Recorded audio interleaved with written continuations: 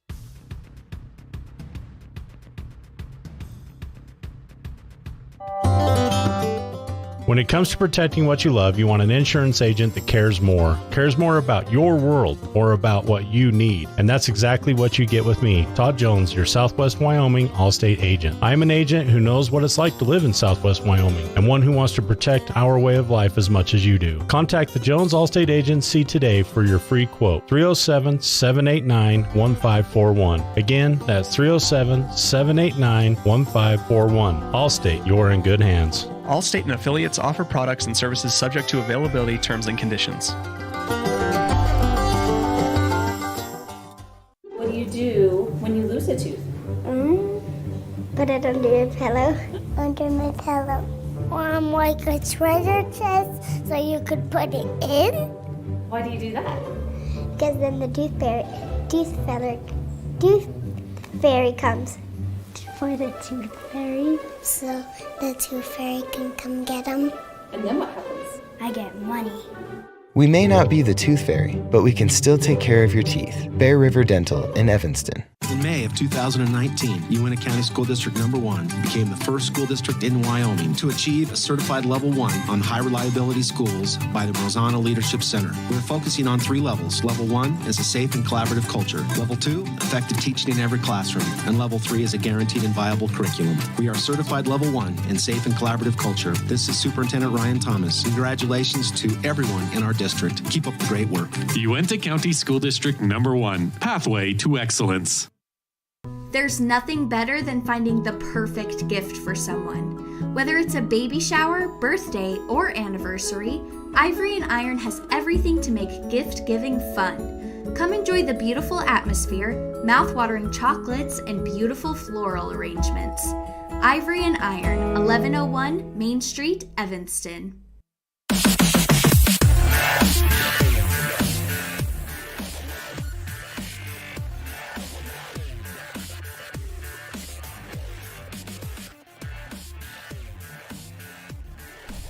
Well, the national anthem's been played, and we're ready to play some ball here this afternoon as the Evanston Outlaws taking on the Burlington Bees here today. And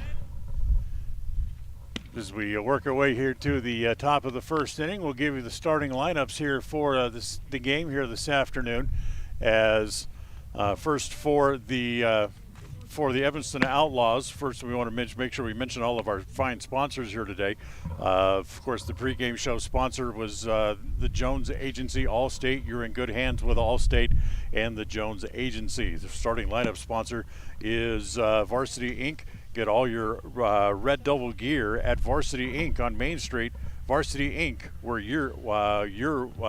we're on your team. Let's give you the lineups here. First for the Evanston Outlaws, as it'll be Walker Wilson to lead off. He is the center fielder. Colin Morrow is the shortstop. He'll hit second. Hank Allred is the catcher today. He'll hit in the 3 spot. Braxton Bauer will hit fourth and play at first base.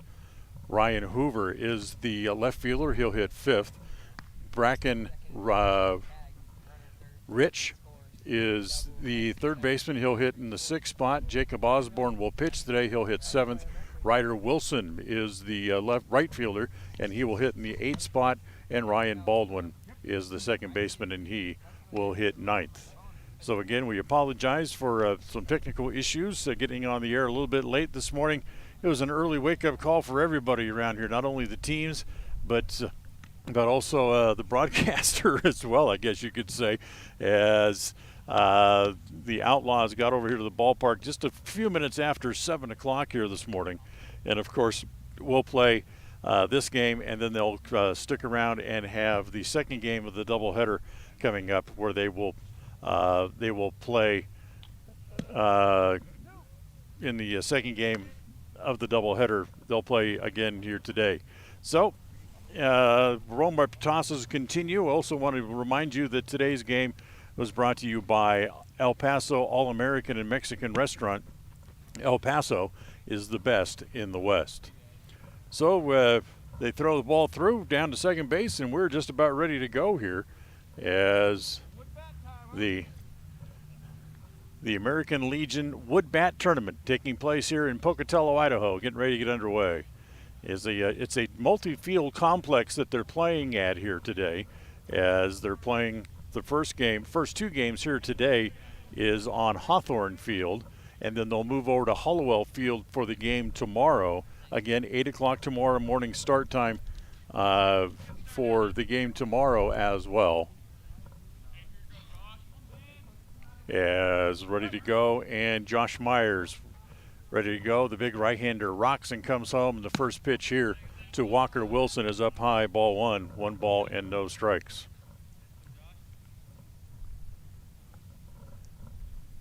Myers ready again as Roxon comes home, and that pitch again misses down and away this time, and it's 2-0 to open up here against Walker Wilson. Wilson, the center fielder today for Evanston. Next pitch, the 2-0 pitch, is over on the inside half for a called strike, and it's 2-1.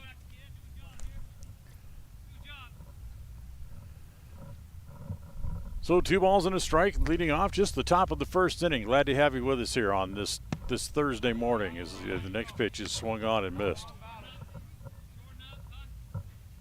Actually, it's a Wednesday morning, isn't it? See how early it is? It's 2 balls and 2 strikes here against Waters. So on this Wednesday morning, first of 2 for the Outlaws, the 2-2 offering.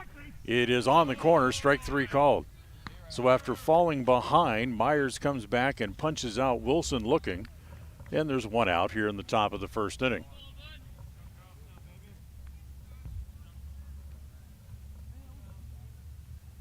So here is Colin Morrow here. Morrow, the shortstop for the Outlaws, and takes that first pitch inside. That's ball 1, 1 ball and no strikes. Hank Allred, the catcher, will hit next as he waits on deck. The 1-0. That's down low, ball 2, 2 balls and no strikes. So Myers trying to pick his spots here early. Fell behind against Walker, came back to get him on strikes looking. And the 2-0 pitch is again low, ball 3, as he falls behind Morrow, 3 balls and no strikes. So, see how early this game is starting. There is exactly 1 person sitting in the stands and the official scorekeeper on the other side. That's it. So there's all of 3 of us here to watch this game here this morning. Next pitch is inside, and it's ball 4. So Morrow draws a walk on 4 pitches. Outlaws have their first base runner, and now here is Hank Allred.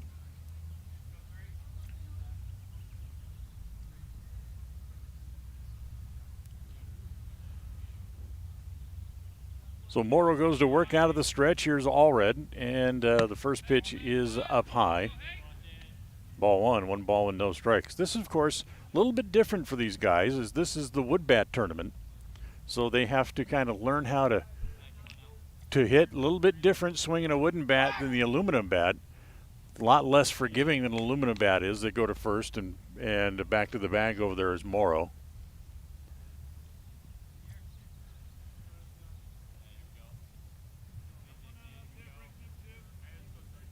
And the next pitch misses outside. And now we're going to get a visit as the pitching coach for Bonneville is going to run out to the mound and go out and talk to his pitcher, who's struggling here a little bit here early on here in the top of the first inning.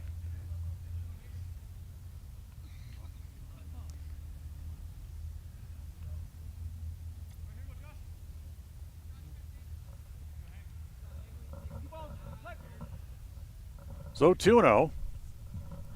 All red waiting, and the next pitch home to Hank, and that is over for a strike, and it's 2-1.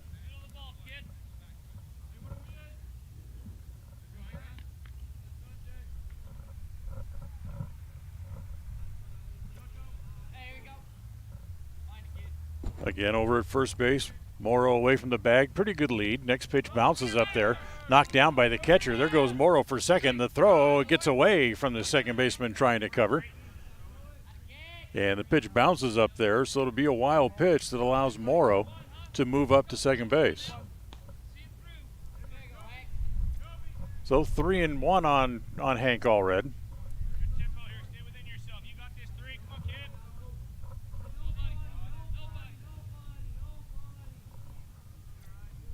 And the next pitch home is over for a strike, runs the count full, 3-2.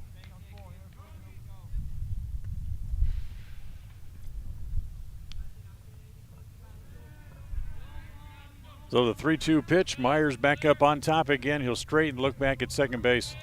And the 3-2 pitch to Allred is hit foul at home plate.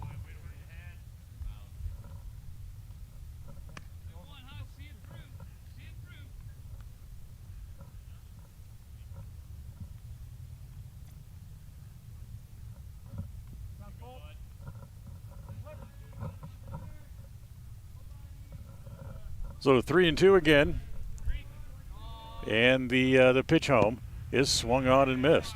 So a pair of strikeouts here in the first inning as Allred goes out on strikes. 2 outs, runner at second base here in the top of the first. And that'll bring up the number 4 hitter, Braxton Bauer. Bauer, big kid, homered the other night in the game against Ogden, hitting from the right side. And the first pitch home to Bauer is up high, ball 1 ball and no strikes. Morrow walked, went to second on a wild pitch. With 2 outs, he's still standing there. And the 1-0. Fastball for a strike. 1 ball, 1 strike here on Bauer.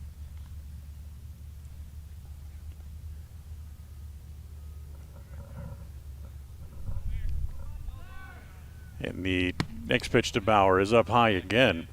And it's ball 2, 2-0. So one of the keys to the game that I had a chance to talk to the Outlaws coaching staffs about going into the game here today was trying to adjust to using the wood bat rather than the aluminum bat. And the big thing that they talked about, number 1, was just don't let it get into your head. It's still a bat is a bat. Still have to make a good swing, make a good pass, and still be able to make decent contact. And there's a drive into center field. That'll be a base hit for Bauer. Around third comes Morrow. He will come in and score, and the Outlaws have a run here in the top of the first inning. So an RBI single for Bauer, drives in Morrow, and the Outlaws are up 1-0. 2 outs, and now here's Ryan Hoover.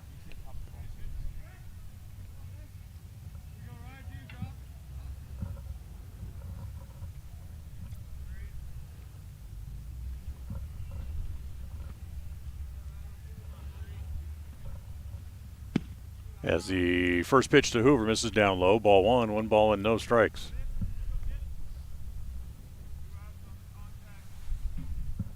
So Bauer over at first with the RBI single.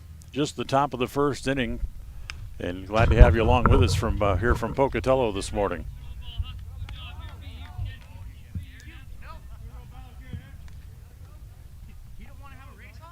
Well, the pitch hit foul back into the screen.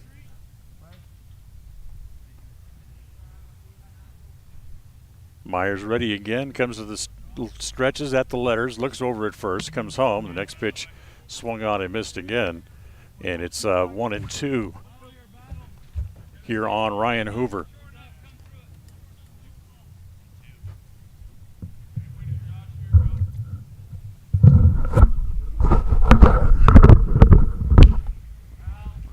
Next pitch to Hoover is hit foul.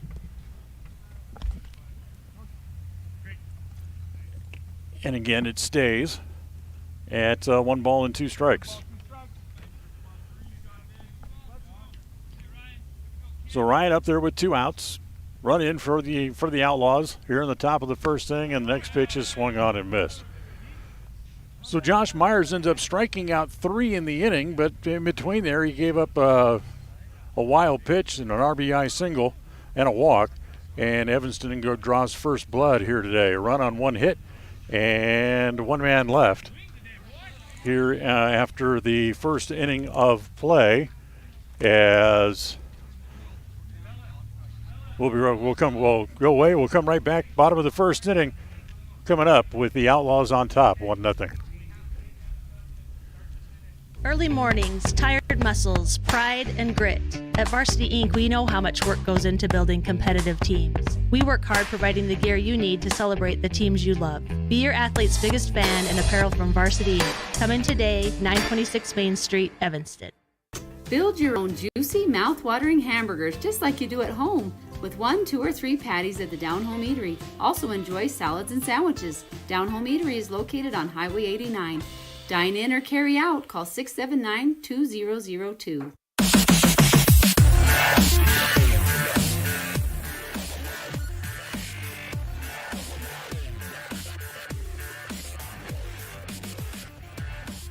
Bottom of the first inning, Outlaws on top, 1-0. And Jacob Osborne going through his warm-up tosses here as we get ready to go to the bottom of the first inning. Try to run and adjust things here on the fly here a little bit. We try to make it the best broadcast we can for you here today. Adjust the camera up.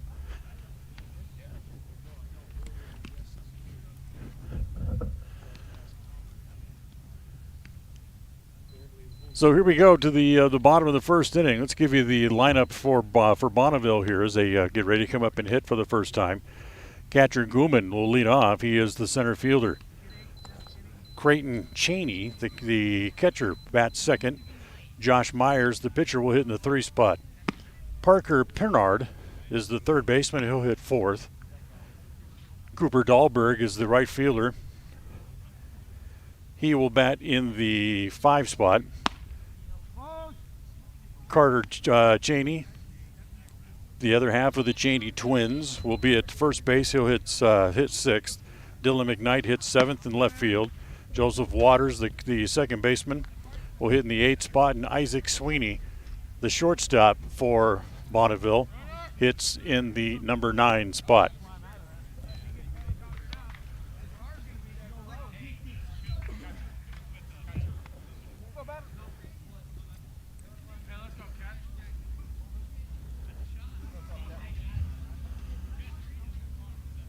So here we go as we lead off and get going here. Here to the bottom of the first inning. And it'll be catcher Gooman, the center fielder, to lead off here for Bonneville as he'll hit from the left side. Osborne's first pitch is down low, ball 1, 1 ball and no strikes.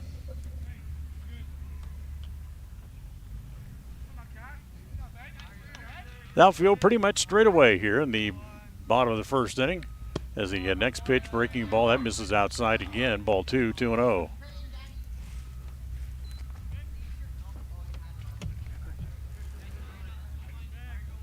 Here comes the 2-0 offering to Gooman.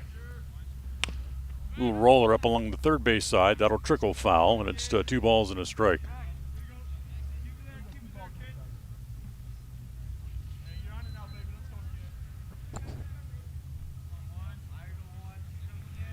So 2-1 the count. Gooman back up there. And here comes the 2-1 offering. Breaking ball stays high, ball 3. 3 balls and a strike.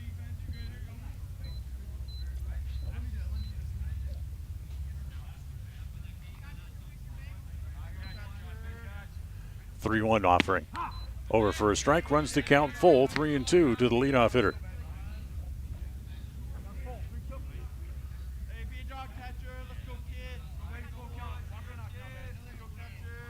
Osborne rocks, comes home with a 3-2 pitch, and that one's up high again. And just like his opposite number, Josh Myers did in the first inning, having a little bit of control problems early on as he walks the first man that he faces. And that'll bring up Creighton Cheney, the catcher. Cheney will turn around and hit from the right side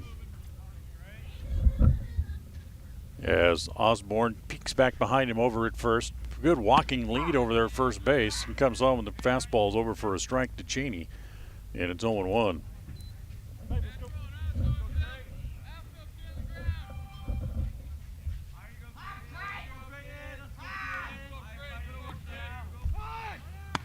Next pitch is high, and they throw through, and they get the runner at second base. So Gooman, who came in kind of standing up and was thrown out 2-6 for the first out of the inning. Kind of an odd play there.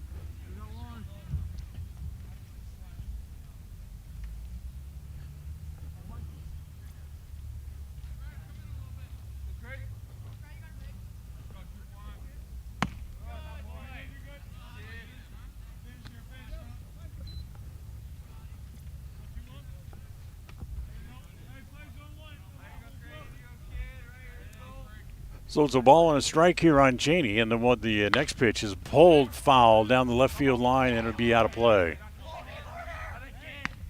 So 1-2.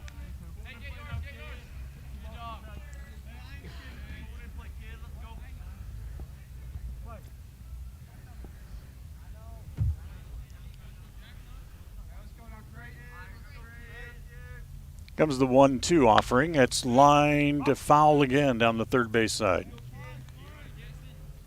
So it stays at a ball and 2 strikes. As Creighton Cheney, the catcher, battling here with 1 out. Leadoff walk, and then the runner Gooman was thrown out trying to steal second base. And the 1-2. Again, rolled up along the third base side, and again, that's going to go foul.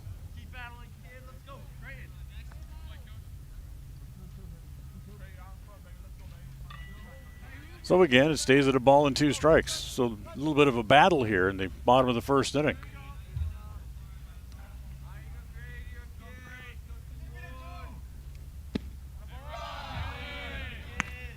And the pitch outside, and runs the count even now. 2 balls and 2 strikes. So Cheney back in the box again. As the next pitch again misses down and away, and it's a walk to Cheney as he heads down to first base on the 3-2 pitch. So back-to-back walks to open the bottom of the first inning here, and that'll bring up Josh Myers.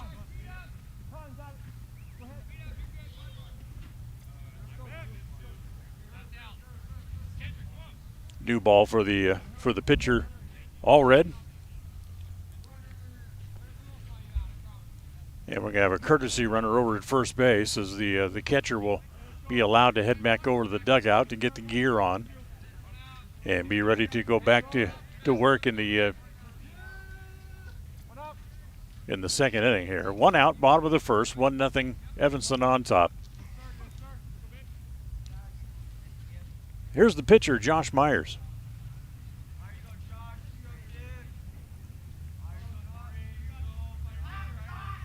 Walking lead over at first base for Cheney, and the pitch is down low, ball 1. 1 ball and no strikes. So far here in the first inning, Osborne's had a little bit of trouble finding the release point, finding the strike zone. Could it be because of the early start? Possibly. As that pitch over for a strike. And it's 1 ball and 1 strike. I know when I was younger. Yeah, much younger. You don't have to add that into the comment. When I was playing high school ball and other things, that ball hit in the air to left field, hit pretty well. Going back on the ball was Hoover, just short of the wall, able to grab it, and that's the second out. So Myers got under it just a tad, flew out to right field, or left field rather. Now there's 2 outs, and now here's the third baseman, Parker Pinard.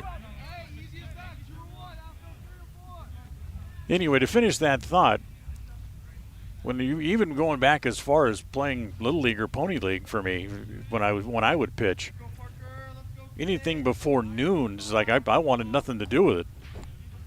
It was hard to get mentally into the game, hard to get the juices flowing.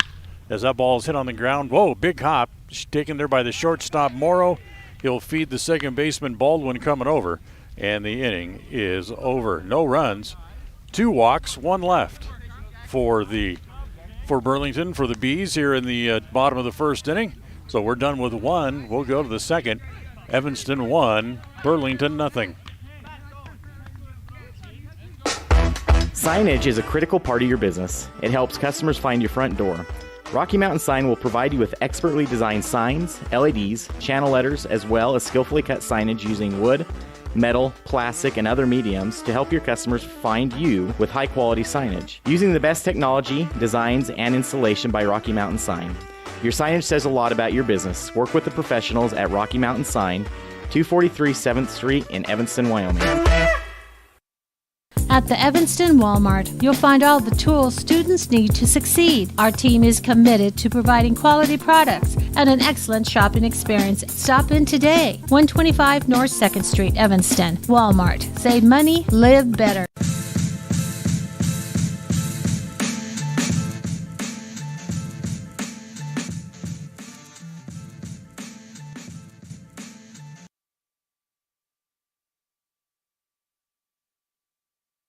Well, we go to the second inning, and 1-0 Evanston.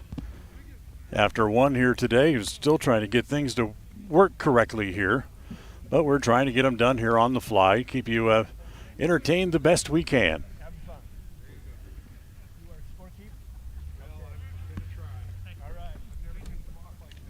So we go to the second. 1-0 Evanston so far here in the game. And here in the top of the second inning, it'll be Brandon Rich, Jacob Osborne, and Ryder Wilson due up. The 6, 7, and 8 hitters due up here for the Outlaws. So here's Rich, the third baseman, and takes the first pitch over for a strike, and it's 0-1.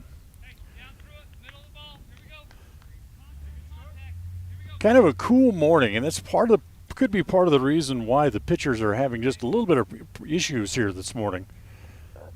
As that ball's hit on one hop, knocked down by the third baseman, Pernod Bear will go and get it, throw back across the diamond, not in time. In fact, he pulled the first baseman off the bag. That ball's a smash right at the feet of Pernod, and he wasn't able to come up with it cleanly. Likely ruled an error, so Rich will reach. And with a runner at first base to lead off here in the top of the second. Here's Jacob Osborne, the pitcher, and they go back over to first base.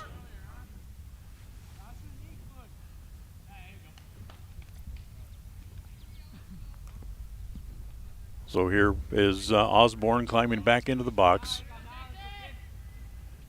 as the fastball over for a strike, and it's 0-1 on the first pitch home to Jacob Osborne.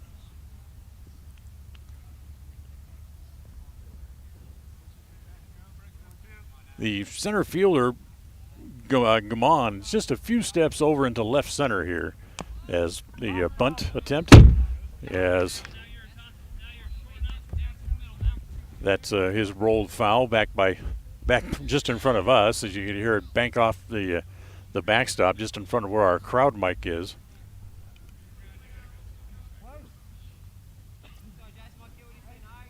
So Osborne back up in there. No balls and 2 strikes. And the 0-2 offering. hit foul again off the first base side. So it stays in no balls and 2 strikes here.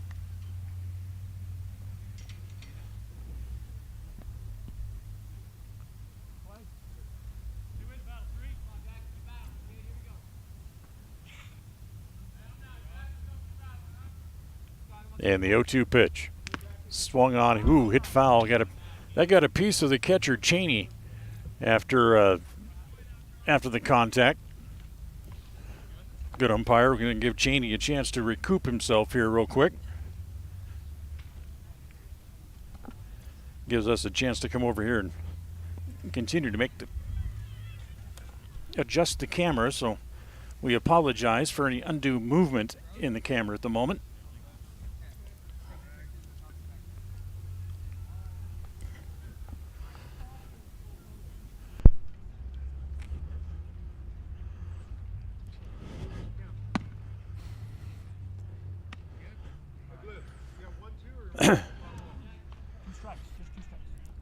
So 0-2 the count.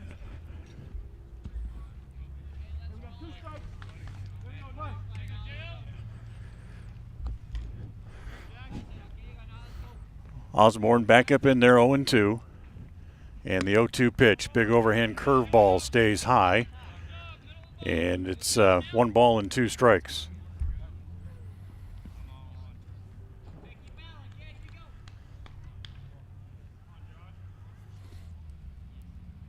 So Osborne still in the box. Rich reached on an error to open the inning over there at first base. A little half swing, swung on and missed as Osborne goes down on strikes. That's the first out, but the 3rd strikeout for Josh Myers. So 3 of the 4 outs recorded by Myers have all been by strikeout here so far here in the game.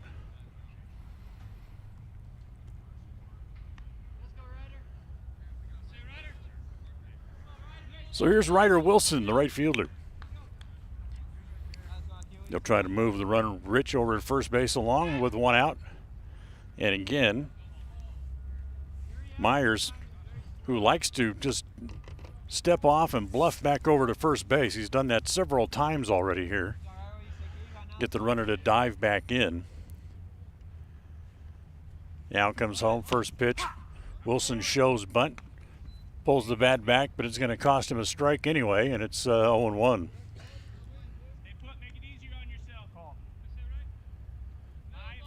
No balls, 1 strike.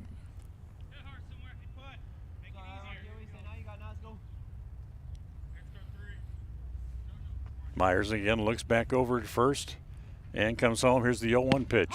That's over again, strike 2. So Myers starting now to get a little bit more into the rhythm, into the groove of the game.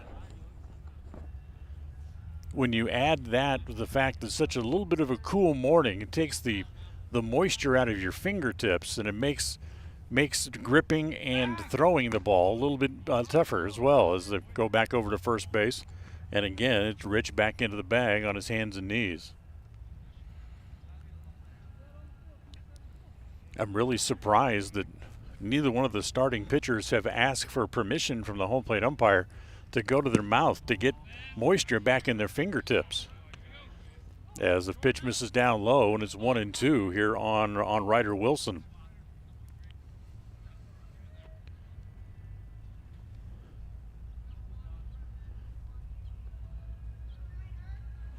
Ready again. The next pitch home to Wilson, swung on and fouled into the catcher's glove. So Wilson's down on strikes. That's 2 outs. And Rich still standing over at first base, and the number 9 hitter, Ryan Baldwin, will now come up.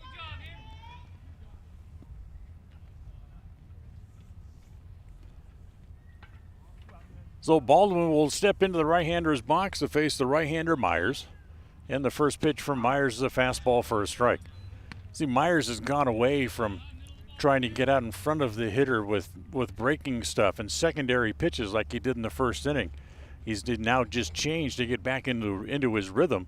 He's more coming right at hitters, just attacking them, fastball after fastball. The 0-1 pitch hit foul, and it's now 0-2.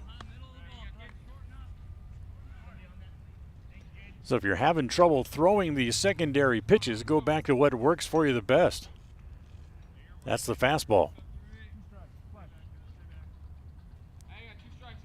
Remember, the most important pitch you can throw is not a good breaking pitch. The most important pitch you can throw is strike one, as the next pitch is swung on and missed.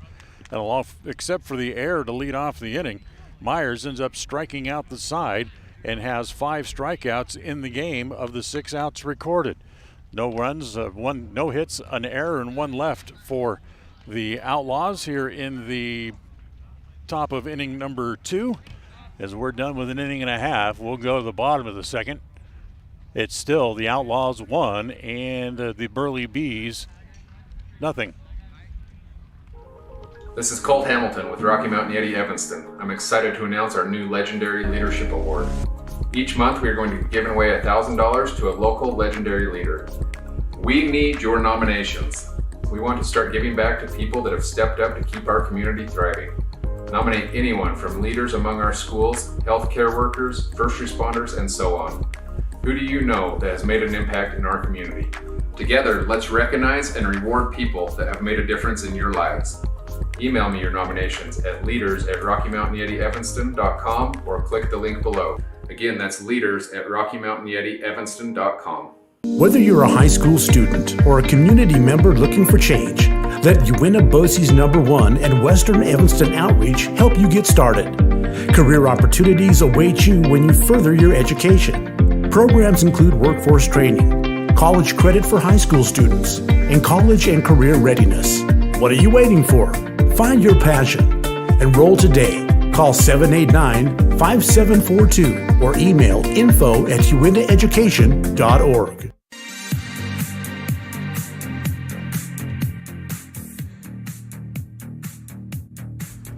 Well, we move along here to the bottom of inning number 2. 1-0 Evanston on top. As Jackson Osborne ready to go back to work here in the bottom of the second inning. Second inning of the game today brought to you by Brandon Day. He's with Edward Jones. As the first pitch, look out, up high, ball 1. 1 ball and no strikes. So it's Cooper Dahlberg, Carter Cheney, and Dylan McKnight to hit here in the second inning, as the net-back pitch is up high again, ball 2. 2 balls and no strikes. Dahlberg, the right fielder.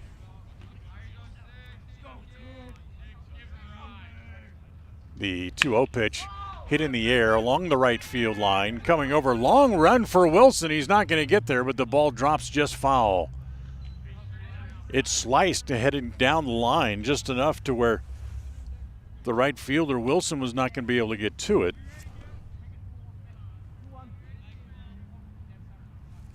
And it ended up falling just about 3 feet foul anyway. So it's 2 balls and a strike here on Cooper Dahlberg.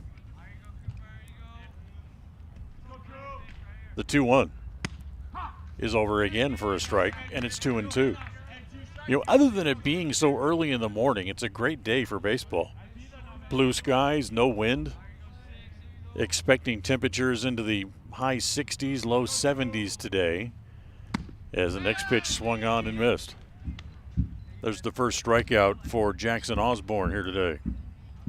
So 1 out, and here's Carter Cheney. Carter, the twin brother of the catcher, Creighton Cheney. Creighton hit right-handed, Carter hits left-handed. So the first pitch hit foul off the third base side, and it's 0-1. So we're talking about the temperature being in the upper 60s, low 70s today. That's much different from what they're expecting for tomorrow, as the next pitch is over again, and it's 0-2. They're expecting a 20-degree temperature swing tomorrow. Hotter. Yeah, so we're looking at upper 80s, 90s tomorrow for the final game of the round-robin portion of the tournament here for the Outlaws. As pitch misses outside, 1 ball and 2 strikes. Tomorrow, they'll take on Billings tomorrow morning. 8 o'clock first pitch once again, just like today. The 1-2. Breaking ball on the corner, strike 3 called. So back-to-back strikeouts of Dahlberg and Cheney. And there's 2 outs here in the second. And that'll bring up the left fielder, Dylan McKnight. First, we're going to get a little visit to the mound as the pitching coach for the Outlaws comes out to talk to his pitcher. As talked about before the game, it's been a bit of a struggle this year to replace and rebuild this Outlaws roster, as they had only 2 players return from last year. So it's been a little bit of a struggle to get things back to where the success level they enjoyed and experienced a year ago. That pounding you hear in the background, we'll talk about that here in just a second. Here's the first pitch to McKnight, rolls it past the mound, and it's going to be foul as it hit down off of his foot, so it's a foul ball. 0-1 on Dylan McKnight.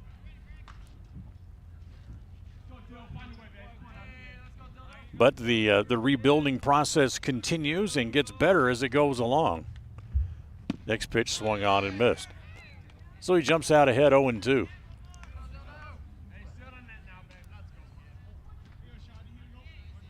Osborne, 2 strikeouts and 2 walks in the game so far here through an inning and 2/3. Has a defensive swing with 2 strikes by McKnight, and he rolled it foul down by the first base side, and it stays at 0-2. Now Osborne ready again, and the 0-2 offering is up off for a called strike. He got the high strike call from the home plate umpire, and he ends up striking out the side. Good morning, good afternoon, and good night. So 3 strikeouts in the inning for Osborne, and we are done with 2.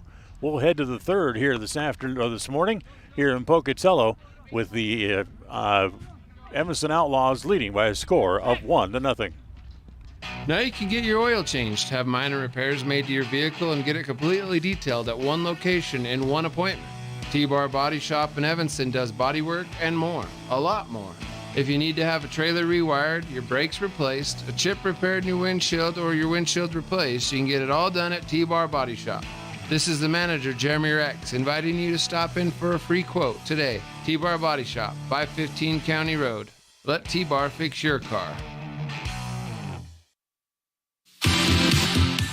Dad, did you know that the iris of your eye is more unique than your fingerprint? Yes, I did. I learned that in optometry school. I'm Dr. Trent Clooney with Uinta Eye and Vision, where we understand that every eye is unique. We are dedicated to carrying on the tradition of great vision care in Evanston. Quality care like I received growing up here. I care about your individual and unique eye health. With over a decade of experience, I'm excited to return to Evanston and once again cheer on the Evanston Red Devils. Call my dad at Uinta Eye and Vision to schedule an appointment. 307-789-3937.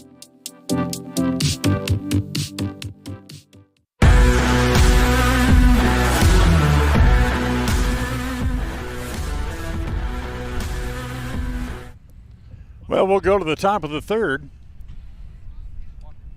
Evanston on top, 1-0 here as we go to the third inning. And the Outlaws will start from the top of the order. Walker Wilson, Colin Merrow, and Hank Allred due up as the first pitch popped up foul off the first base side, and it's 0-1. Wilson struck out looking his first time up here this morning. Third inning of this afternoon's game brought to you by Uinta Eye and Vision. Our vision is to improve yours. Next pitch is over on the inside corner this time at the knees, and it's 0-2. So Myers, who has 5 of the 6 outs via the strikeout through the first 2 innings, but allowed a run on a walk, wild pitch, and then an RBI hit in the top of the first inning. The 0-2 pitch is fouled into the glove of the catcher, and he's got another strikeout. So Wilson goes down on strikes for the second time today, and that's 6 strikeouts now for Myers. So here's Colin Morrow. Morrow, who has accounted for the only run of the game so far, as he takes the first pitch, breaking pitch down low, ball 1-0. Myers now starting to feel his oats a little bit. Went away from the fastball on the first pitch and tried to go back to a breaking pitch and missed down and away with it. Comes right back with the fastball this time, and it is 1 ball and 1 strike.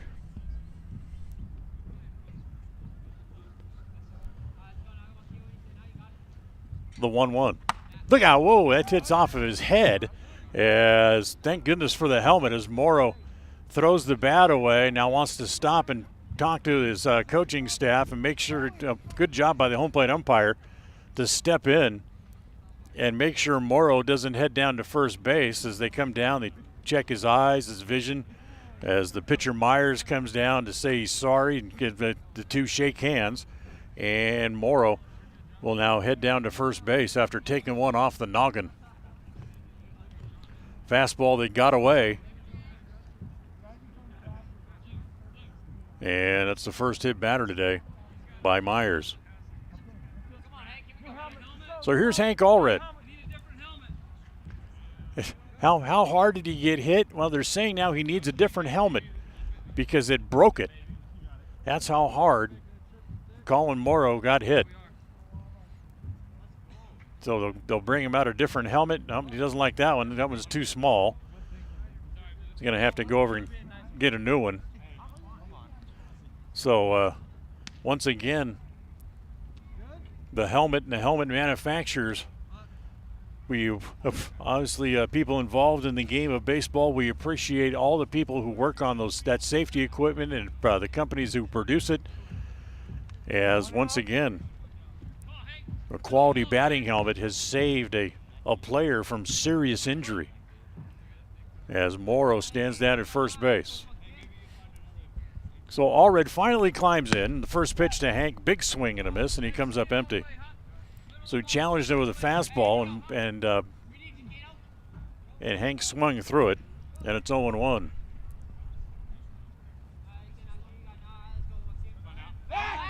Go back over to first base, and this time Morrow back in as he dives back in, head first back into the bag.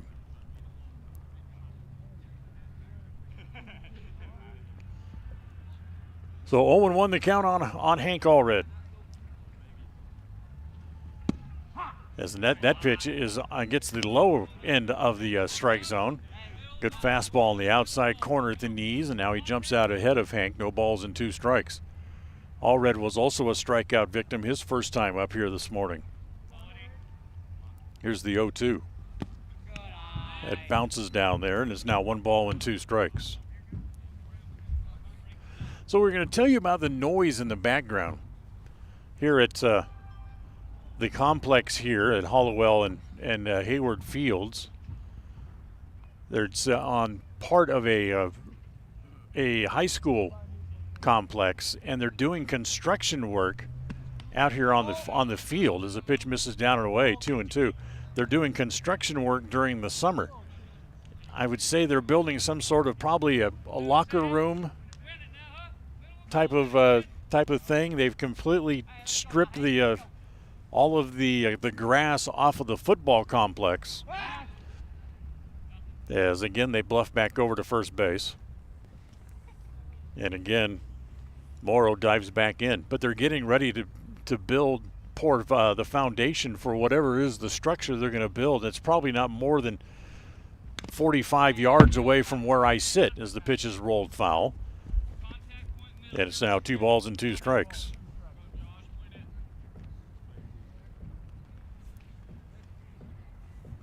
So Allred 0 for 1 in the game, struck out his first time up with a 2-ball, 2-strike count here.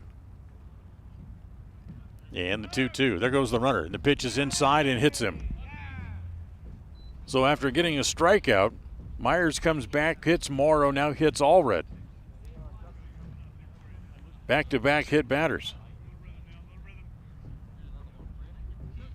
So Evanston will have runners at first and second. And again, now here comes the manager for Bonneville back out to the mound as the Bees skipper heads out there to talk to his young right-hander. Meeting breaks up as he's joined by the entire infield. So there's one out. Runners at first and second. And Braxton Bauer up here now with a big chance to deliver here. He had the RBI single in the first inning. Runners at first and second and one out. And you've got to pitch to him. As they come home, and the first pitch misses down and away. 1 ball and no strikes.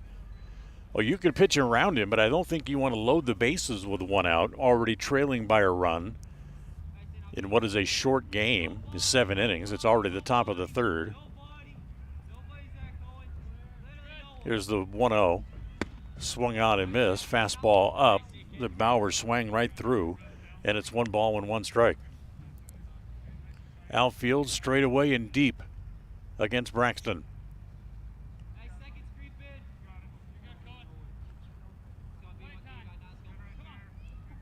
Myers sets again. They run in behind the runner. Now they come home, and it's 2 balls and no strikes as the pitch bounces in the dirt. Sweeney, the shortstop, tried to run in and bluff Morrow at second base. But Myers ended up coming home anyway and left his shortstop. Sweeney hung out to dry, way out of position as the 3-2-1 pitch is down low, and it gets away from the catcher, and both runners will move up 90 feet. So it's a second wild pitch of the afternoon. Puts runners at second and third, and a 3-ball, 1 strike count. Now, if I were you, I'd just take the bat out of Braxton's hands and put him over at first base. Janey's going to settle into a crouch, though, and they're going to pitch to him. And the 3-1 offering, well, it was a pitch, but it wasn't a very good pitch, and puts him on. So 2 hit batters and a walk, loads the bases with 1 out, and now we're going to have a pitching change as here comes the coach out to the mound for the second visit here in the inning, and that's going to be all for Josh Myers, who goes 2 1/3. Pitches pretty well. He struck out 6, walked 2, but the 2 hit batters and the second walk will prove to be his demise here as he will leave and still responsible for all 3 men on base here with only 1 out in the top of the 3rd inning. Let's take a quick timeout. We'll come back and we'll tell you about who is the new pitcher here. We'll do that as we continue right after this. Signage is a critical part of your business. It helps customers find your front door. Rocky Mountain Sign will provide you with expertly designed signs, LEDs, channel letters, as well as skillfully cut signage using wood, metal, plastic, and other mediums to help your customers find you with high-quality signage. Using the best technology, designs, and installation by Rocky Mountain Sign. Your signage says a lot about your business. Work with the professionals at Rocky Mountain Sign, 243 7th Street in Evanston, Wyoming. At the Evanston Walmart, you'll find all the tools students need to succeed. Our team is committed to providing quality products and an excellent shopping experience. Stop in today. 125 North 2nd Street, Evanston. Walmart. Save money, live better.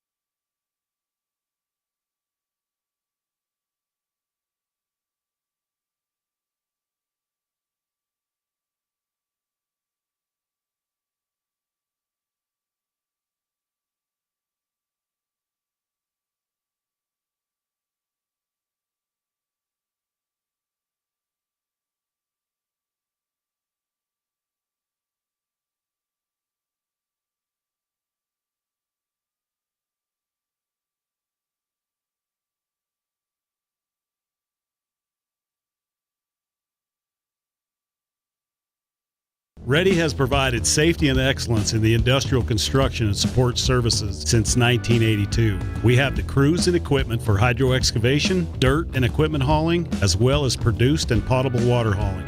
We also offer septic tank cleaning services, portable toilets, and roll-off dumpster rentals for facility shutdowns, on location or for your next outdoor event. Call us today to discuss how we can help with your next project. Interested in joining our team? Visit ReadyUSA.com. We are ready. Whatever takes you to Evanston, whether it's high school sports, a teaching conference, music festivals, speech and debate, or your job, always book your hotel reservations at the Best Western Dunmar Inn. With 165 ground-level rooms on 10 acres, the Best Western offers everything you need, including newly renovated rooms, a business office, workout room, outdoor pool, and full-service restaurant, plus complimentary breakfast with every stay. Whenever you're in Evanston, make your hotel reservations with your friends at the Best Western Dunmar Inn.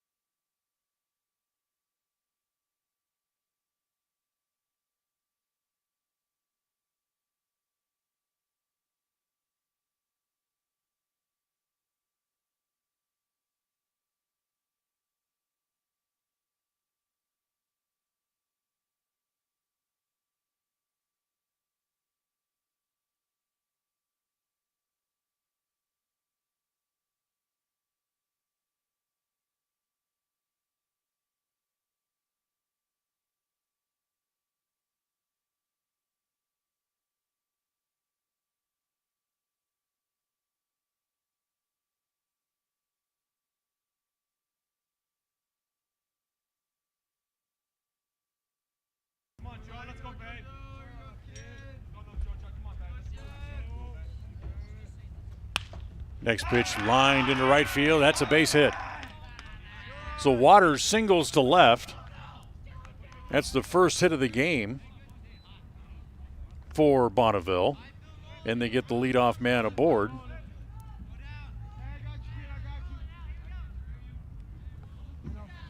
And now here is Isaac Sweeney.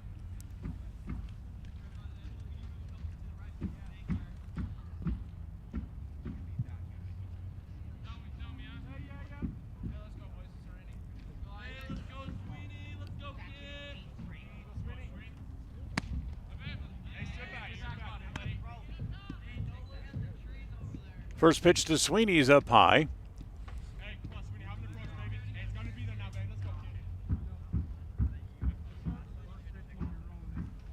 Check that, he called it a strike, so correct myself, and it's no balls and one strike. Keep an eye on Waters over to first. He's not running. The 0-1 pitch is hit foul, and it's 0-2.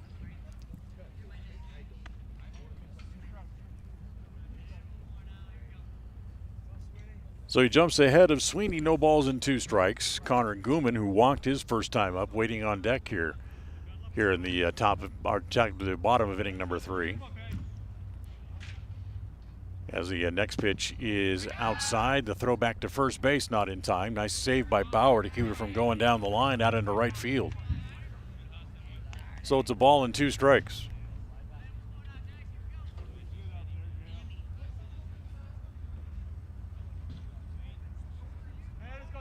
In the 0-1 pitch. Ground ball to short. Could be 2. They'll feed second. There's 1. No, they drop the ball, but they still able to pick it up did Baldwin and be able to step back on the bag. So they get the force out at second base on Waters, 6-4 on the out there. And then Sweeney safe at first base, having reached on the fielder's choice. So 1 out, 1 on. And we go back to the top of the order, and Carter Gooman, the catcher, is up. Gooman walked and then tried to steal second base and was thrown out. As a very interesting slide by Gooman in the first inning, is really just kind of went into the bag standing up. If he would have slid, he probably would have been safe. But he went in standing up and was tagged out fairly easily as the breaking pitch misses outside, and it's 1 ball and no strikes.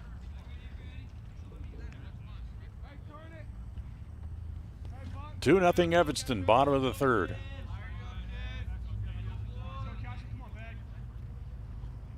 As that pitch misses down low, 2 balls and no strikes. This is the first of a doubleheader here for Evanston today. After this game is over, they'll have a short break, and then they'll take on the Marsh Valley Eagles coming up. As the next pitch hit in the air, foul off the third base side. 2 balls and a strike. Here on Carter Gooman. Sweeney back over to first base, being held there by Bauer. There goes the runner. Boy, he had 5 or 6 steps before anybody said anything, and before Osborne had come home with a pitch. So to say that he had a running start is certainly an understatement, as he steals second base. Pitch was over for a strike, and it's 2-2.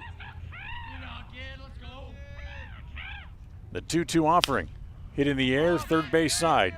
Let's see, they have a play on it. They're giving chase into foul territory, but it's going to land untouched.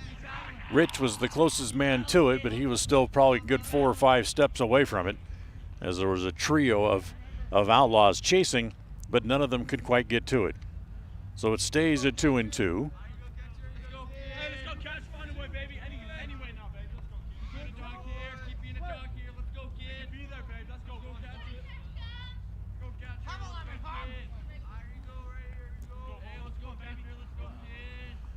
As the next pitch, that's hit into right field. That's going to be a base hit. Coming around third, they're going to hold Sweeney down by a couple of runs, and the Bees have runners at first and third and only 1 out. So back-to-back hits.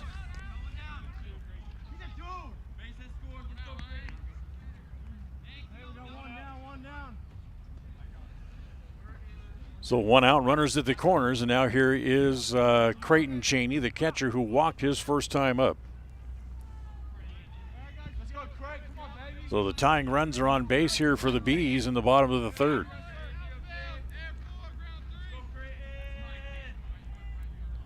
And the pitch, runner goes in the first pitch. They throw back to third, not in time. So Gooman will steal second base as they throw back behind the runner over at third, Sweeney. And now still 1 out, runners at second and third. So Cheney deliver a 1 out hit, he could tie the game. The 1-0 up high again, ball 2, 2 balls and no strikes.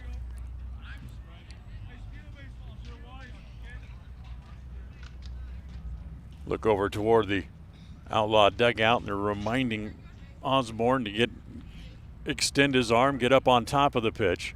That's better, but it stays high, and it's now 3-0. So 3 balls and no strikes. Myers waiting on deck. And here's the 3-0 pitch. It's on the inside corner for a called strike, and it's now 3-1. Don't see anybody playing catch or warming up for the Outlaws, so right now it's Osborne out there by himself. The 3-1 pitch is lined to center. Up on it comes Wilson. That's going to fall in front of him, then bounce behind him. 1 run is in. Here comes Gooman to the plate. He will score. It'll be a single and an error to tie the game, and 1 RBI. The error by the center fielder Wilson allows the second run to come in. But either way, it'll get 2 runs home. And then the error also allows Cheney to move up to second base. So we're tied at 2. Third hit of the inning against Osborne. And here's Josh Myers, who flew out to left his first time up. Josh, big kid, was the starting pitcher. Couldn't get out of the third inning. But went in to play shortstop. His first at bat, he flew out to left field and just about put Hoover up against the fence out in left field. The 1-0. That's over for a strike. And it's 1 ball with 1 strike. So 2 runs home in the inning. On 2 hits and an error. Check that, 3 hits and an error. Ball popped up right behind home plate as Allred comes back to have a look, but he can't get there. As it's going to land untouched, and it's 1 ball and 2 strikes.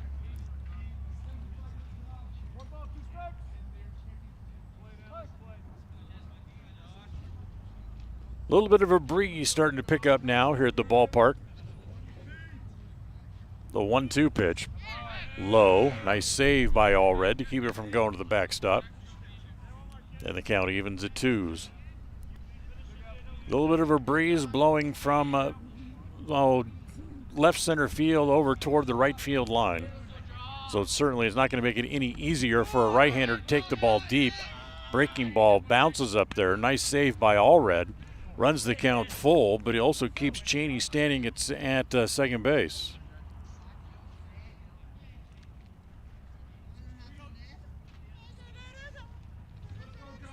Here's the 3-2 pitch on the way to Myers. Hit foul at home plate. And again, it stays full with 3 balls and 2 strikes.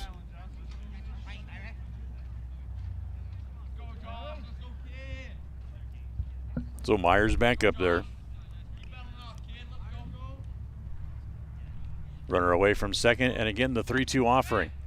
Just missed outside. Second walk of the inning puts runners at first and second. Still only 1 out in the inning.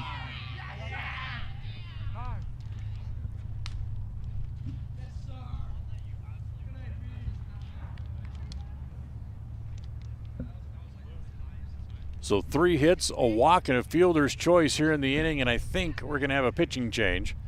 Here comes somebody walking from the dugout for the Outlaws, and a new pitcher will come in to pick up here. So let's take a timeout.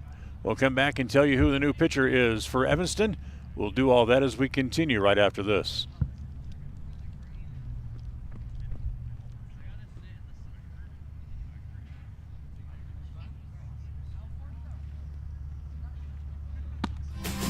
The importance of saving and learning how to use money wisely can be taught from a very young age. At Trona Valley Federal Credit Union, we offer youth accounts to help kids learn to save, borrow, and spend responsibly. Our youth accounts are special, just like the kids in our community. Check out our See You Grow, See You Learn, and See You Prosper accounts for kids 0 to 18. These accounts are great to start managing finances. Open a youth account today for $1. TronaValley.com, member NCUA. Receive the best service in the industry when you lease or purchase office equipment from the professional, friendly staff at Mountain West Business Solutions. With a guaranteed quick turnaround time, we will save you money, time, and energy with quality products and customer service that is unmatched in the industry. Serving customers in Wyoming and Utah, Mountain West Business Solutions is a local company with a toll-free number, 866-583-9925. Call us today.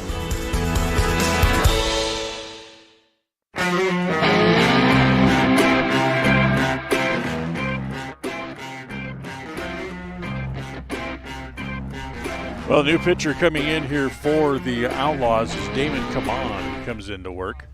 And he'll inherit runners at first and second with only 1 out here in the inning. And it's 2 runs in the inning already here for Bonneville. And the game tied at 2 with only 1 out. And the first man he will face is Parker Paranod, the third baseman. Paranod reached on a fielder's choice his first time up. That actually ended the first inning. And he'll have a couple of men on base to try to pick up here as we continue here in the bottom of inning number 3. So here we go. Cheney's at second, Myers at first, having drawn a walk. And now here's the big third baseman, Parker Paranod.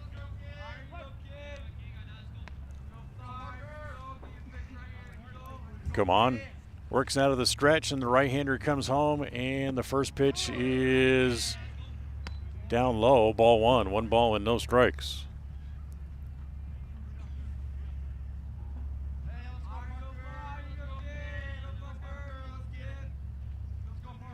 Come on, ready again, and the 1-0. Didn't mean to swing, but hit it foul, did Paranod, and it's 1 ball and 1 strike. Tried to check his swing. Bat got to probably midway through the strike zone and just tapped it foul down into the dirt and then back up and off him, and it's 1 ball and 1 strike. Evanston had a chance to turn a double play earlier in the game, but a mishandled ball at second base kept that from happening as the 1-1 pitch over for a strike, and it's now 1-2.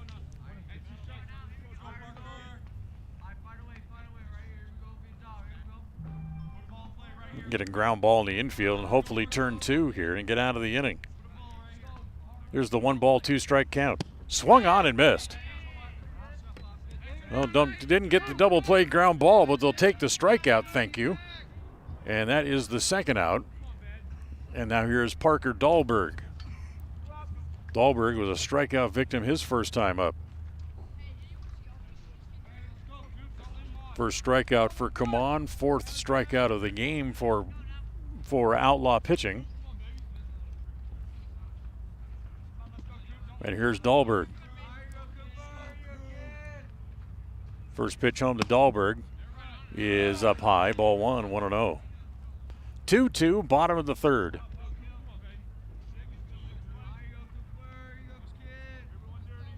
So neither starting pitcher able to get out of the third inning here this afternoon as the pitch hit foul, and it's 1 ball and 1 strike.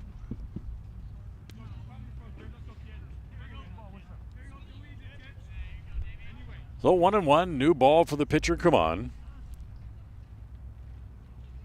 Leans in, dangles both arms, now comes sets up around the chin, and the 1-1 pitch. That's hit in the air toward left field, coming up quickly, but he's going to have to play it on a bounce is Hoover, as making the turn and then staying there as the throw comes through, and the bases will be loaded with 2 outs. So Dahlberg singles, and that'll bring up Carter Cheney. Cheney singled his first time, struck out rather, his first time up. So the bases are loaded. 2 runs home already here in the inning for Bonneville and trying to stretch that out. Come on, out of the stretch, comes home, and the first pitch takes a strike, does Carter Cheney, and it's 0-1. Cheney, the first baseman for Bonneville.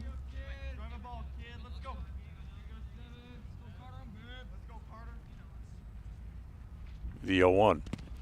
In the dirt, nice save, knocked down neatly by Allred to keep the ball right at everybody's feet, and no advancement by anybody.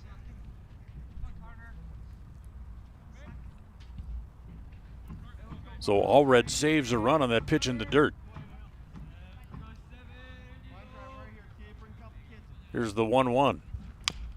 Rolled foul again over by the first base dugout. Now he's a pitch away from getting out of the inning at 1 ball and 2 strikes.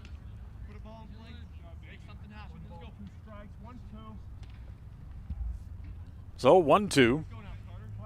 Wilson, the right fielder, is pinched over toward the line for the Outlaws.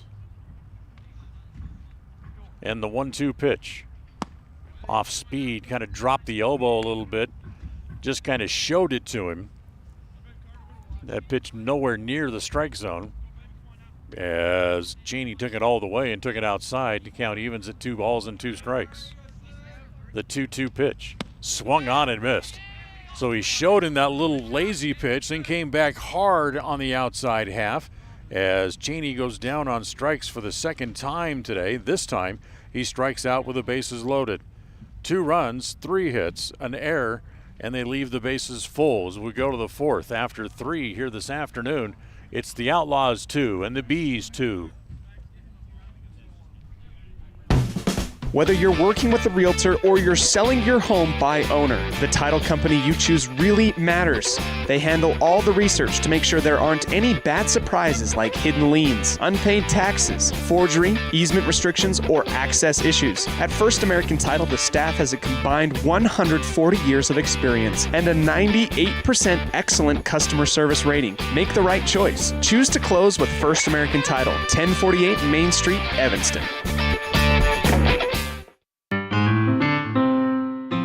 Music is a path to lifelong learning and knowledge of self and culture. When we sing or create music, we use all parts of the brain and supports healthy social development. Music training can improve recall and retention of verbal information, advance math achievement, boost reading and language arts skills, and even increase the average SAT scores. Music's fun. Lessons can be in person or online. This is Mindy Olive, owner of Piano with Mindy K. I teach students from 3 to adult. Visit pianowithmindyk.com today for more information or to sign up for lessons.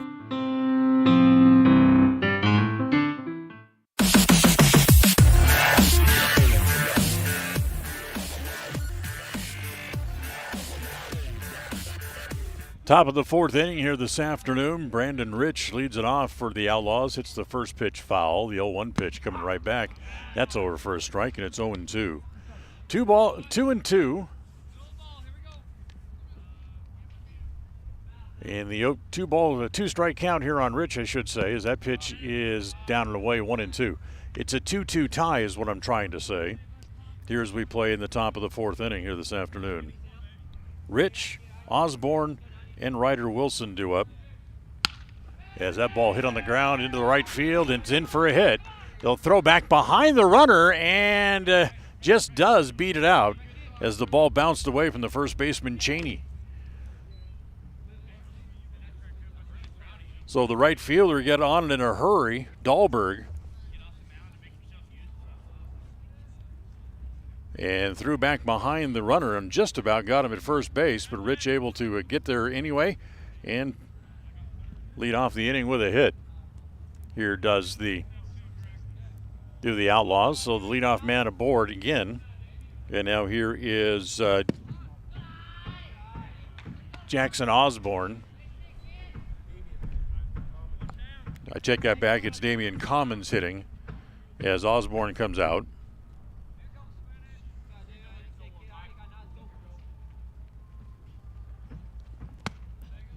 As the next pitch is up high.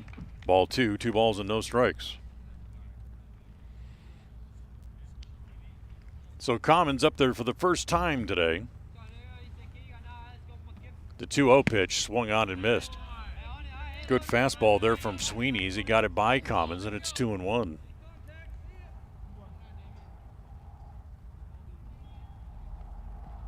Two tie, top of the 4th. Paranod comes up on the grass, ball bunted right straight up as the catcher Cheney able to glove that as Kaman pops up to the catcher. So he tried to bunt, but instead popped it right straight up. Cheney threw the mask away and made a very easy play of it. And now here's Ryder Wilson. Wilson, a strikeout victim, his first time up here this afternoon. As Rich over there at first base, 1 out here in the top of the 4th. And the first pitch here, Wilson takes a breaking ball for a strike from Sweeney, and it's 0-1.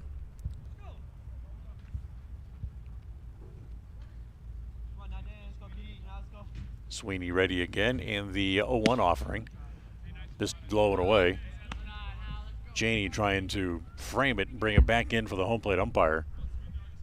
But he missed too far away, and it's 1 ball and 1 strike. Next pitch swung out and missed. So 1-2 now. Here on Ryan Wilson. Here's we play in the top of inning number 4.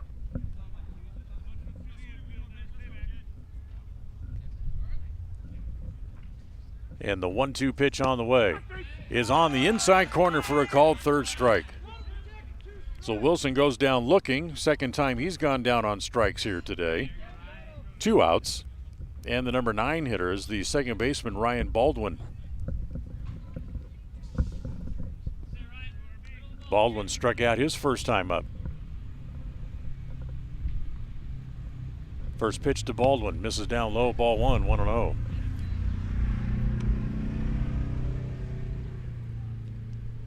Marsh Valley is here. They're out beyond the right field fence, stretching and getting loose, getting ready to play. They'll face Evanston in the second game of the day coming up as a pitch over for a strike with a fastball. 1 ball and 1 strike here on Baldwin. The 1-1. Lined down the right field side. That'll go foul, and it's now 1 ball and 2 strikes, and everybody will come back and we'll do it all again.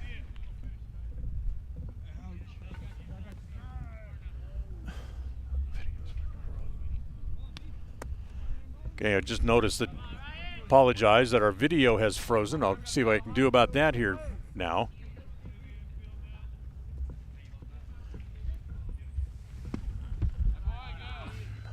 As the next pitch misses again. Ball 2, 2 balls and 2 strikes. We apologize for losing the video here. We'll see if we can get that going back for you.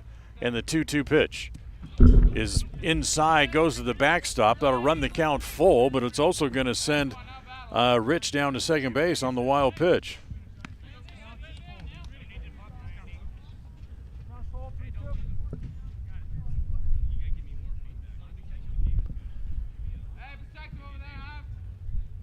So 2 balls and 2 strikes. Check that, 3 balls and 2 strikes, and the 3-2 pitch is lined to left. Coming over is McKnight. He's there and makes the catch, headed over toward the left field corner. So the leadoff single by Rich, they leave him outstanding on the bases as we'll go to the bottom of the 4th after 3.5. It's still a 2-2 tie.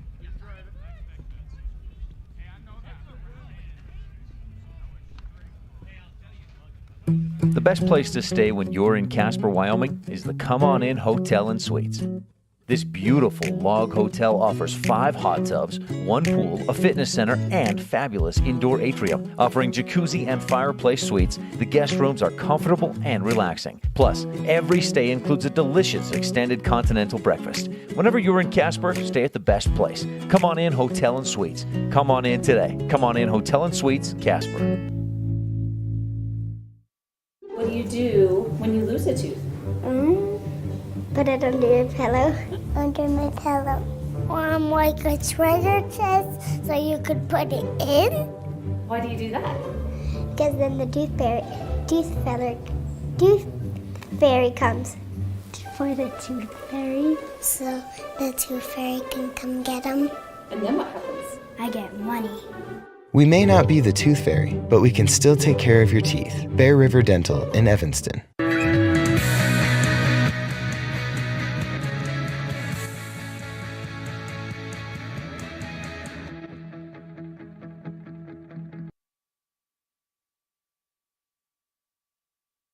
Well, we move along here to the bottom of the 4th in a 2-2 tie. And Damon Cameron stays out there for the Outlaws as we'll go to work here in the bottom of the 4th inning. And Dylan McKnight, who's the only batter that did not hit for Bonneville in the bottom of the 3rd, will lead it off here. So McKnight, who struck out his first time up, leads off here in the 4th. As the first pitch misses down low, ball 1, 1-0.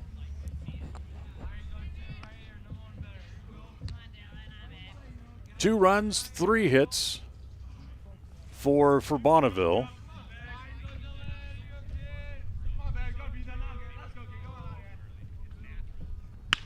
Two runs, 2 hits for Evanston. That ball's hit into left field for a base hit.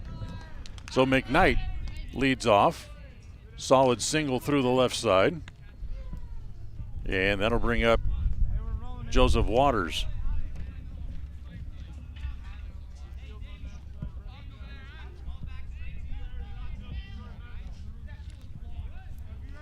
Waters, the little second baseman, has one of the 5 hits in the game here for Bonneville. There goes the runner. Then the ball is bunted along the first base side and takes a direct right-hand turn and then rolls foul.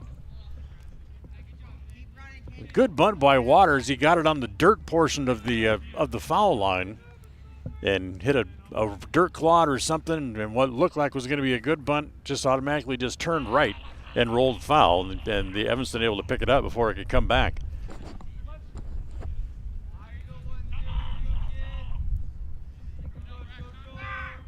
So no balls and a strike.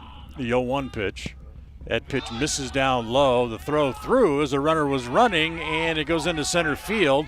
No advancement, but then the ball bounces behind Wilson, and still no advancement by the runner at second base. So McKnight ends up stealing the bag.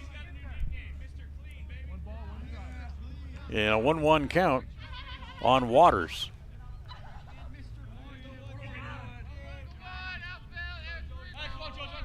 There's the 1-1. Popped up, short left. Hoover coming up. He's there. Has the ball, and it'll be actually the shortstop, Morrow, who stepped in front of him and ended up making the play. So that's how shallow the ball was hit by Waters, as it ended up being handled by the shortstop for the first out. And now here's Isaac Sweeney. 1 out. Runner at second base is McKnight. Singled, stole the bag. So the double play not in order. As the pitch to Sweeney is inside, ball 1. 1 ball and no strikes.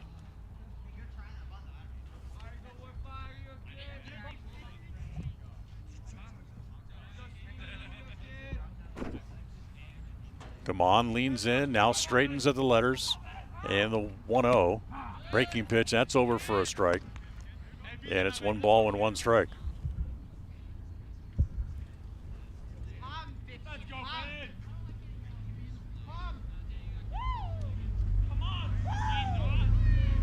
So 1-1, come on, ready again, the 1-1 offering.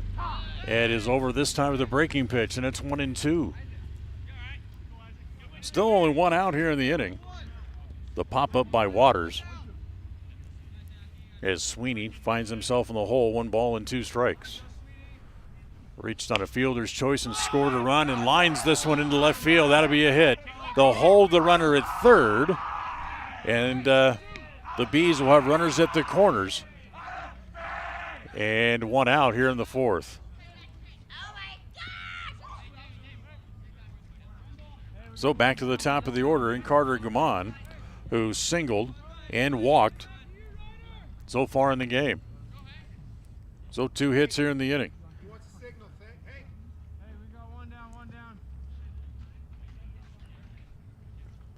So 1 out, runners at the corners. First thing you have to figure is that Sweeney will be running on the first pitch or 2 to try to swipe the second base bag here. So the Indians pass out the signs defensively, and there goes Sweeney on the first pitch, and he'll just jog into second base as the Outlaws will just let him have the bag.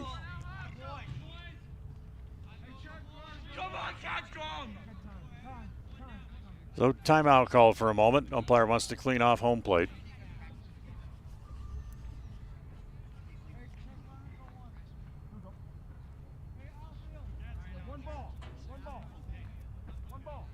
So 1 ball, no strikes.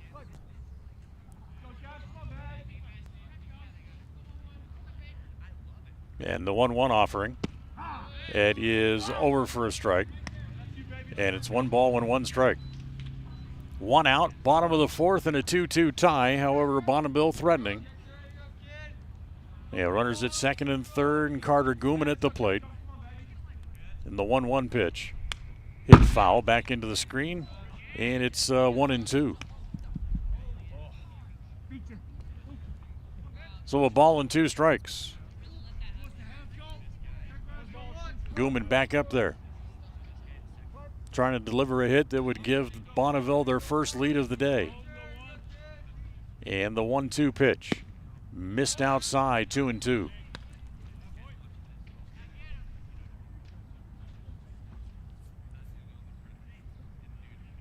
So the count evens here on the center fielder, Gooman.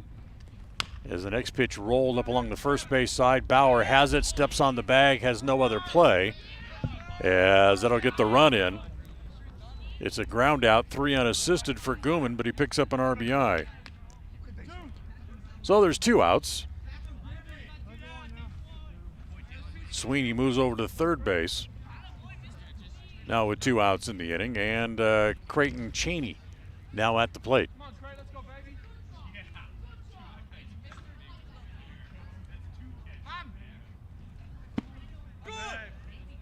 First pitch to Cheney, misses down low, ball 1. 1 ball and no strikes.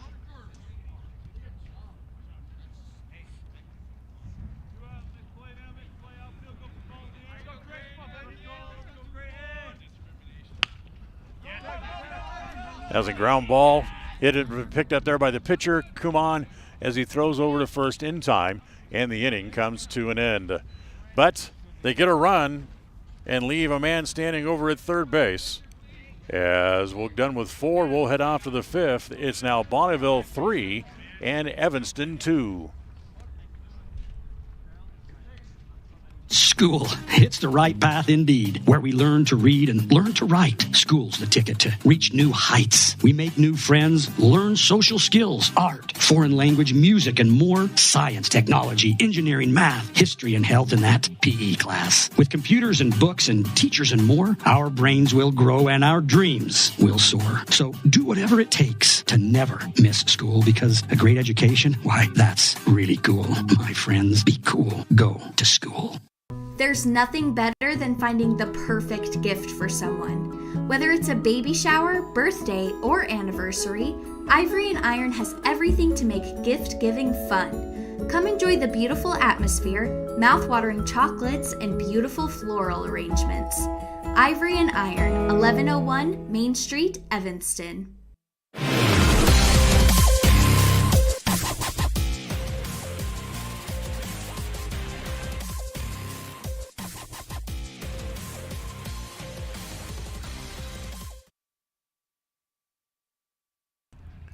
Well, we move along here to the top of the 5th inning. Hey, thanks for doing that, Steve. As here in the top of the 5th, the Outlaws will start from the top of the order. As it'll be Walker Wilson, Colin Morrow, and Hank Allred due up.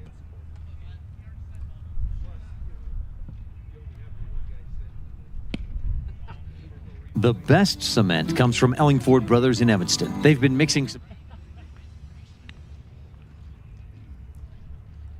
So here in the top of the 5th, as Sweeney stays on the mound here for Bonneville. In a 3-2 game, Walker Wilson will lead off here for the Outlaws. Wilson, 0 for 2 on the day, has struck out a couple of times.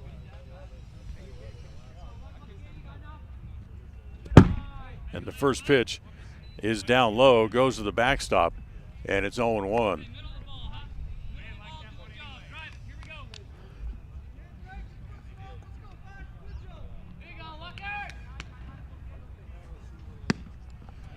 Next pitch swung on and missed, and it's 1 ball and 1 strike.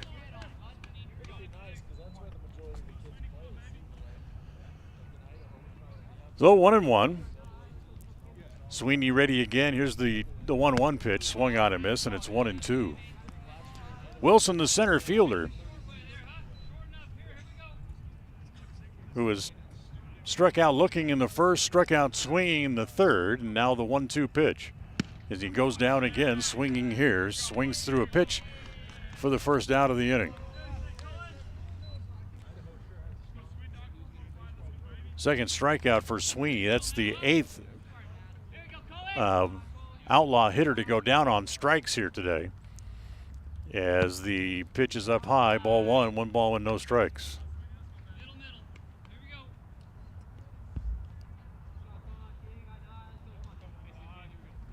The 1-0 hit foul.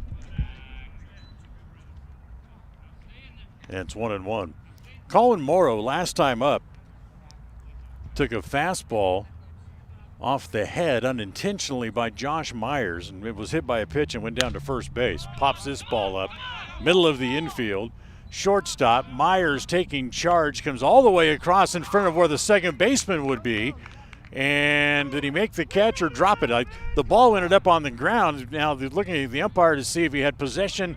He says no. So Morrow will reach on an error by the shortstop, Myers. Myers came from his position in the deepest part at shortstop and ran 2/3 of the way over to first base. So he really ran the second baseman and the first baseman out of the play, to taking it himself, and the wind just kept pushing it away from him. As Allred at the plate and takes the first pitch over for a strike, and it's 0-1. So it's a tough error, but an error nonetheless, as the pitch is over again for a strike, and it's 0-2.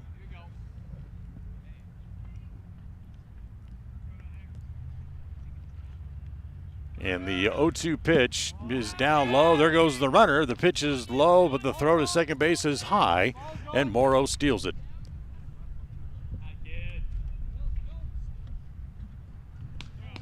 So a ball and 2 strikes on Allred.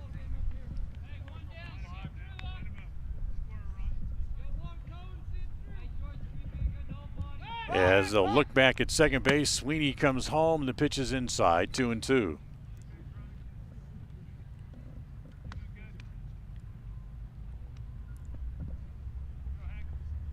So 2 balls and 2 strikes. Hank Sweeney, who was hit by a pitch and struck out, 0 for 1 officially today, takes the pitch low and away, runs the count full. 3 balls and 2 strikes. 1 out here in the inning, top of the 5th. Outlaws trail 3-2. And the 3-2 pitch swung on and missed. So Allred swings through a pretty good fastball, strikes out for the second time today. That's 2 outs in the inning, and now here's Braxton Bauer, who singled and walked. Tying run stands at second base, and the first pitch to Bauer waves at a pitch down in the dirt and comes up empty, and it's 0-1. Bauer with an RBI single back in the first. Next pitch swung on and missed.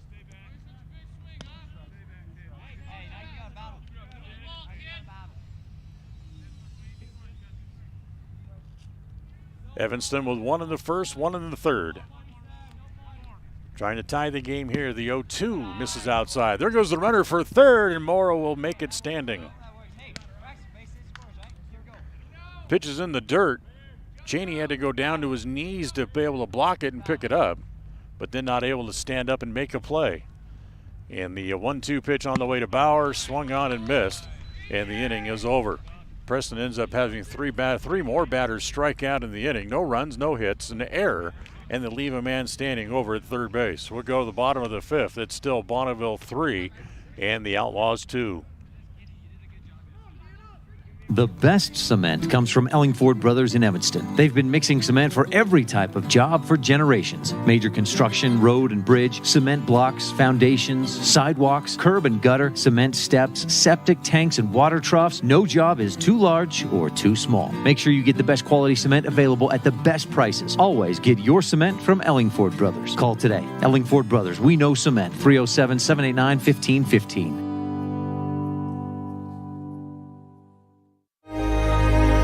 Risk takers, adventure seekers, optimists, authentic people with the fire in their belly and greatness in their hearts. You'll find them here, in a place where the spirit of the cowboy lives and thrives.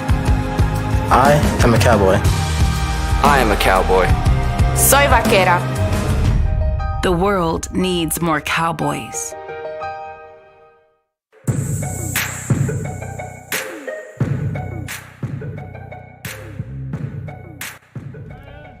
Well, as we move along here to the bottom of the 5th inning, and come on, stays on the mound here for Preston, for Evanston, I should say. as we go to the bottom of the fifth. And here in the bottom of the fifth inning, it'll be the 3, 4, and 5 hitters due up here for the Bees. Myers, Perno, and Dahlberg. So here's Josh Myers. 0 for 1 officially.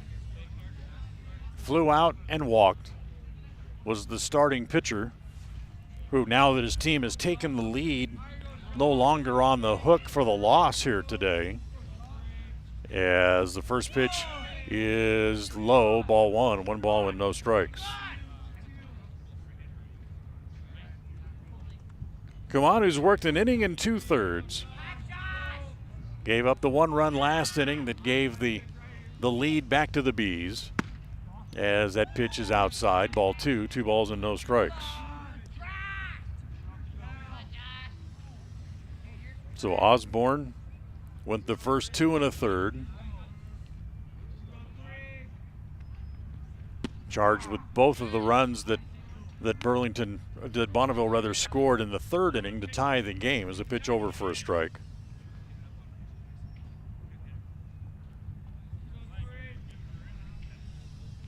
There comes the 2-1 pitch on the way.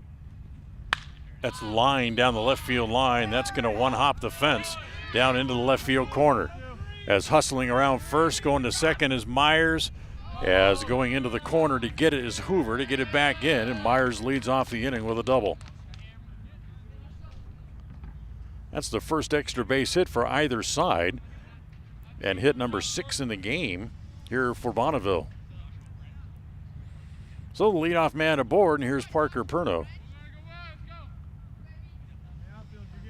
That's 4 of the 5 innings in the game now that Bonneville has had the leadoff man on base. The 0-1, or check that, the first pitch is hit foul over by the third base dugout, and it's 0-1.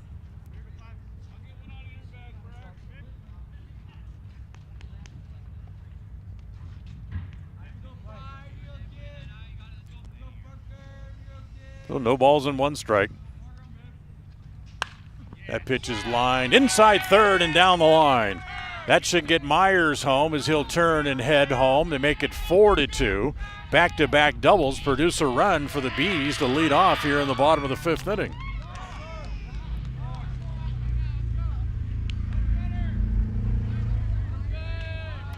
So Perno with his first hit picks up a run. And it's 4-2.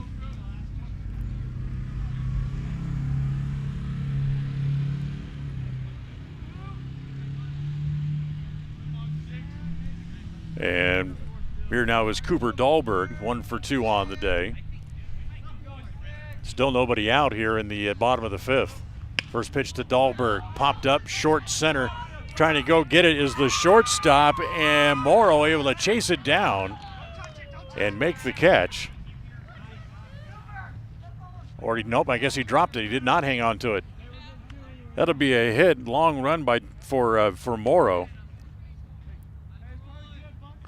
So 3 straight hits to open the inning. Runners at first and second. He had his hands on it. I thought he made the catch.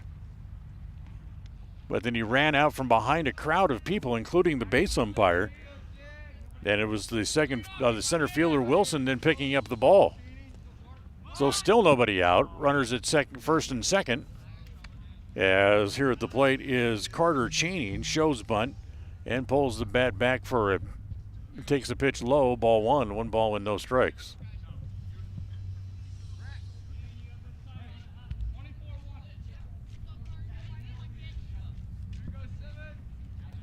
One and 0. And again, they'll show bunt. Pitch outside again, ball 2, 2 balls and no strikes. So the wheel play on for the Outlaws in the infield as the third baseman Rich charges. Morrow comes up and then rolls over to third base to cover the bag. Come on, falls behind, 2 balls and no strikes. Here's the 2-0. Again, they show bunt. And again, the pitch misses outside and it's ball 3. 3 balls and no strikes.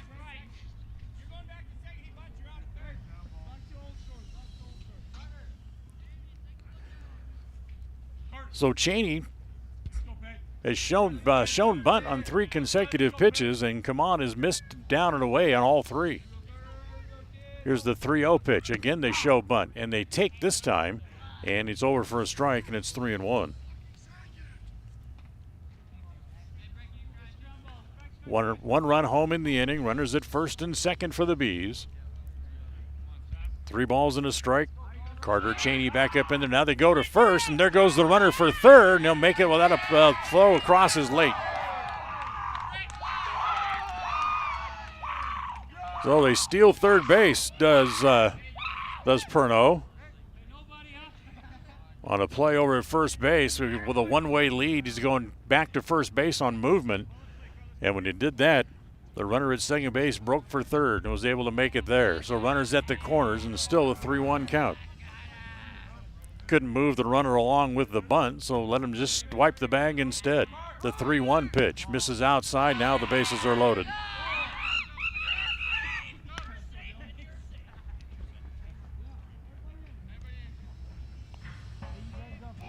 So a walk sends Cheney down to first. Bases loaded, still nobody out in the inning. Now here's Dylan McKnight. And come on, can go back to working out of the windup again. Bees lead by 2 already and threatening for more as the first pitch misses down and away. Ball 1. 1 ball and no strikes.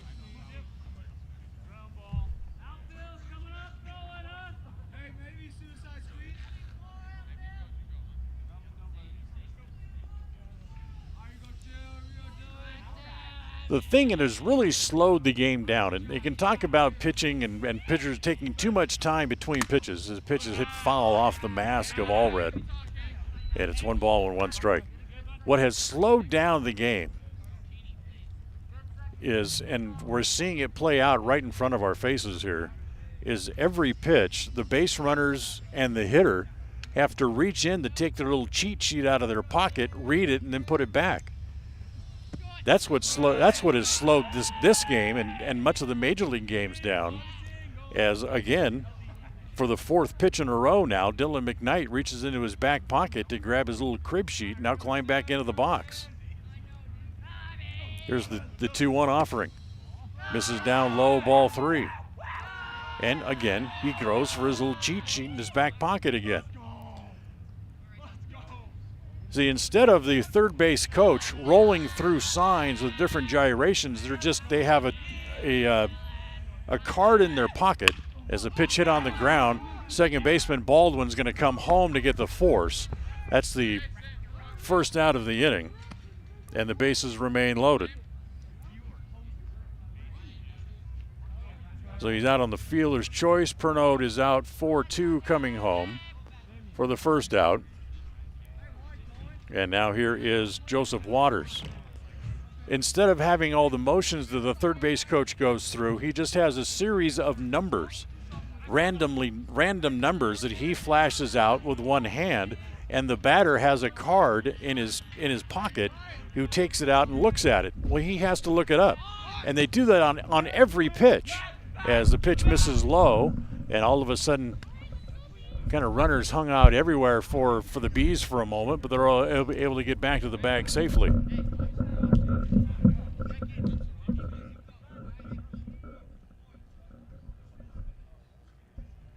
So no balls and a strike. Come on, ready again. Here's the 0-1 pitch. That misses outside, and it's 1 ball and 1 strike. And again, not really much they can do here play-wise to put on, as Waters, with the bases loaded, hits one along the left field line. It's going to go foul.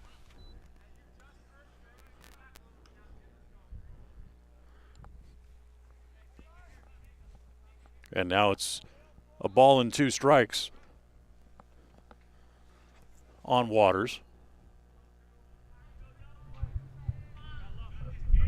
As Kamen up on top.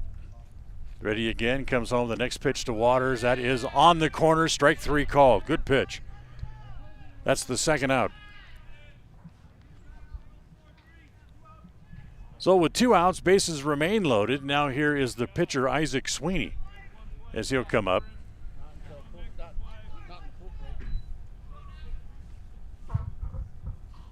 Sweeney reached on a fielder's choice. He's also singled and stolen a couple of bases. And the first pitch swung on and missed. So 0-1 the count on Sweeney. 1 run home in the inning. That's it. They've had the bases loaded and nobody out. And come on, able to bow his neck at her a little bit and try to get out of the inning. The 0-1 misses down and away, and it's 1 ball and 1 strike.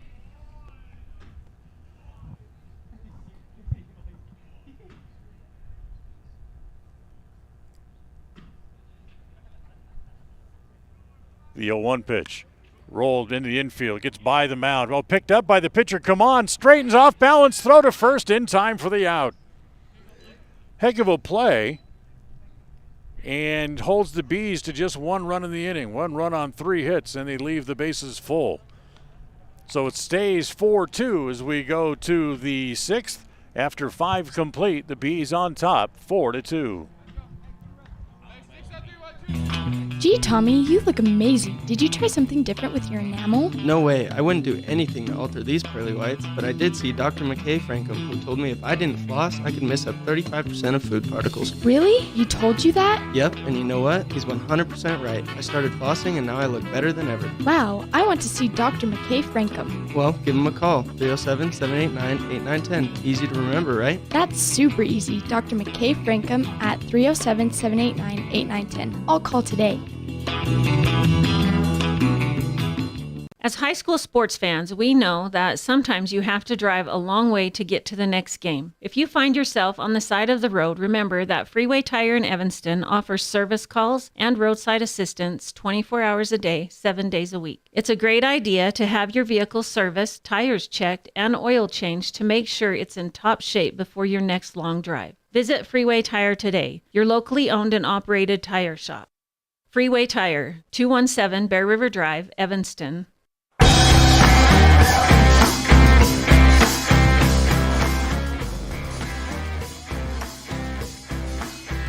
Well, we go here to the top of inning number 6 here today. And Evanston finds themselves now trailing by a couple of runs, 4-2, as they will start in the middle of the orders. Ryan Hoover will lead it off. Hoover followed by Bracken Rich as Hoover hits the first pitch in the air to short center field. It's actually the right fielder coming over as Dahlberg comes over toward right center and makes the play. So 1 pitch, 1 out. And now here's Brandon Rich, who's singled and reached on an error.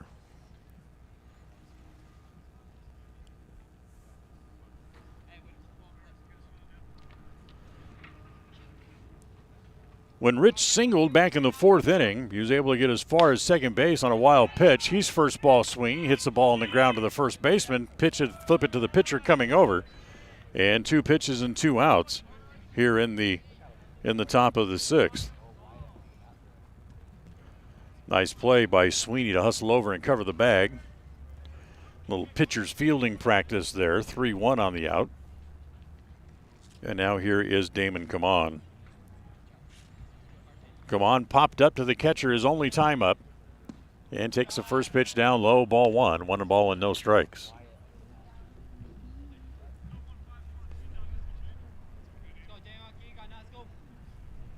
Next pitch again misses down low. Ball 2, 2-0.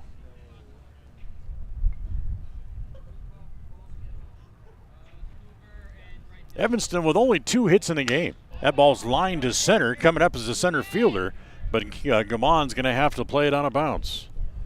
There's hit number 3 as Kamon lines a single to center. With 2 outs, he's over at first base, and now here's Ryder Wilson. So just the 3rd hit.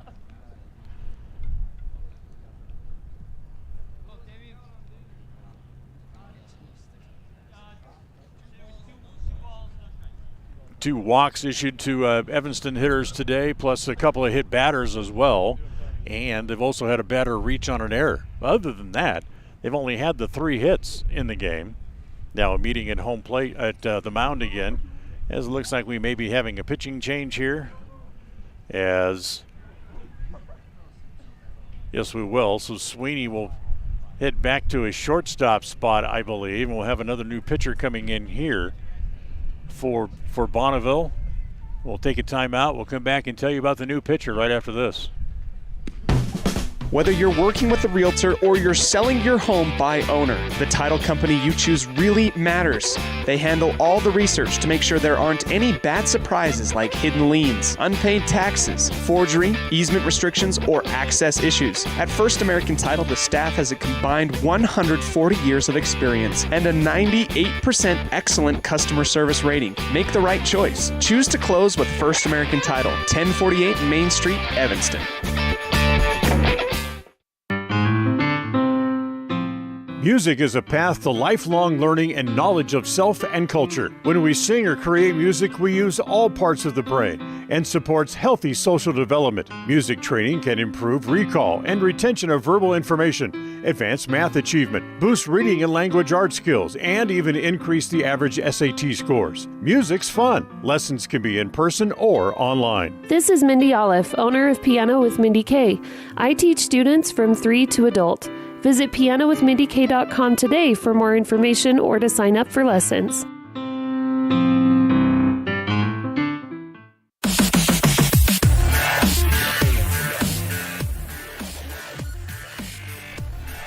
New pitcher into the game here for Bonneville is Dylan McKnight, the third pitcher of the game used here by the Bees.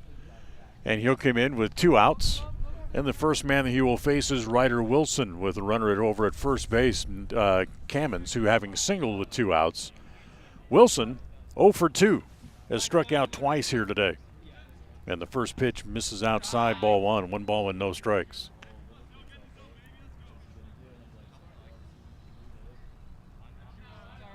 So 1-0, outfield straight away. The Dahlberg, the right fielder, fairly shallow. There goes the runner. The pitch is outside, and the throw goes into center field.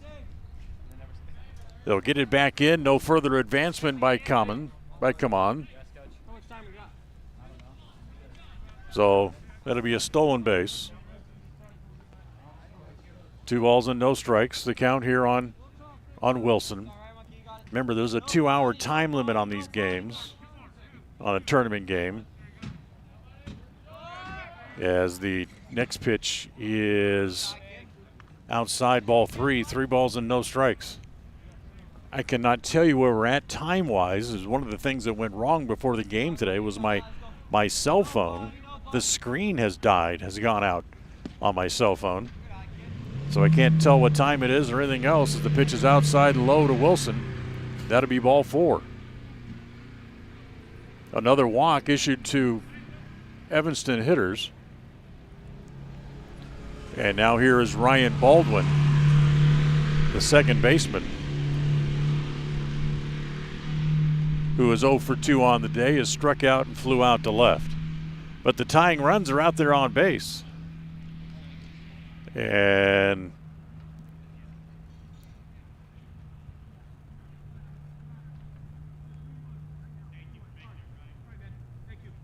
I think we home plate umpire, I thought he'd maybe move the batter too soon or head down to first base.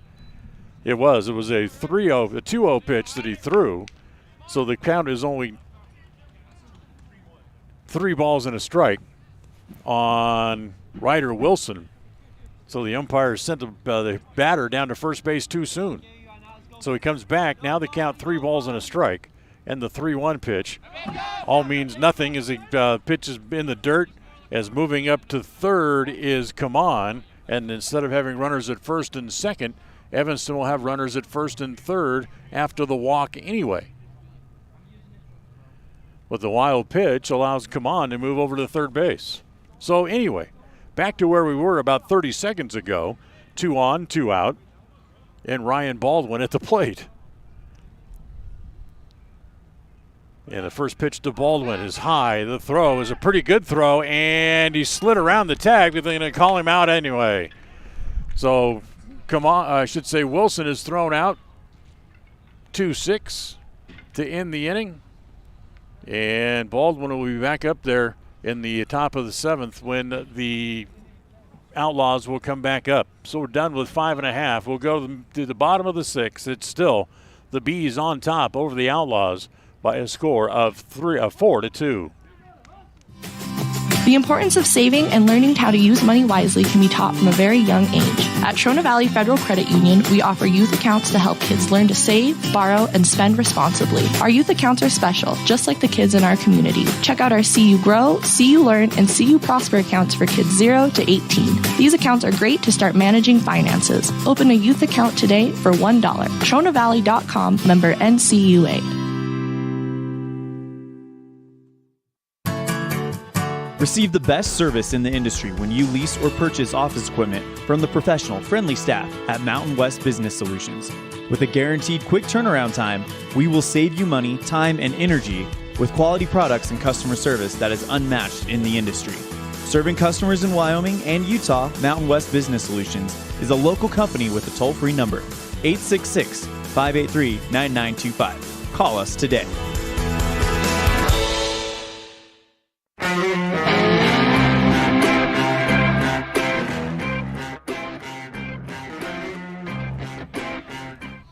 Well, we go here to the bottom of inning number 6 as Evanston still trails by 2 runs, 4-2, as they need to make quick work of the Bees here in the bottom of the 6th inning, as they'll start from the top of the order.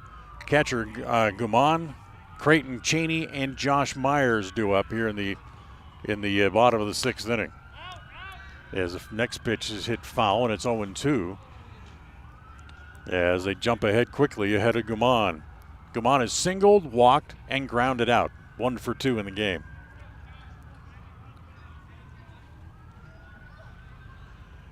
The 0-2 offering reaches out and pokes it foul up along the first base side.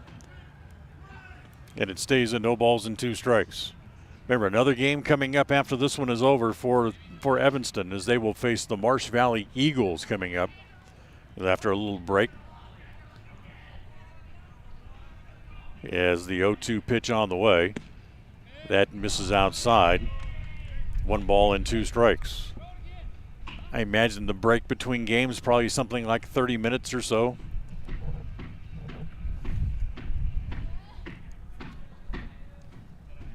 As come on, ready again, and the 1-2 offering. Breaking pitch, popped up. Foul ground, third base side, coming over. Tried to make the play as the catcher Allred tried to pin it up against his chest protector and wasn't able to. And it's stays at a ball and 2 strikes. So for Allred, that ball going away from him, he had a long run all the way over by the opening to the dugout to try to get to it and wasn't quite able to hang on to it. Again, the 1-2 pitch on the way. This is outside, 2-2. You're looking ahead to the 7th inning for the nope, we're not going to get there. They're going to call it right there. So it's timeout as we run out of time, and the Outlaws will lose the first game of the round robin, of the pool play, I should say, as they lose by the final score of 4-2. We'll take a timeout. We'll come back. We'll have our post-game show coming up right after this. This presentation on mylocalradio.com is also brought to you in part by Hoover Chiropractic. With over 3 decades of experience, Dr. Todd Hoover can help you with all the chiropractic work you need, plus x-rays, blood work, a weight loss program, and can help you get rid of allergies and migraines. Dr. Todd Hoover with Hoover Chiropractic in Evanston.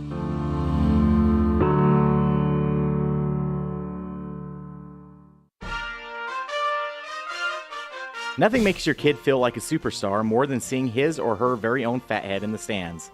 Fathead car decals and yard signs are inexpensive and easy to get at Rocky Mountain Sign in Evanston.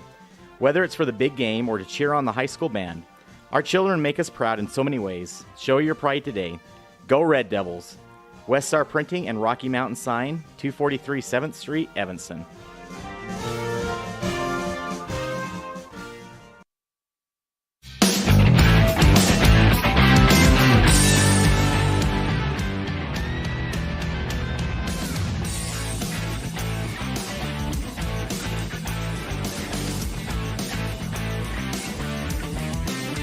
Well, the first game of the tournament here this afternoon for the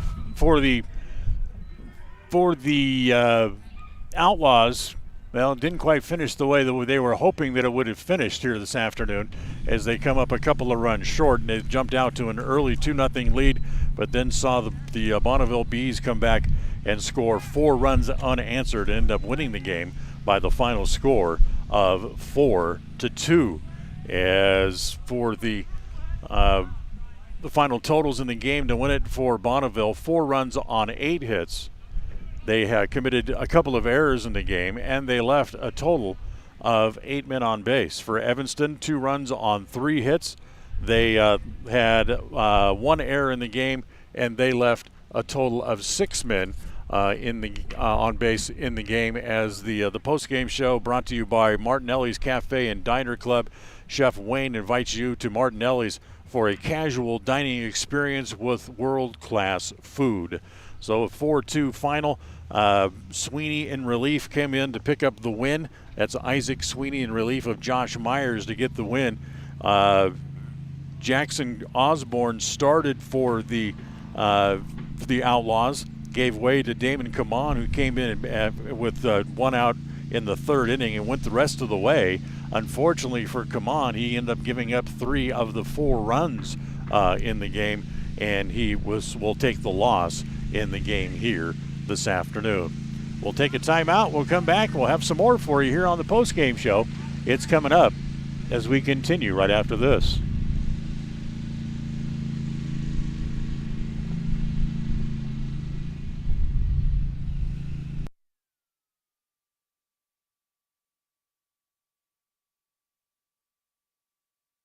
Ready has provided safety and excellence in the industrial construction and support services since 1982. We have the crews and equipment for hydro excavation, dirt and equipment hauling, as well as produced and potable water hauling. We also offer septic tank cleaning services, portable toilets, and roll-off dumpster rentals for facility shutdowns, on location or for your next outdoor event. Call us today to discuss how we can help with your next project. Interested in joining our team? Visit ReadyUSA.com. We are ready.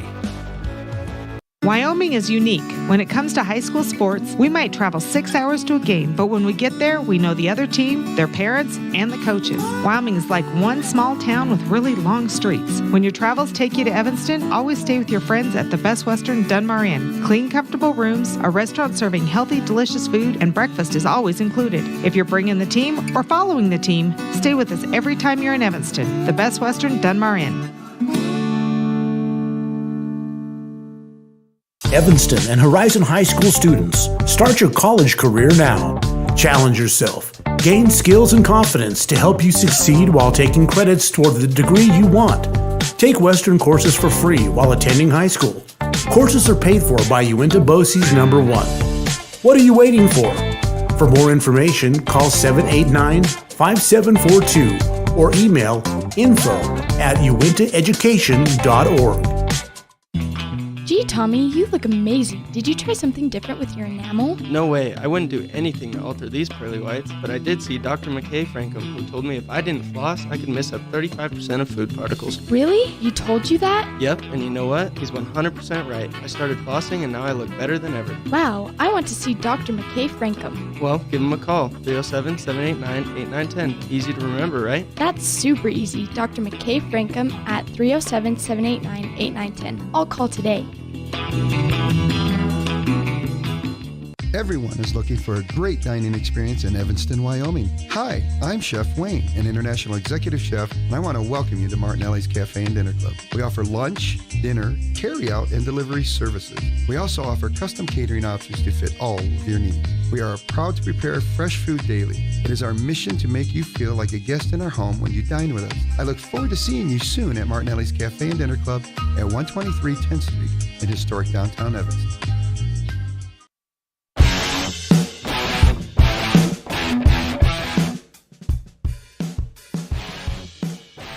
Welcome back to the Martinelli's postgame show here today as we look at our precision play of the game. The precision play of the game brought to you by Dr. McKay Frankum. Precision dentistry for the whole family. Call 307-789-8910 for your appointment today. Our precision play of the game for the Indians today had to come early on in the game, and that'll be in the second inning with a 1-0 lead going into the bottom of the second inning. Starter and Jackson Osborne, who ended up having nothing to do with it, the final decision in the game, went out and faced 3 men in the inning.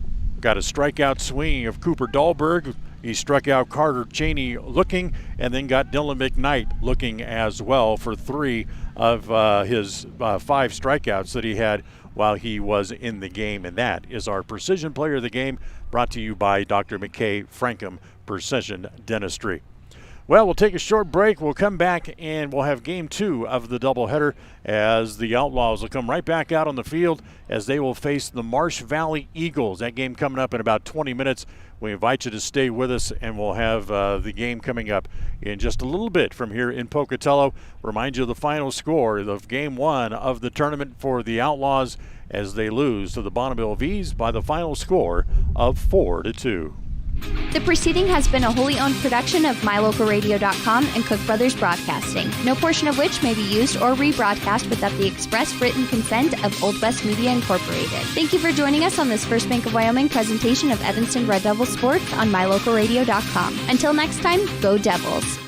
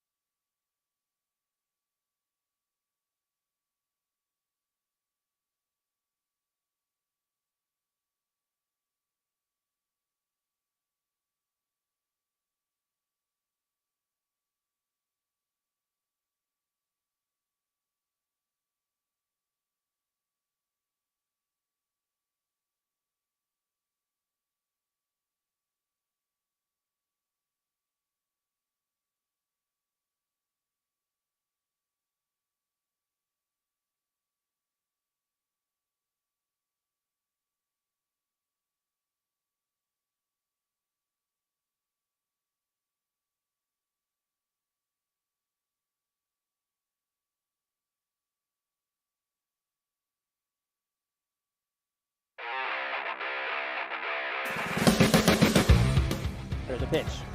That one in the zone! Outlaws win! Outlaws win!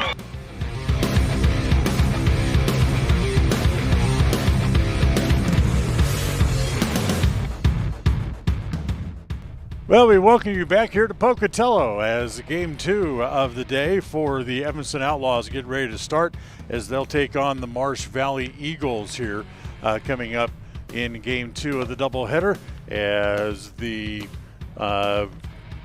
Outlaws will be the home team here in the second game, and Bracken Rich will be the starting pitcher as he heads out to the mound to start into his warm-up tosses here to get ready for the game here against Marsh Valley. We'll give you the Marsh Valley lineup here as we're just getting it from the coaching staff, as we'll pass that along to you as we're going along here through the first inning. As we can give you the Evanston lineup for game 2 of the doubleheader here as we get started. Walker Wilson will lead off. He is the center fielder. Cohen Morrow, the shortstop, will hit second. Hank Allred will hit third and play at third base. Braxton Bauer will hit fourth. He is the first baseman today. Ryan Hoover is the left fielder. He'll hit in the 5 spot. Bracken Rich will hit 6 and be the starting pitcher. Jason Osborne will do the catching, and he'll hit in the 7 spot. Damon Kaman will be in right field. He'll hit 8th, and Ryan Baldwin bats 9th and plays at second base. So the Marsh Valley Eagles will be the visiting team here today in the second game of the day. It's Marsh Valley's first game today, and it'll be Devin Inglet to lead off here. And the first pitch is up high, ball 1. 1 ball and no strikes. Inglet, who's a very versatile young man. He's playing second base today, also can pitch and catch some as well. And swings and hits the pitch foul back into the screen. That's 1 ball and 1 strike.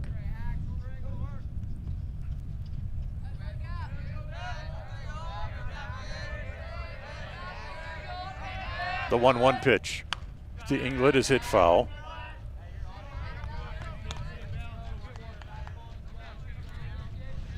And it's 1 ball and 2 strikes now on Devin Inglet to lead off here in the top of the first inning.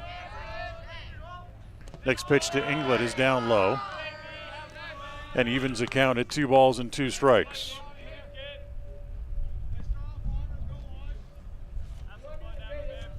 Two and 2 on Inglet. Rich ready again, comes home. Here's the 2-2 offering. Swung on and missed.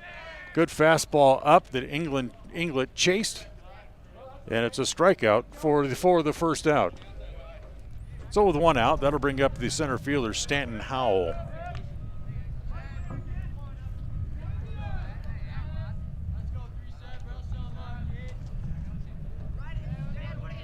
So here's Howell. He'll hit from the left side.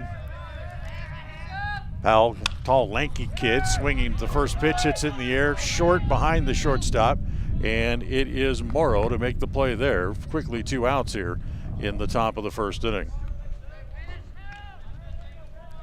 So with 2 outs, that'll bring up Carter Howell, who will play shortstop today.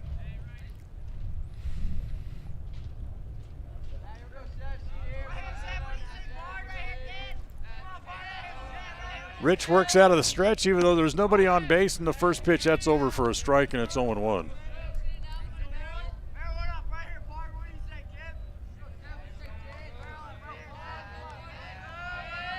The 0-1 offering is hit foul off the end of the bat, and quickly Rich jumps ahead of Howell. No balls and 2 strikes.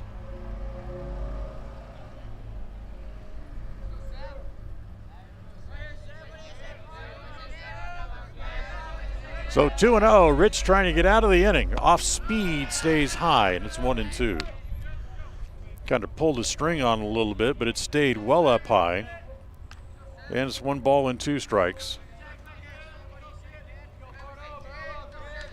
And the 1-2 offering reached out and poked foul. And Harris will stay alive at 1 ball and 2 strikes.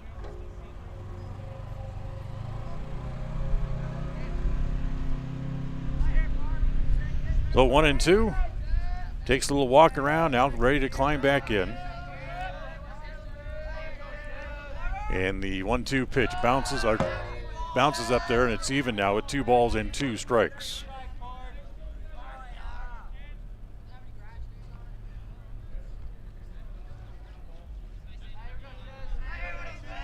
So another ball here for Rich. Now the 2-2 offering. It's ripped into left field for a base hit.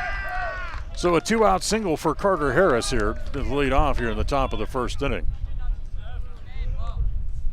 That brings up the big left-handed hitter Chase Oxborough, who's playing in right field today. Chase normally plays first. You'll see him pitch well a lot too. He's a very good left-handed pitcher. So here is Oxborough with 2 outs and a man at first base.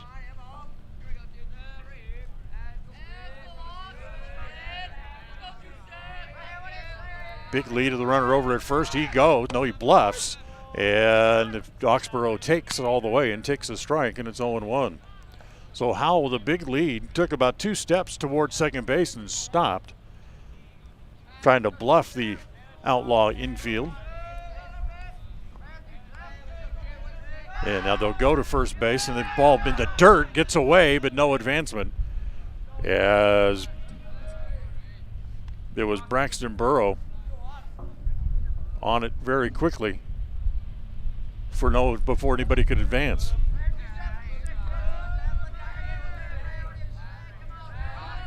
So here comes the 1 ball, no strike count. What do we got? We got a balk. As Howell will have to an even bigger lead out there bouncing around, and the pitcher Rich not be able to decide if he wanted to come home or back off, whatever he did.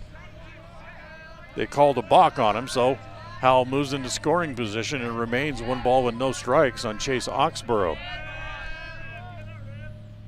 Next pitch misses outside, and it's ball 2, 2 balls and no strikes.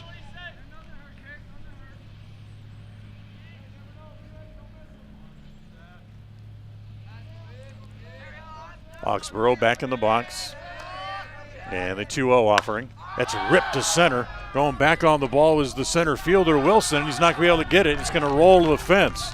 Howell will come in to score. It's an RBI double for Oxborough, and it's 1-0.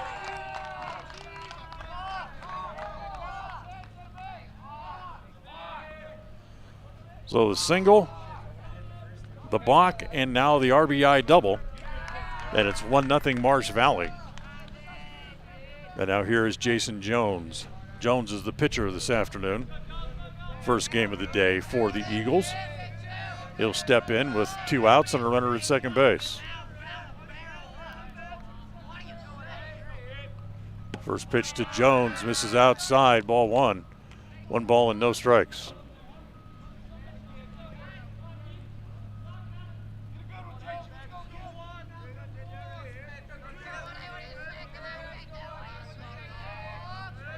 The 1-0. That's going to be pulled just foul outside of third and down the line. Evens the count up at 1 ball and 1 strike.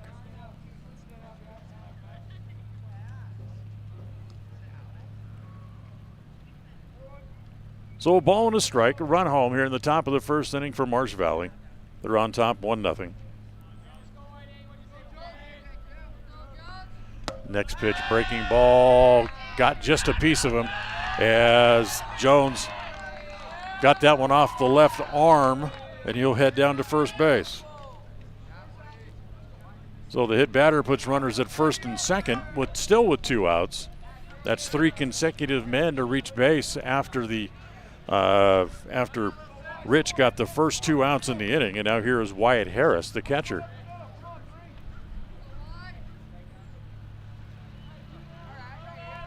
So runners at first and second.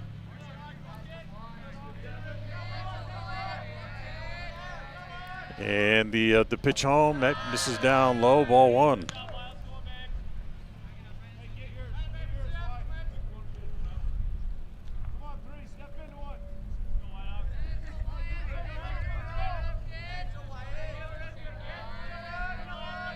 The 1-0 pitch. Popped up right around the shortstop. That's where Morrow is, right behind the bag. He'll make the grab on that. And Marsh Valley is held to just the run here in the top of the first inning. 1 run, pair of hits, hit batter, and they leave a couple of men on base. Half inning in the books. After a half inning, it's Marsh Valley 1 and the Evanston Outlaws coming to bat. Early mornings, tired muscles, pride, and grit.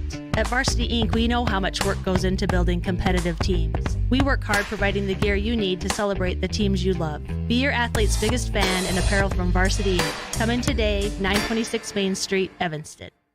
Build your own juicy, mouth-watering hamburgers just like you do at home with 1, 2, or 3 patties at the Down Home Eatery. Also enjoy salads and sandwiches. Down Home Eatery is located on Highway 89. Dine in or carry out. Call 679-2002.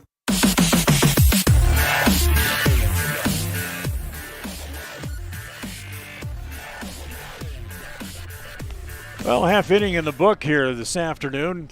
After losing the first game, played earlier today against the Bonneville Bees. The Outlaws get ready to go to work here in their first at-bats here in the second game of the doubleheader. First game, if you missed it, was a 4-2 final with the Bees beating the Outlaws.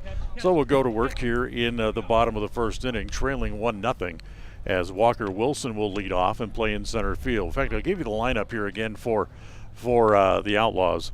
It'll be Cohen Morrow, who will bat second, and he'll play shortstop here this afternoon. Hank Allred hits third. He'll be at third base. Braxton Bauer will hit in the cleanup spot and play at first.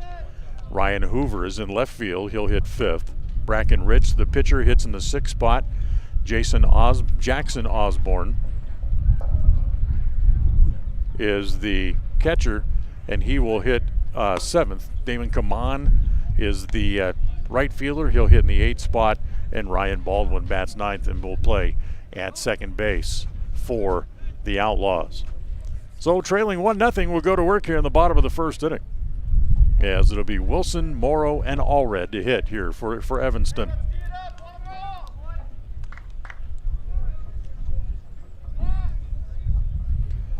So Jason Jones gets the start here this afternoon for the Eagles. Jones, right-hander.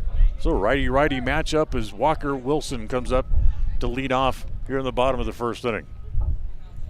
As he looks over the top of the glove, now Roxon comes home, and the first pitch is bunted foul up over the top of the screen, and it's 0-1. Wilson, in the first game, 0 for 3. In fact, he struck out all 3 times that he was up in the first game today. And the 0-1 pitch on the way. Breaking ball, misses. 1 ball and 1 strike. They appeal down to first base. If he went, no swing, says the base umpire, and it's 1 ball and 1 strike. Jones ready again. Here comes the 1-1 pitch. That is up high. Ball 2, 2 balls and a strike.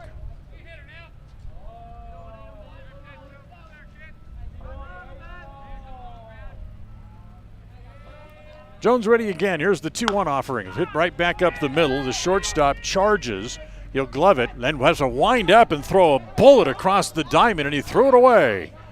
So Carter Howell throws one in the dirt. He'll draw an error as Wilson hustling up the line, and the bad throw gets away from the first baseman. The ball was not hit hard. That's why Howell had to wind up and throw it about as hard as he could. So here's Cohen Morrow, I should say. Sorry.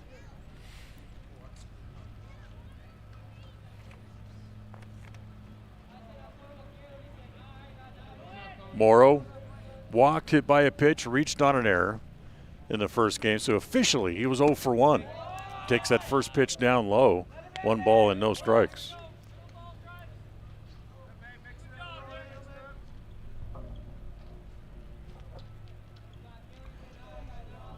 Wilson over at first.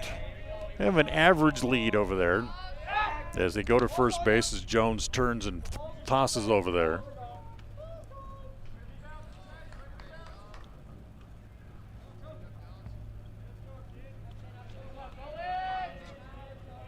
So still 1-0 on Morrow.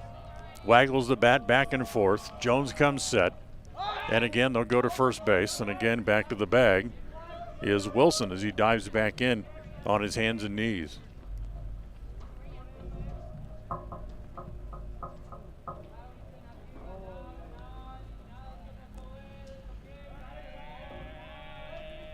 Waiting. Again, Morrow. Finally the 1-0 pitch. Morrow bunts it and bunts it foul back into the screen.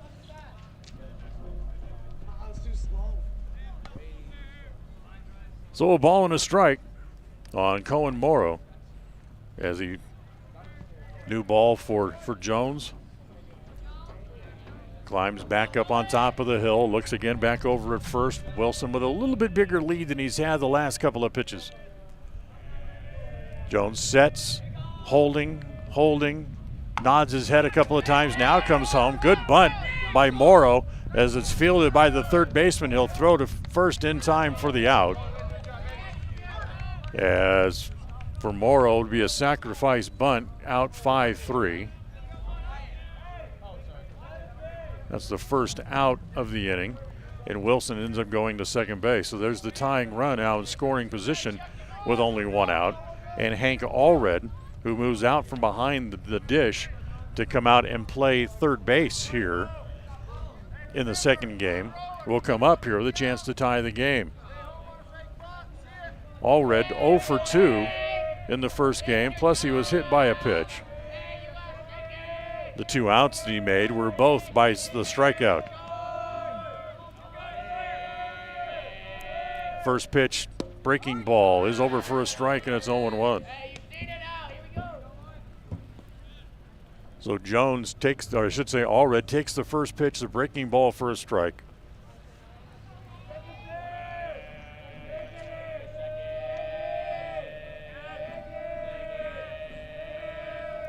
As they'll go back to second base, and little game on back there as Wilson able to get back in. The second baseman, Inglet, was camped out there at the bag, and as he retreated, the shortstop Howell circled in behind him, and it was Howell who received the throw, but Wilson was able to get back into the bag. Next pitch, fastball high, 1 ball and 1 strike. Marsh Valley, the high school, has always had a very good baseball program anyway. Well coached, good players. And there's a couple of players they've added from other schools in there as well. The 1-1 pitch, this is outside. And it's 1 ball and 2 strikes. When you start talking about Devin Inglet and Chase Oxborough, now they were stars on the Preston High School team last couple of years. The 2-1 pitch hit foul, and it's 2-2. In fact, Inglet, just a senior, and Oxborough will be back again next year. He'll be a senior next year at Preston. But they're all kind of in that same area, Preston, West Side, Marsh Valley, all kind of in that same little valley area. The 2-2 pitch, breaking ball, misses outside, runs the count full, now 3-2. You can throw Malad into that same little quadrant of teams in that area too. Also with a very good baseball program. Here comes the 3-2 pitch on the way. As taking the pitch low, ball 4, Allred will draw a walk. So that puts runners at first and second here for the Outlaws. And Braxton Bauer comes up here with 2 on and 1 out. Runners at first and second here for Evanston, trailing by a run in the bottom of the first inning. Pitch home to Bauer, misses down low, ball 1. Braxton singled and walked. He had an RBI in the first game, and he also struck out. So 1 for 2, officially in the first game with an RBI. And a chance to pick one up here as well with runners at first and second. Next pitch swung on and missed. Jones has got pretty good stuff. He's shown a good breaking pitch. He threw to Allred a couple of times, and he's been able to throw the ball past Bauer here a couple of times in his first 2 pitches of this at-bat. So 1 ball and 1 strike.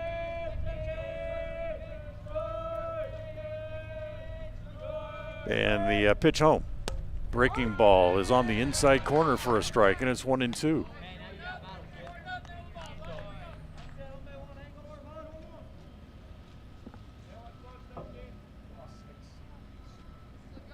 So 1 ball and 2 strikes. Again, Jones back up on top, and again they sneak in behind the runner at second base, and Jones's breaking pitch this time is too far in. And it evens the count at 2s. Here on Braxton Bauer in his first at-bat in the second game of the doubleheader here today.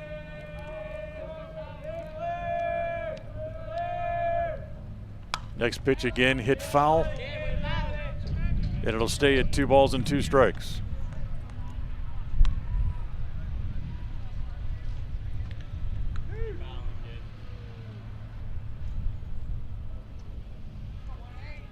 So 2-2 the count on Bauer. Jones up on top, looks back at second, the 2-2. Now Bauer's tired of waiting, asks for and gets timeout from the home plate umpire. So no pitch.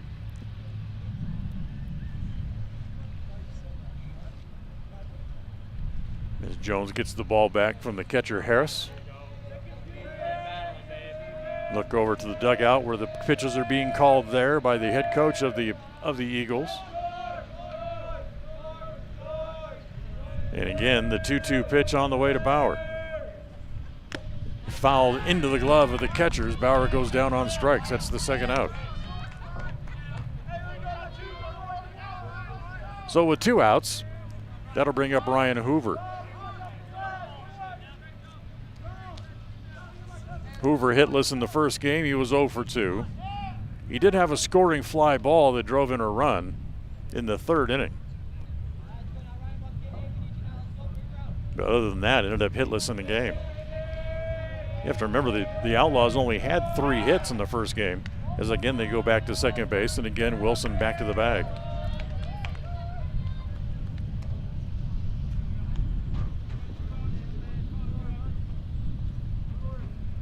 So Hoover back up into the box. 2 outs, still waiting to see a first pitch, and here it is. Hit foul back into the screen. So 0-1 on Hoover. Bracken Rich waiting on deck. He would be next if Hoover can extend the inning.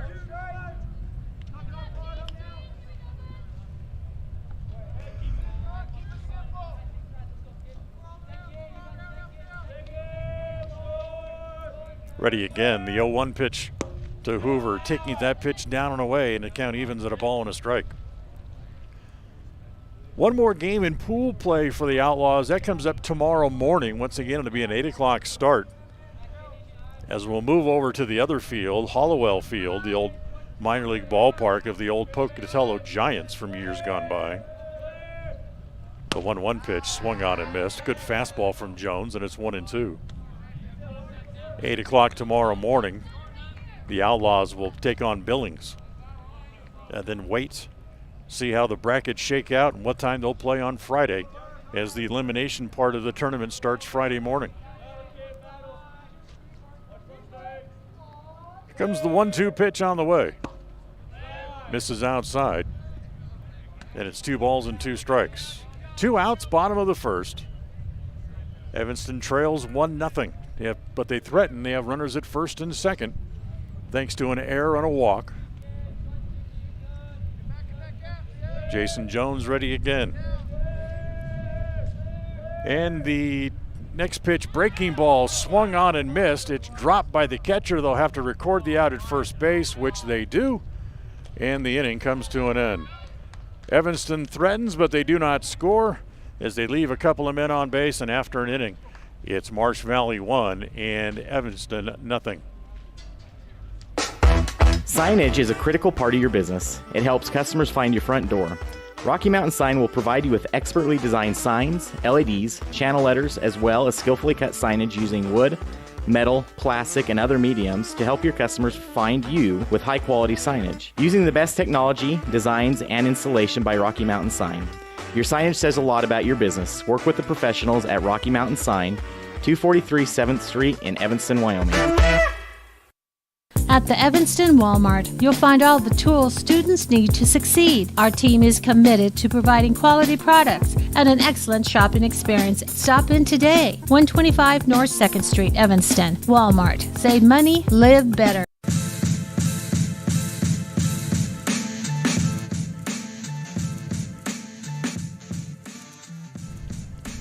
Well, we got one inning in the book here this afternoon. 1-0 Marsh Valley leads, so we'll go here to the top of inning number 2. And for Marsh Valley, they'll send up the bottom third of the order. Bo Larson, Jordan Bennett, and Cooper Bowen will hit here for the Eagles as we go to the top of inning number 2. We want to thank and remember all of our folks, our fine sponsors with us during the broadcast today. The Jones Agency, Allstate. You're in good hands with Allstate, with the Jones Agency. You want to remember them and thank them for all that they do for helping us bring you Outlaws baseball. So we go to the second, 1-0 Marsh Valley. And the third baseman, Bo Larson, will lead off. I know that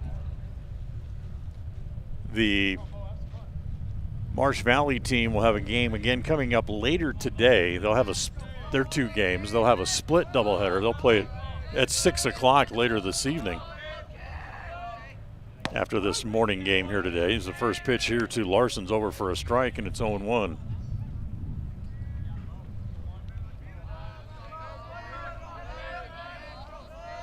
Rich working out of the stretch, comes home, and the next pitch bounces up there, and it's a ball and a strike. Quickly, the umpire puts a new ball into play. And Rich's 1-1 offering. That misses inside. Ball 2, 2-1. Again, the outfield for the Outlaws pretty much straight away here against Larson. And the pitch whacked to center. That'll be in for a base hit. So Larson singles.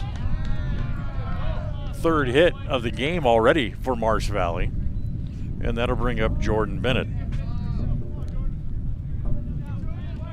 Bennett, the first baseman, as he climbs in. Cooper Bowen waiting on deck.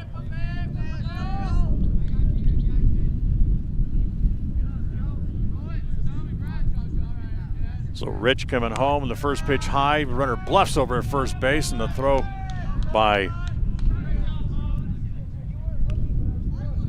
the catcher is wide of the bag over at first base. That's Jackson Osborne behind the plate for Evanston here in the second game. And again, they show bunt. Again, bunted through. That's a strike. And the throw back to first base, not in time, and it's 1-1.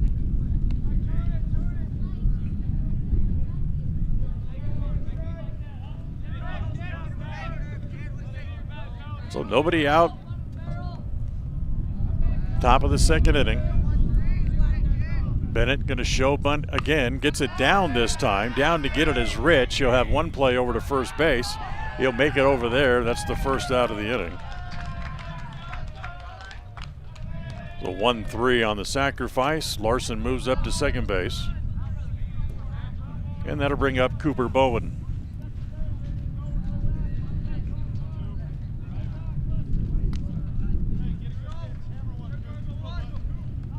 Bowen playing in left field today for the Eagles.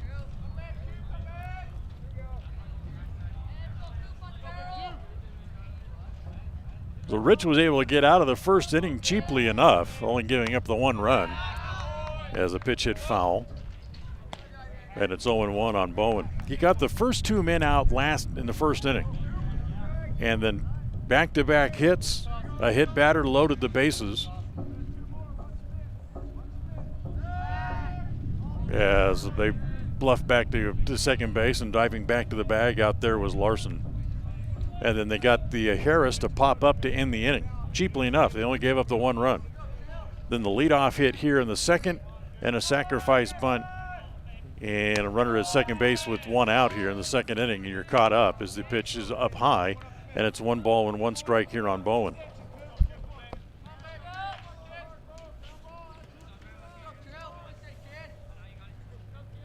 As again, they'll throw back to second base. Today's game brought to you in part by El Paso All-American and Mexican Restaurant.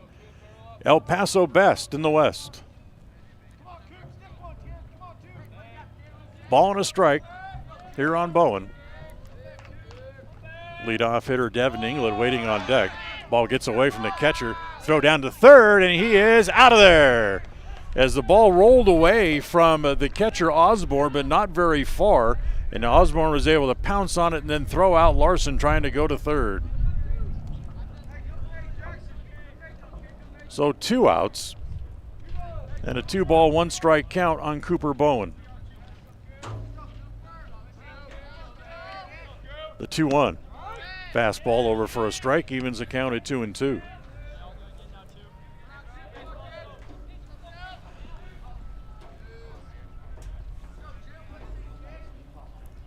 Rich ready again. 2-2 breaking pitch. Hit in the air.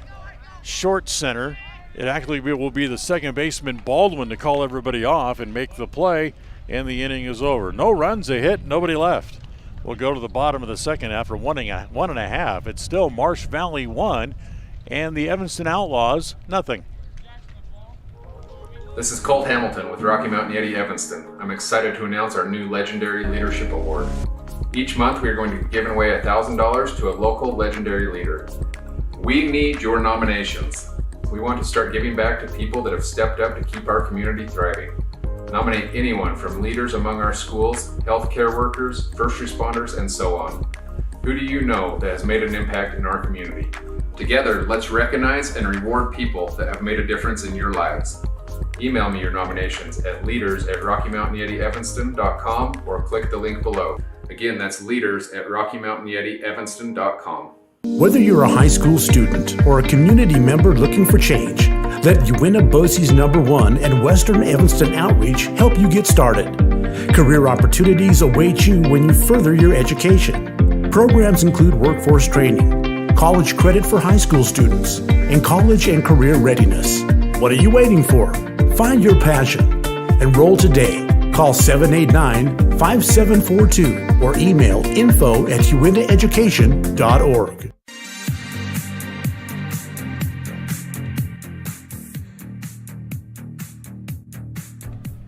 Well, Evanston was able to wiggle off the hook again in the top of the second inning. So we'll go to work here in the bottom of the second, trailing 1-0, and Evanston will send up the 6, 7, and 8 hitters. Bracken Rich, Jackson Osborne, and Damon Kaman will hit here in the bottom of inning number 2. So here's Rich to lead it off. Jordan Jones goes back to work here in the bottom of the second. And the first pitch to his opposite number is inside, ball 1. 1 ball with no strikes. For Rich, the first game today, reached on an error. He's also singled and grounded out, so he was 1 for 2. Check that, we make it 1 for 3. My mistake. As he takes that pitch down low, and it's 2 balls and no strikes. It was a very calm morning. The breeze is now starting to pick up just a little bit here around the ballpark. Hawthorne Field sits right in the middle of a neighborhood as that ball popped up. First baseman Bennett coming over to make the catch.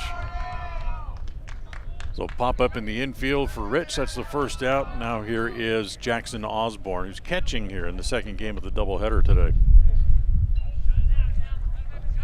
Osborne, while he was in there, he had 1 at bat. He struck out as that ball's lined into left field, and that's going to be in for a hit. First hit of the game for the Outlaws. A one-out single by Osborne. And the number 8 hitter, Damon Kaman, will now come up, as we'll get a courtesy runner to come out and run for the catcher Kaman, as it'll be Ryder Wilson who'll run over and take the spot over at first base. So here is Kaman. Kaman was actually came in to replace Osborne in the first game, and he went 1 for 2 in his 2 at-bats. He popped up and singled and takes the first pitch here for a strike. And it's 0-1. Outfield straightaway, medium deep here against Kaman. Jones looks back over at first. Osborne's there with 1 out. And the next pitch, that's popped up right along the right field line, slicing as it goes, and it's going to go foul and land out of play. So 1 ball and 2 strikes, and Kaman will now come back. Today's game is also brought to you by Ellingford Brothers. Ellingford Brothers Concrete. Some of the best concrete you can get. 1 ball and 2 strikes. Here on Kaman. Again, they go back over to first base, and again, back over to the bag over there. In time is Osborne.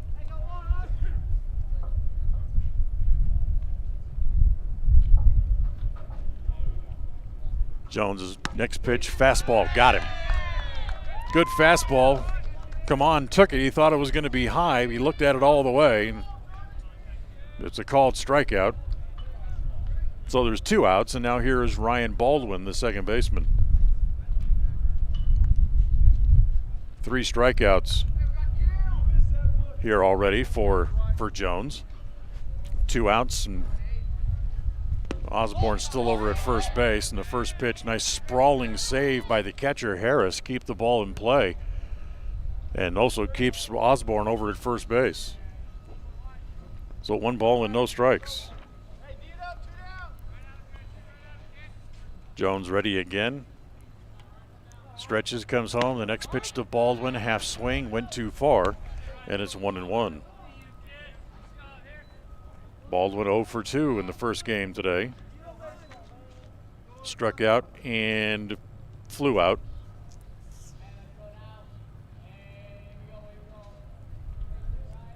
Jones out of the stretch is going to go back to first base once again, and once again back to the bag over there. In time was Osborne. 1-0 Marsh Valley, bottom of the second inning.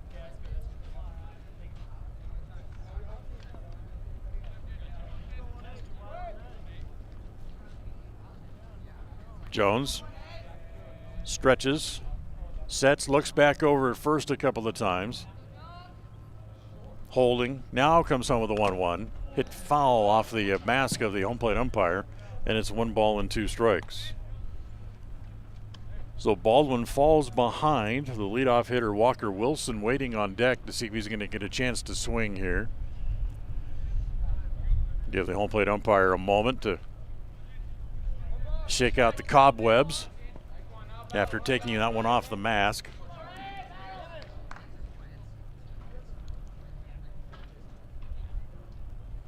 Now everybody's ready, and Baldwin back in the box. Jones with a new ball. Sets again. Looks back over at first, comes home with a 1-2, breaking pitch high. Osborne's running, and the throw is going to be not in time. The base umpire took his time to make the call, but Osborne steals second base. So a 2-2 count here now on Baldwin, who with a hit can pick up the run and potentially could pick up the tying run.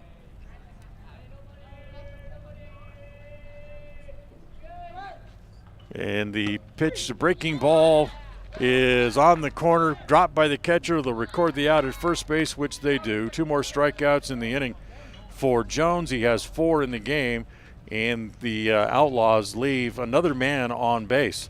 They left a total of 6 men on base in the first game, and they left 3 already here in the second game as well. We're done with 2. We'll head off to the third. It's still a 1-0 lead for the Marsh Valley Eagles when we come back.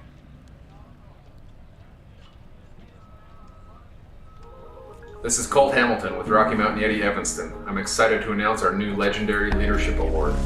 Each month we are going to be giving away $1,000 to a local legendary leader. We need your nominations. We want to start giving back to people that have stepped up to keep our community thriving. Nominate anyone from leaders among our schools, healthcare workers, first responders, and so on. Who do you know that has made an impact in our community? Together, let's recognize and reward people that have made a difference in your lives. Email me your nominations at leaders@RockyMountainYetiEvanston.com or click the link below. Again, that's leaders@RockyMountainYetiEvanston.com. Whether you're a high school student or a community member looking for change, let Uinta Bosie's #1 and Western Evanston Outreach help you get started. Career opportunities await you when you further your education. Programs include workforce training, college credit for high school students, and college and career readiness. What are you waiting for? Find your passion. Enroll today. Call 789-5742 or email info@uintaeducation.org.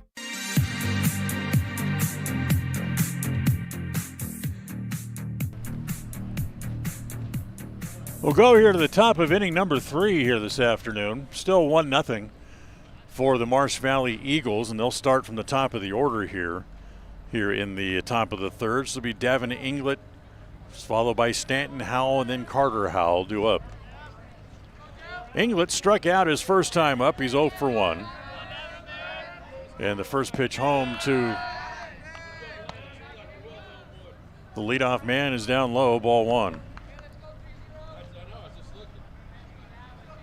Inglet, who had a little bit of a shoulder problem during this past school year, hits a ground ball to short. Morrow has it, straightens and throws, not in time. Inglet didn't hit it hard, but he got it deep enough in the hole that Morrow did not have enough of an arm to throw him out. So Inglet, who runs well, able to beat it out and gets the infield hit.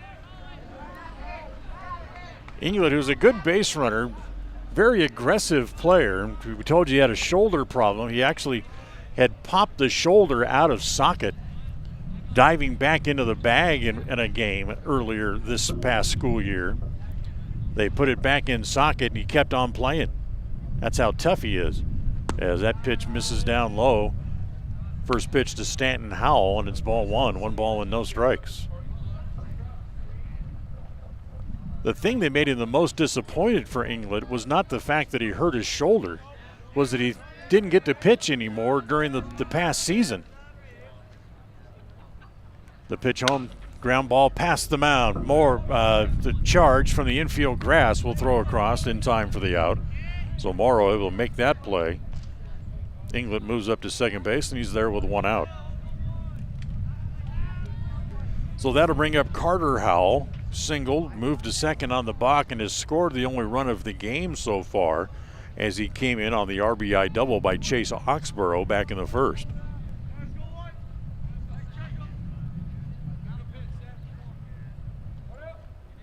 So here is Carter Howell.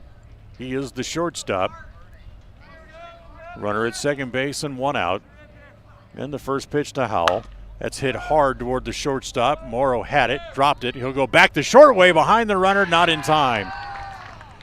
When he misplayed the ball, he lost any chance of getting Howell at first base.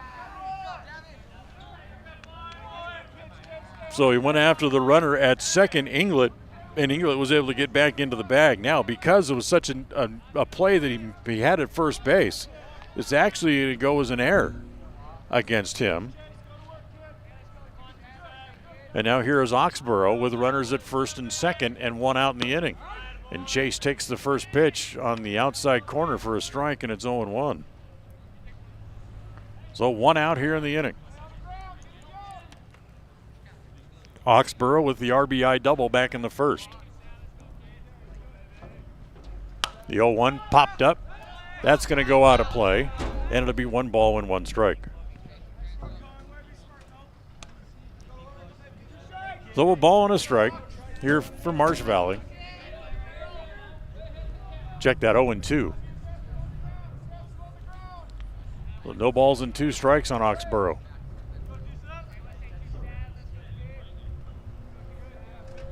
Rich out of the stretch, the 0-2 pitch. Breaking ball, just missed, 1-2.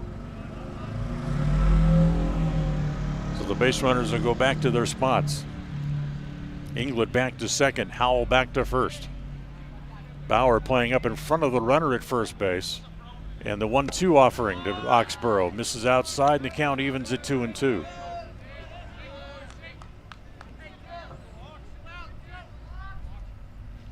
So 2 balls and 2 strikes.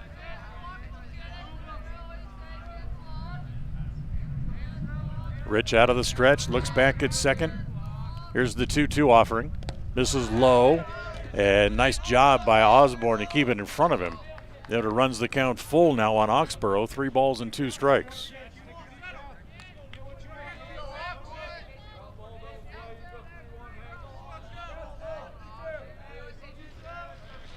So 1 out.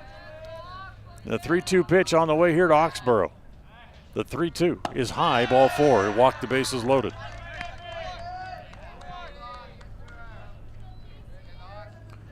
So that loads the bases as Rich walks his first man of the game.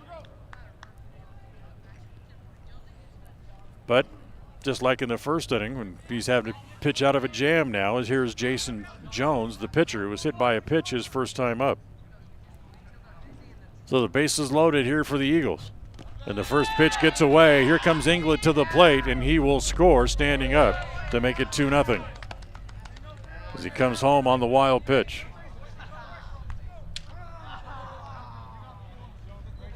So England hustles home.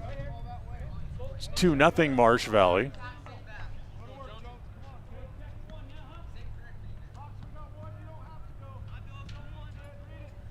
Runners now at second and third as everybody moved up 1 spot. So Howell comes down the line from third as the pitch popped up into short center. Here comes Wilson up to make the play. Nope, it's Morrow to make the play out there and fires it back in and gets it back in quick enough that he holds Howell at third base. So the pop-up for the second out as Jones pops up to the shortstop. Now with 2 outs, here is Wyatt Harris, the catcher.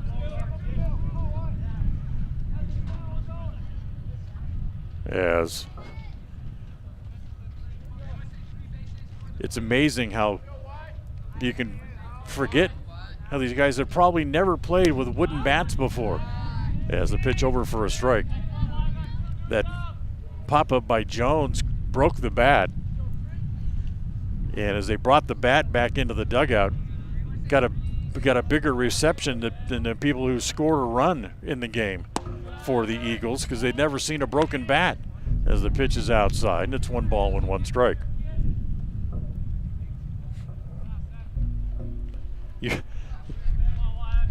As us as oldsters, as we've grown up with wooden bats, and we forget the little things of it's amazing how a bat can break sometimes, and everybody wanted to look at it. The pitch was high to Harris, 2 balls and a strike. Here's the 2-1. That's hit in the air again to short center. Morrow able to get there. Does he hang on? Yes, he does. Great play by the shortstop Morrow. Able to range back behind second base and make the play and then tumble and hang on to it. Great play for the third out as 1 run in the inning for Marsh Valley. There was 1 hit, an error, and they also leave a couple of men on base. So they've left 4 men on base through 3 innings here today, and they lead as we go to the bottom of the 4th.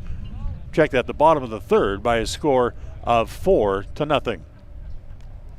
Ready has provided safety and excellence in the industrial construction and support services since 1982. We have the crews and equipment for hydro excavation, dirt and equipment hauling, as well as produced and potable water hauling. We also offer septic tank cleaning services, portable toilets, and roll-off dumpster rentals for facility shutdowns, on location or for your next outdoor event. Call us today to discuss how we can help with your next project. Interested in joining our team? Visit ReadyUSA.com. We are ready. Whatever takes you to Evanston, whether it's high school sports, a teaching conference, music festivals, speech and debate, or your job, always book your hotel reservations at the Best Western Dunmar Inn. With 165 ground-level rooms on 10 acres, the Best Western offers everything you need, including newly renovated rooms, a business office, workout room, outdoor pool, and full-service restaurant, plus complimentary breakfast with every stay. Whenever you're in Evanston, make your hotel reservations with your friends at the Best Western Dunmar Inn.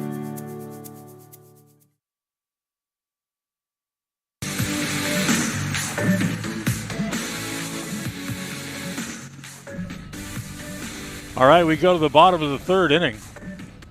As for the Outlaws, trailing by 2 runs, as they will look to get back onto the proper side, as they will send they'll start from the top of the order. It'll be Walker Wilson, Cohen Morrow, and then Hank Allred due up here for the Indians. Check that for the Outlaws, I should say. Well, old habits die hard. Start talking about players I know, like Inglet and Oxborough, and all of a sudden I start calling everybody the Indians again. So here's Walker Wilson to lead off. Here as we go to the bottom of the third. Wilson's going to bunt. Good bunt. Jones down to get it. He'll glove it and flip to first in time for the out. Good bunt by Wilson. Forced Jones down to make the play, but he was able to, and there's one out here in the bottom of inning number 3. So that'll bring up the shortstop, Cohen Morrow, who made a heck of a diving, sprawling play on that third out in the top of the inning. And a little half swing, he went too far, wasn't able to hold up, and it's 0-1.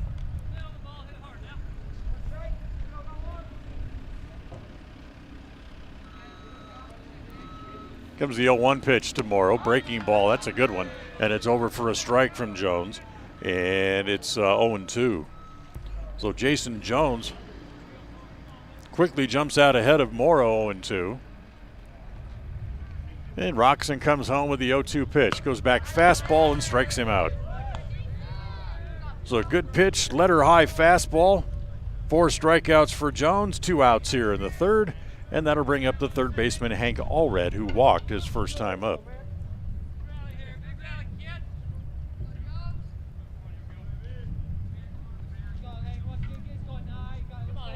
Hank climbs in. Jones is ready, peeks over the top of the glove, and the first pitch. As breaking ball is good. That's over for a strike, and it's 0-1. He didn't have that early, but he's found the release point on that breaking pitch now.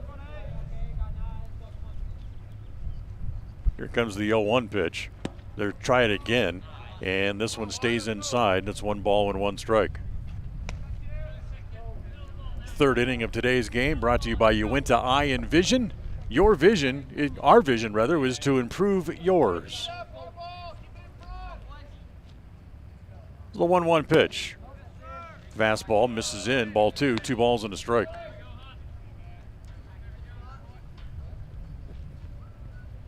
So 2-1. 2 outs, bottom of the third. And the 2-1 offering. Jen goes back to that breaking pitch. Now he's starting to fall in love with that breaking pitch now. And where they were very sharp and crisp with batters sitting on the fastball, now he's just kind of getting a little lazy with it. Goes back to the fastball, and it's swung on and missed. And it's 3-2.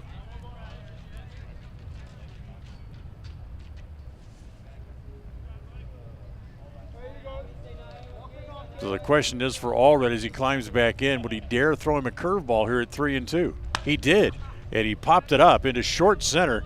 On coming up is the center fielder Howell, and he'll get there to make the catch for the out.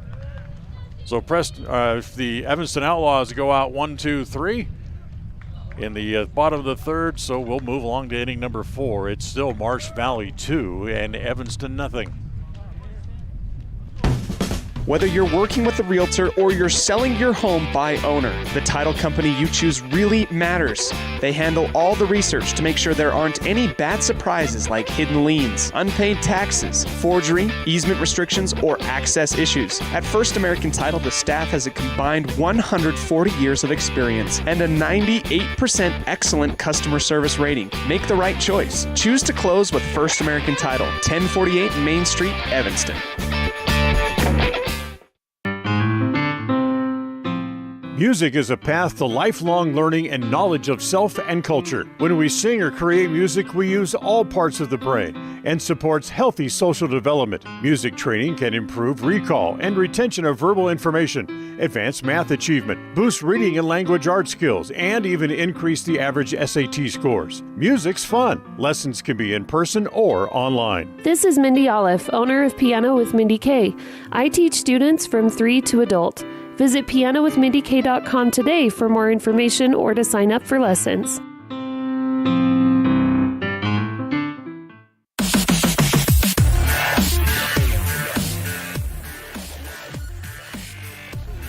Well, we're through 3 innings, and it's 2-0 favor of the Marsh Valley Eagles as we go along here to the top of the 4th. And for the Eagles in the 4th inning, they'll send up the bottom third of the order, as Bo Larson will lead off, followed by Jordan Bennett, and then Cooper Bowen due up. Larson led off inning number 2 with a single.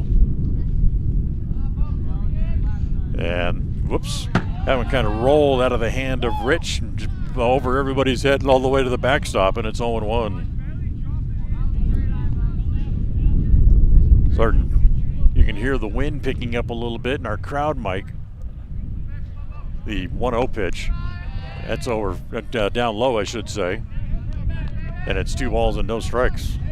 Chatting a little bit with the home plate umpire between innings and telling me that ball he took off the mask in the 1st or 2nd inning, it was a good one. It's kind of rocked him a little bit, and he's had to kind of shake it off as the count goes to 3-0. As that pitch over for a strike, and it's now 3-1.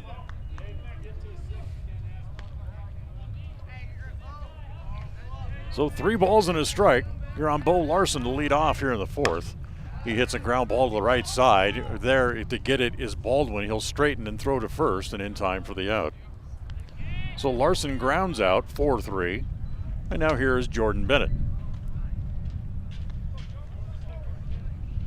Bennett helped things along for the pitcher Jones. His first time up with a sacrifice bunt that moved Larson into scoring position, but then Larson tried to go to third and was thrown out. Ground ball to the left side. The hit of the third baseman, Allred. Allred's throw across is in time. And quickly 2 outs here in the inning. So 2 up, 2 down, and now here's Cooper Bowen, the left fielder.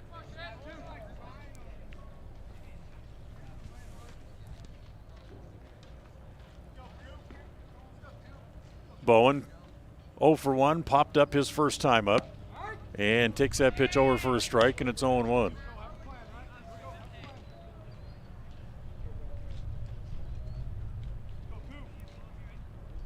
Bowen, the left fielder. Base is empty here as that pitch is up high. 1 ball, 1 strike. Top of the 4th inning, the run out starting to run a little bit short already here for Evanston. After losing the first game today, that ball hit foul. We'll have 1 more game in pool play tomorrow against Billings, and then see where they fall in the brackets to what time they will play on Friday and who.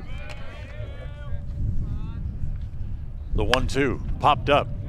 Right side, it's the right fielder Cohen. I should say, come on, coming up to make the catch. He's got it, and the inning is over as the Outlaws able to come back after going out in order and come back and return the favor. Thank you as Marsh Valley goes out 1-2-3 in the top of inning number 4. We'll go to the bottom of the 4th. It's still Marsh Valley 2, Evanston nothing. The best place to stay when you're in Casper, Wyoming is the Come On In Hotel and Suites.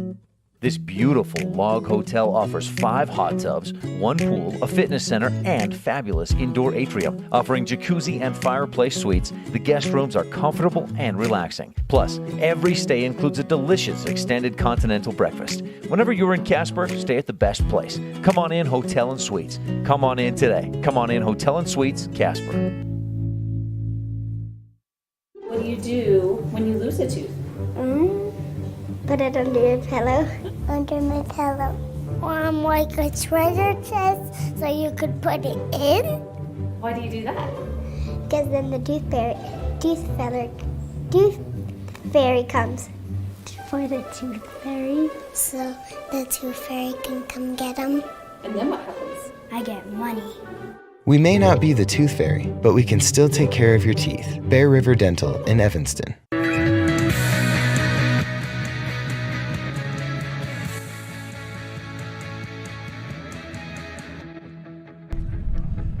Outlaws come back up as we go to the bottom of inning number 4, as it'll be the middle third of the order here for Evanston. It'll be Bauer, Hoover, and Rich due up, as they've been held to just 1 hit. Just 4 hits so far on the day is all for the Outlaws. Bauer has 1 of those hits, an RBI back in the first game. After striking out his first time up here in the second game, he's 0 for 1. So Jordan Jones continues to work here, and he's been throwing very hard and very well. And the first pitch is a breaking ball over for a strike. This inning brought to you by Brandon Day with Edward Jones. The 0-1 pitch. Fastball hit in the air, right center field. Coming over is the right fielder Oxborough, but Chase can't get it. It falls in front of him. He'll have to get it back in, and it's a single for Braxton Bauer to lead off here in the bottom of the 4th inning. Second hit of the game for the for the Outlaws.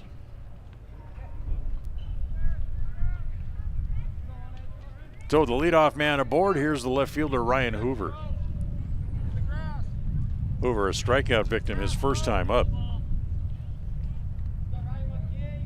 So Jones, who when he goes to the working out of the stretch with men on base, well, he gets very deliberate and certainly takes a lot of time. Looks over at first, Bauer with a short lead over there. Holding now comes home, and the first pitch hit foul back into the screen. 5 strikeouts in all for Jones here through the first 3 innings, allowed just 2 hits.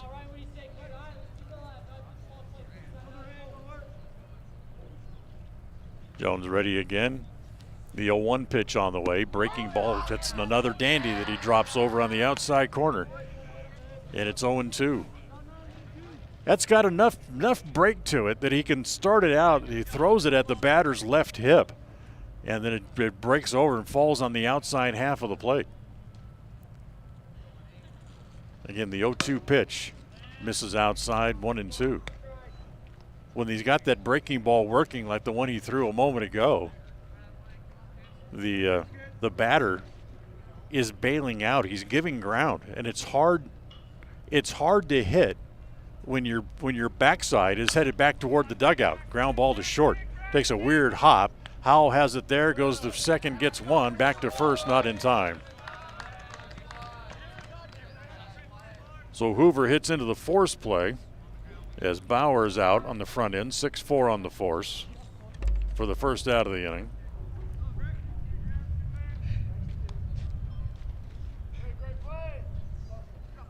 So with 1 out, runner at first, now here is Bracken Rich, the pitcher. Rich popped up to the first baseman his first time up.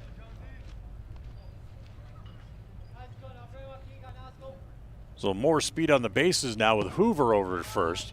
As that first pitch misses outside with a fastball. Ball 1 ball and no strikes. In fact,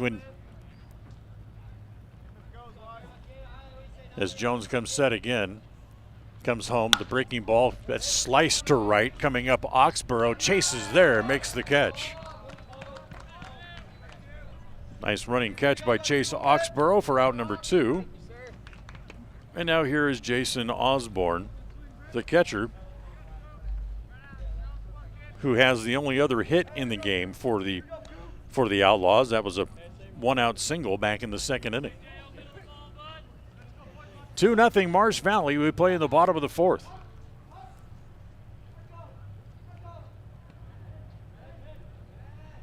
As Jones is going to go to first, and hopping back on the bag is Hoover.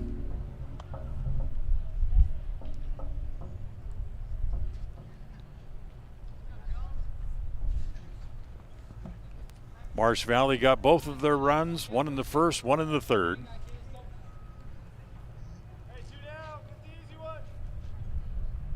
Jones ready again here with 2 outs and comes home, breaking ball. Started that one a little bit too far in. It had good bite to it, but he started it too far in. And again, he had Osborne bailing out, head back over toward the third base dugout, but would not get back in far enough to get across the plate. So 1 ball and no strikes. Comes back home to Osborne, throws another curveball. That's a much better one. And that one's over, and it's 1-1.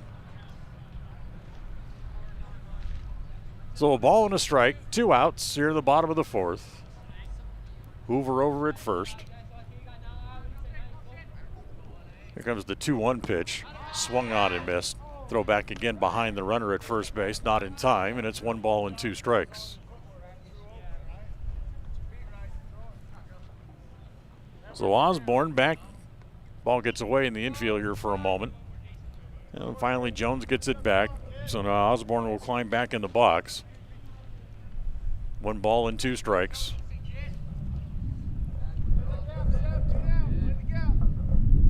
Jones sets, looks back at Hoover, and the 1-2. Just poke foul to stay alive as Osborne pits it out of play. Hoover will have to come back. And the count stays at 1 ball and 2 strikes.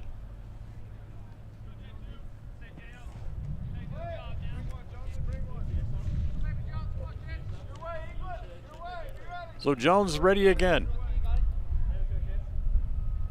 And again the 1-2. Fastball hit along the right field line. It's going to go foul. Looked like it was going to hug right along the line, then finally at the last minute it started to kind of leak and go foul as it made its way out along the right field side. So it stays at 1-2. Osborne will get another chance.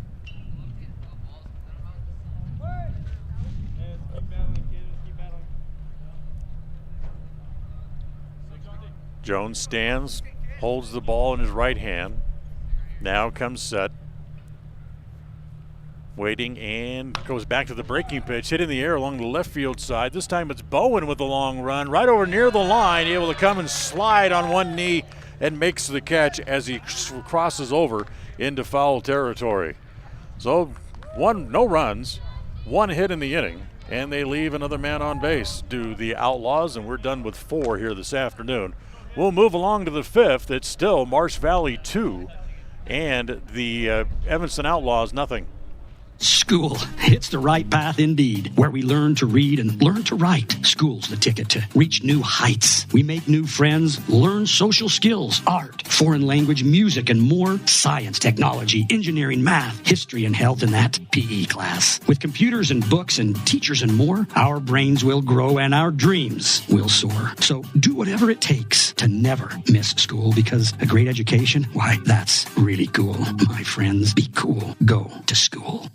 There's nothing better than finding the perfect gift for someone. Whether it's a baby shower, birthday, or anniversary, Ivory and Iron has everything to make gift-giving fun. Come enjoy the beautiful atmosphere, mouth-watering chocolates, and beautiful floral arrangements. Ivory and Iron, 1101 Main Street, Evanston.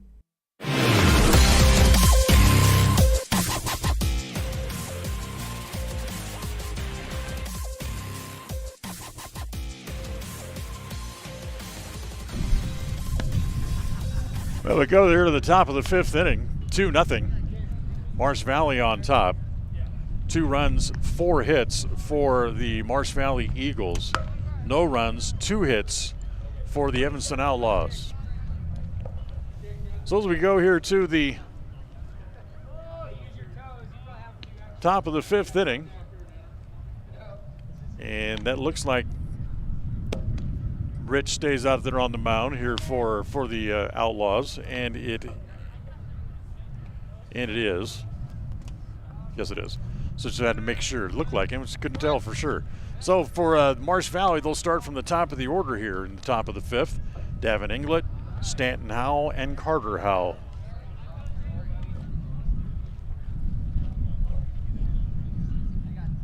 So Inglett struck out, singled, scored a run, came home on a wild pitch back in the 3rd inning. And leads it off here in the top of the 5th. First pitch, fastball high, ball 1.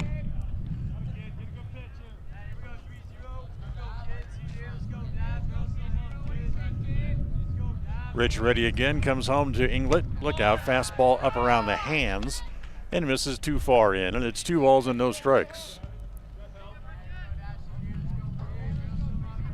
Right fielder, come on, playing very wide of the line against Inglett.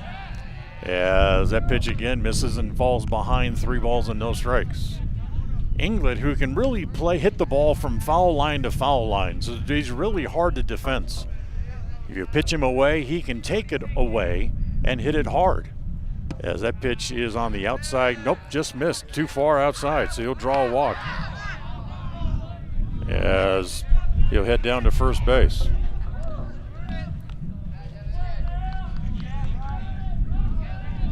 Second walk in the game for Rich.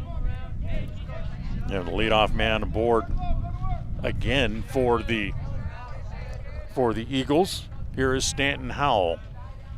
Howell takes the first pitch up high, ball 1, 1 ball and no strikes. So in 3 of the 5 innings today, Marsh Valley's been able to get the leadoff man aboard in the inning, in a inning. There goes the runner, shows bunt, takes it. The throw is going to be offline, backed up, but another stolen base here for Davin Inglett. So Inglett steals second. He's there with nobody out, and a 1 ball, no strike count on Stanton Howell. So the pitch was a bit high. Howell was able to lay off it and just let it go by.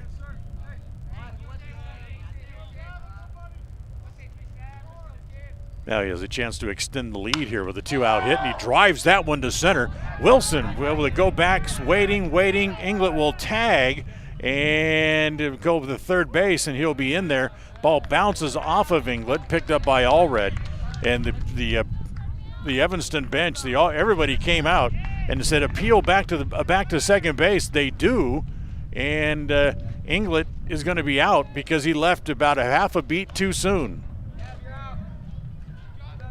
So Davin left too soon and will be out on the appeal. Good job by the Evanston bench to see that, as Inglett is out on the appeal play. So here is Carter Howell. He hits the first pitch into left field for a hit. Howell has his second hit of the game.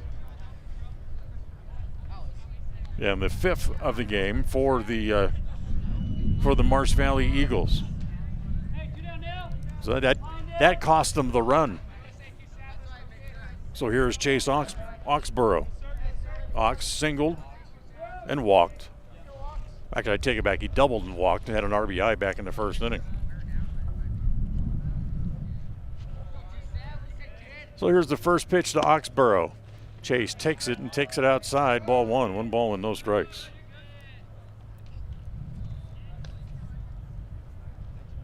Oxborough, a very disciplined hitter. Has surprising pop from the left side as well. A big long swing though, as it goes for a strike, and it's 1 ball and 1 strike. He can be very short at times to the ball, but sometimes he can let that swing get a bit long and wrap around him and get very loopy. which is what they just happened there. He stays very short there and hits it foul into the glove of Osborne, and it's 1-2.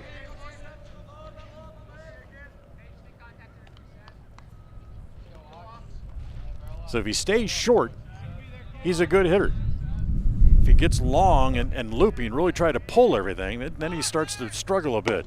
There goes the runner. The pitch outside, the throw this time is going to be late from Osborne, and it's another stolen base for the Eagles as Howell swipes second and moves into scoring position.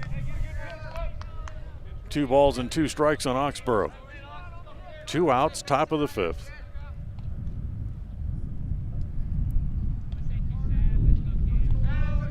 Now here's the 2-2 offering. It's high, ball 3.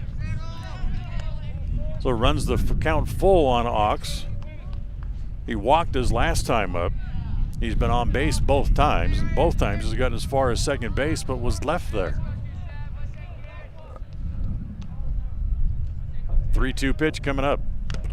Hit foul at home plate as spun it out of the glove of Osborne, and it stays at 3-2.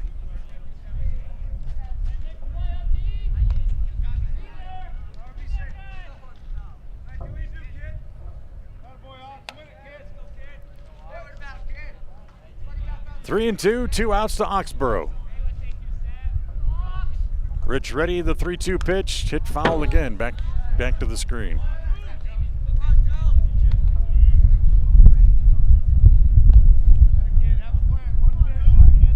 So it stays at 3 balls and 2 strikes. Oxborough and Rich in this little battle. Rich trying to get out of the inning. And again, the 3-2 pitch. It's low, ball 4. So Oxborough wins the battle as he walks for the second time today. 3rd walk given up by Breckenridge overall.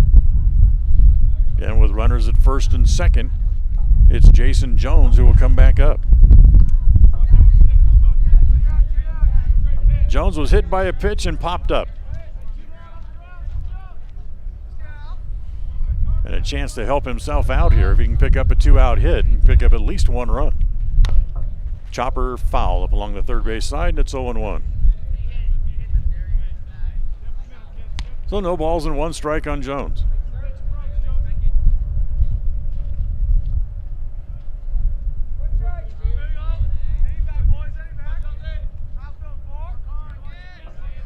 Rich ready again, checks back at second base. Howell with a walking lead there. Jones hits the ball in the air, left field, playable. Hoover coming up. Hoover's still there, but he can't get to it. As the shortstop, Morrow, was out there and kind of, he and Hoover just kind of got stuck in between, almost like the old Alphonse Gaston. You take it, I'll take it. And it ends up going as a run as they get 1 run in. Oxborough stops at second base, but it's 1 run home on the little flare hit. And it's 3-0. Second hit of the inning.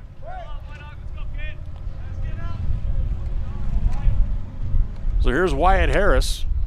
Runners at first and second, and he drives one up into center field, and that's going to be in for a hit.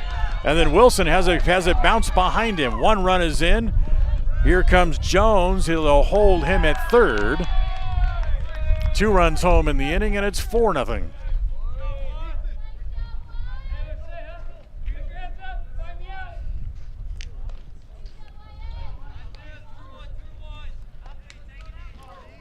So back-to-back hits as Wyatt hits a ball hard in the center field to pick up a run. Jones, or at least his runner, stops at third base, so runners at the corners and 2 outs. As the pitch home to Larson is a strike. To throw through is the runner jumped over the tag, and he's safe there. And then coming home on the double steal is Jones's runner for the 3rd run of the inning to make it 5-0. Harris was out by 10 feet, but when the second baseman Baldwin lost his footing, it allowed allowed Harris just to jump up and over the tag. And in doing so, that's when the runner broke from third to come home. A little delayed call by the base umpire finally called him safe, and the run was safe at home plate. 3 runs home in the inning, although they're out talking to the base umpire. And I think the argument's going to fall on deaf ears, and it does. So the run will stand, and it's now 5-0.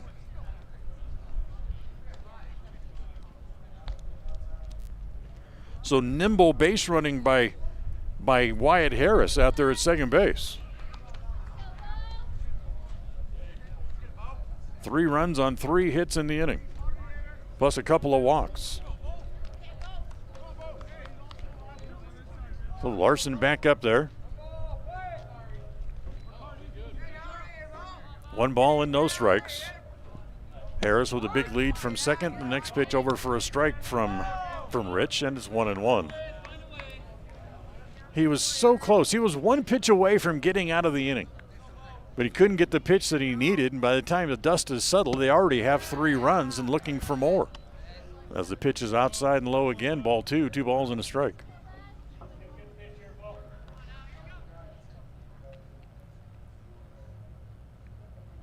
Marsh ahead in the count, 2-1. The next pitch is lined into right field. That's a base hit.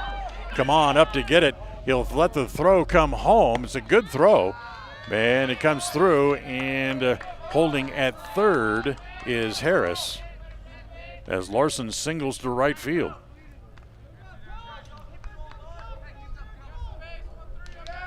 Four hits in the inning now for Marsh Valley. Runners at first and third. And now again, here's Jordan Bennett, the first baseman. 5-0 Marsh Valley. As now they got the runner who leaves early. They got him hung up. They'll go through and they'll tag him out. The run comes home. The runner will come racing toward home, but he's run's not going to count as Larson's caught stealing. 1-4 for the third out of the inning, but not before Marsh Valley gets 3 runs on 4 hits, no errors, and 1 man left. As we'll go to the bottom of the 5th. It's now 5-0 Marsh Valley on top over the Evanston Outlaws. We'll go to the bottom of the 5th when we come back right after this.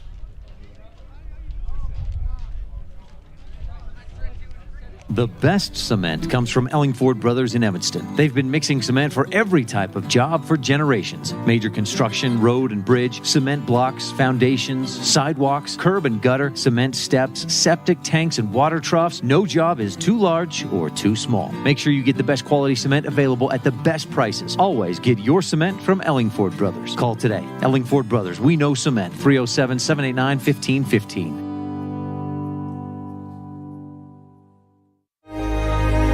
Risk takers, adventure seekers, optimists, authentic people with the fire in their belly and greatness in their hearts. You'll find them here, in a place where the spirit of the cowboy lives and thrives. I am a cowboy. I am a cowboy. Soy vaquera. The world needs more cowboys.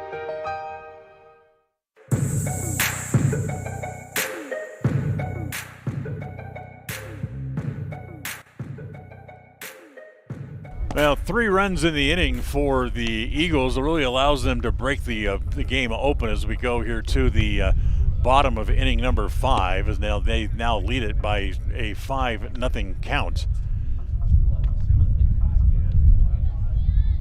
And as we go here to the bottom of the 5th inning, they will go to the bullpen and bring in a new pitcher as they'll go and bring in a left-hander, as the left-hander is number 37, who they do not have on their lineup card, at least not the one that I have.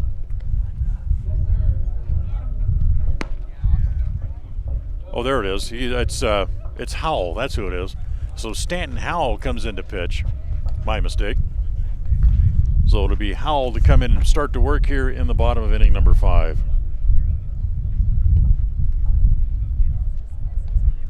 Jones, who went 4 innings today. He only gave up a pair of hits, no runs, walked 1, and struck out a total of 5 in the game. Stands to be the winning pitcher this afternoon for Marsh Valley. So here's we go to the bottom of the 5th inning. It'll be Damon Kaman to lead it off here against the new pitcher, Stanton Howell. The first pitch swung on and missed by Kaman, and it's no balls and 1 strike. Kaman followed by Ryan Baldwin, and then back to the top of the order, and Walker Wilson. Next pitch is hit foul. Now immediately Kaman falls behind in the count early.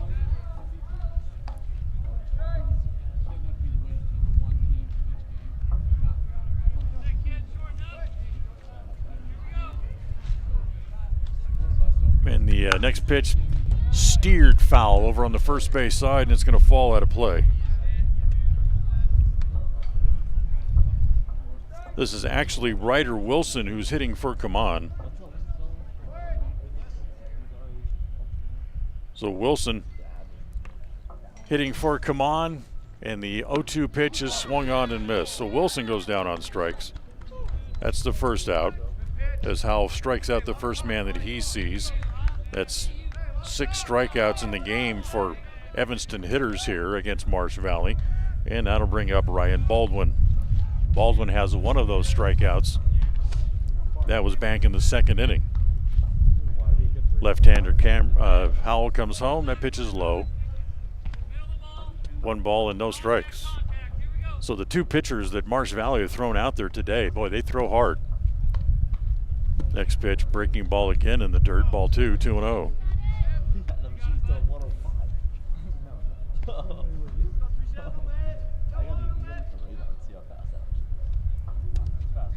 The 2-0 offering is over for a strike, and it's 2 balls and a strike.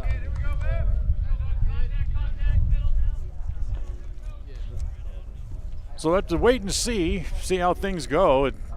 Number 1, and wait and see how Evanston goes over the last couple of innings. They trail 5-0. A little roller back to the mound.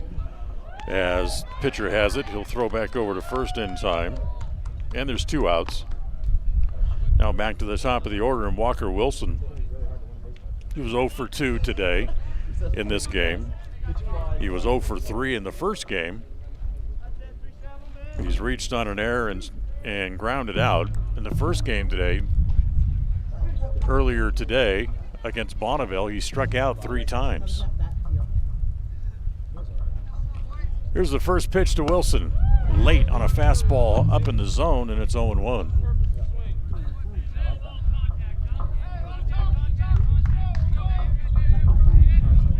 The 0-1 offering comes right back with a fastball. Does Howell, and immediately jumps ahead 0-2. The 0-2 pitch. Immediately, just 3 pitches, blows him away. He strikes out 2 in the inning. And for the second time today, the Outlaws go out in order, 1, 2, 3. We're done with 5, as we'll move ahead to the 6th inning. It's Marsh Valley 5, and the Evanston Outlaws nothing. Gee, Tommy, you look amazing. Did you try something different with your enamel? No way. I wouldn't do anything to alter these pearly whites, but I did see Dr. McKay Frankham, who told me if I didn't floss, I could miss up 35% of food particles. Really? He told you that? Yep, and you know what? He's 100% right. I started flossing, and now I look better than ever. Wow, I want to see Dr. McKay Frankham. Well, give him a call, 307-789-8910. Easy to remember, right? That's super easy. Dr. McKay Frankham at 307-789-8910. I'll call today. As high school sports fans, we know that sometimes you have to drive a long way to get to the next game. If you find yourself on the side of the road, remember that Freeway Tire in Evanston offers service calls and roadside assistance 24 hours a day, 7 days a week. It's a great idea to have your vehicle serviced, tires checked, and oil changed to make sure it's in top shape before your next long drive. Visit Freeway Tire today, your locally owned and operated tire shop. Freeway Tire, 217 Bear River Drive, Evanston.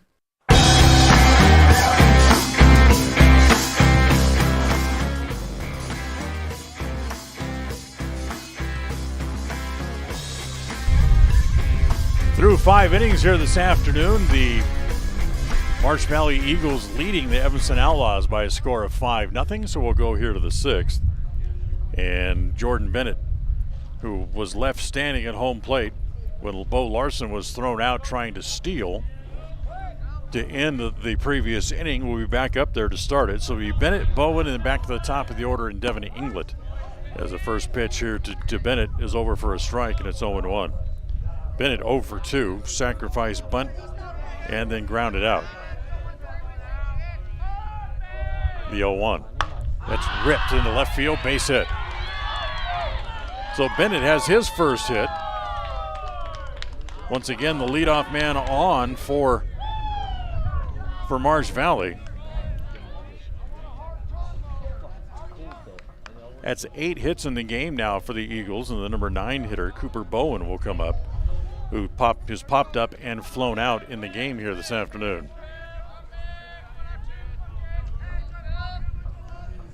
So runner at first, we'll keep an eye on him, but up by 5 runs late. I don't think Bowen's going anywhere. They show bunt. It's bunted, but foul. Allred picks it up in foul ground, and it's 0-1.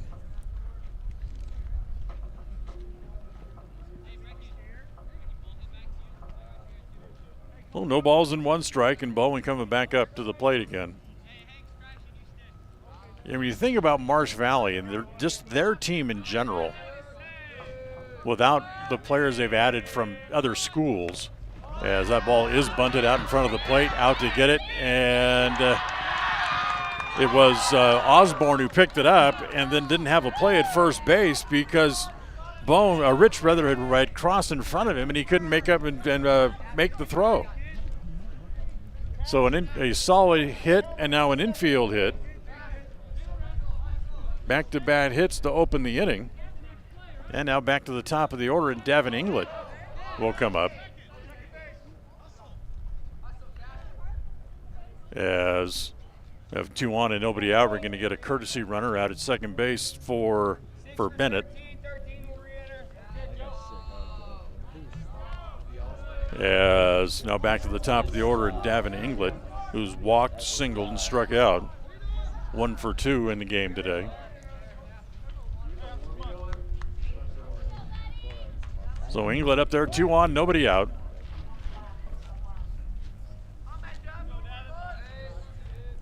As Rich working out of the stretch, looks back at second. The first pitch to Inglet popped up in foul territory. The catcher can't see it, and Rich tries to come down off the mound, but he can't get there in time. And the ball lands just inside the field of play back at the backstop. As Osborne looked up and never could see the balls, he looked up and looked straight up into the sun, and Rich couldn't get there in time. So it's no balls and 1 strike on Devin Inglet. We're talking about the Marsh Valley School, their baseball program. They were the Division III state champions in the state of Idaho last year. So, yeah, they're going to be pretty good. And they've showed just really how good they are today as Inglet bunts and bunts foul up along the first base side, and it's 0-2. So Inglet trying to move runners along.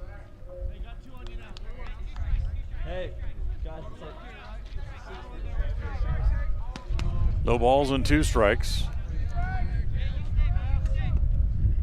Davin climbs back in the right-hand box. Rich working out of the stretch. Now comes home to Inglet and pitches high, 1-2. Nobody out here in the top of inning number 6. 5-0 Marsh Valley, and they're threatening for more here with the first 2 men on in the inning. 1-2 pitch to Inglet. Ground ball to short, and it's up the arm of Morrow. By the time he can go pick it up, everybody's safe. So Davin reaches on the air by the shortstop and loads the bases. And for the 3rd time today, the Marsh Eagles have the bases loaded as they're going to get a visit to the mound. Let's see if they're going to continue on here with Rich or not, as the entire infield's going to get together out at the mound and talk about it here with a member of the coaching staff. As they'll go out and they'll talk about it. So remember, tomorrow morning, 8 a.m., Evanston plays their final pool play game as they'll take on Billings tomorrow morning. We'll move over to the other field as we'll be at Hollowell Field tomorrow, which is literally just 30 feet to our back is the outfield fence. And the old ballpark here in Pocatello until the mid-70s, I guess it was, when the Pocatello Giants left town. And since then, it's hosted independent tournaments like this with the American Legion, but there's 4 schools rather that use that on a full-time basis. So Old Hollowell Field gets used a lot, as all 3 high schools here in Pocatello use it, as does the University of Idaho State, I should say. So bases loaded, nobody out. The first pitch here to Howell is popped up, as in the center field, making the catch there is Wilson. They'll throw back in. They'll get a 1-run there. The throw to third is in time. So it ends up being a double play, but they get the run home as Howell picks up a run with the scoring fly ball to make it 6-0. As Bennett comes home, and then Bowen, trying to move up behind him to go to third base, is thrown out. So the double play picks up 2 outs anyway, as Bowen was out 8-2-5. So now here's Carter Howell, has 2 hits, scored twice, and he's reached on an error and gets hit in the back. So a hit batter. And that will put runners at first and second. 2 more runs home here in the inning to make it 7-1. I should say 1 run home in the inning makes it 6-0.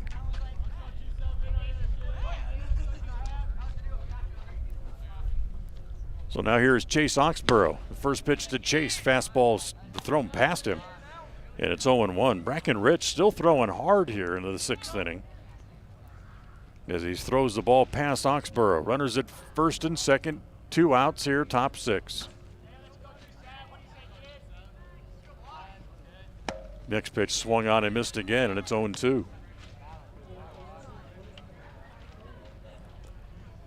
The frustrating part here for the Outlaws today is they have been just so close so many times to get out of little scraps, and then not to be able to get the right pitch or the third out as the breaking pitch bounces up there. Nice save by Osborne, and it's 1 ball and 2 strikes on Oxborough.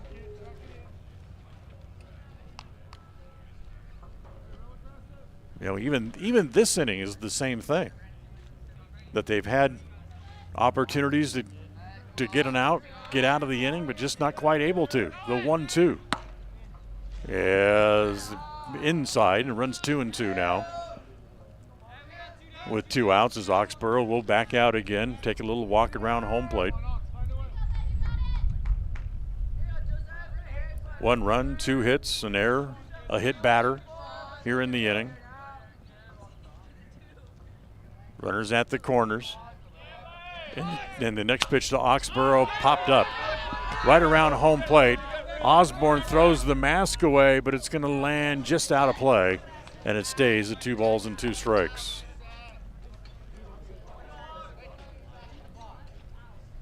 So England goes back to third. Howell will come back to second.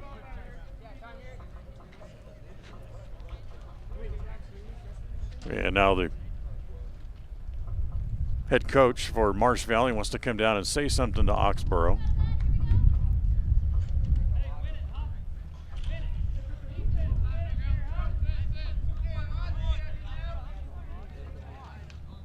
Look, climbs back in the box. 2 balls and 2 strikes.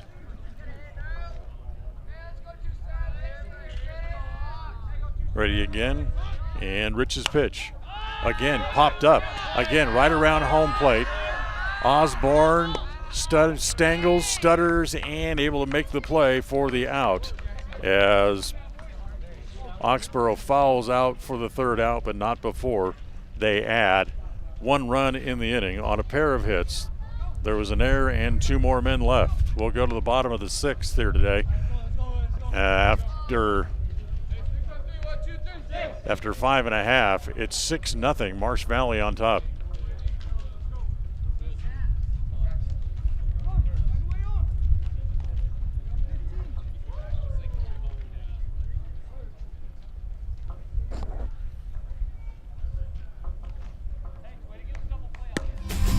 The importance of saving and learning how to use money wisely can be taught from a very young age. At Trona Valley Federal Credit Union, we offer youth accounts to help kids learn to save, borrow, and spend responsibly. Our youth accounts are special, just like the kids in our community. Check out our See You Grow, See You Learn, and See You Prosper accounts for kids 0 to 18. These accounts are great to start managing finances. Open a youth account today for $1. TronaValley.com, member NCUA.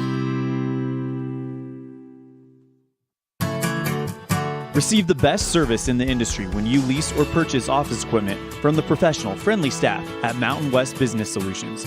With a guaranteed quick turnaround time, we will save you money, time, and energy with quality products and customer service that is unmatched in the industry. Serving customers in Wyoming and Utah, Mountain West Business Solutions is a local company with a toll-free number, 866-583-9925. Call us today.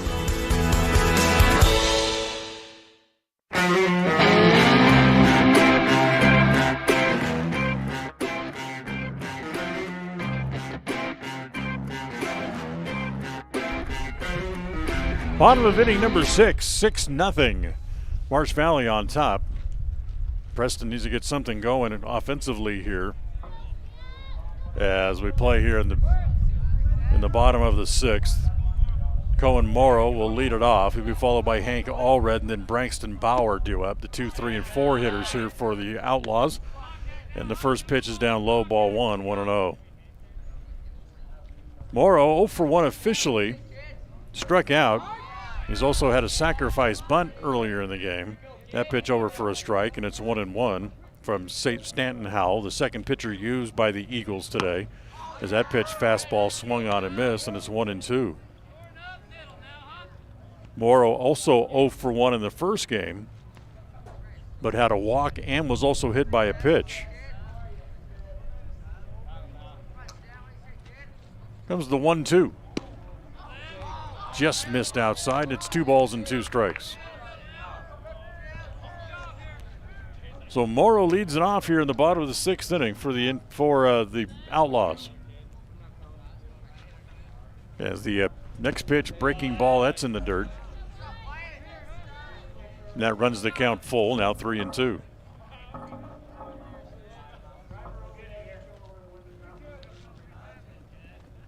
So Morrow with a full count to lead off here in the bottom of the 6th. And the pitch home bounces up there, and he will draw a walk. So for the first time here in the second game today, Morrow will reach base. As we mentioned, he walked and was also hit by a pitch in the first game today. So he's been on base 3 times, but he's 0 for the day. So here's Hank Allred, walked back in the first inning. He's also flown out to center. First pitch to Allred. Fastball is high, ball 1, 1-0.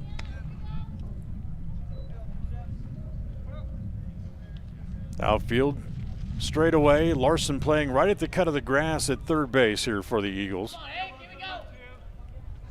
Stan's next pitch is bunted, but bunted foul. And evens the count at 1-1.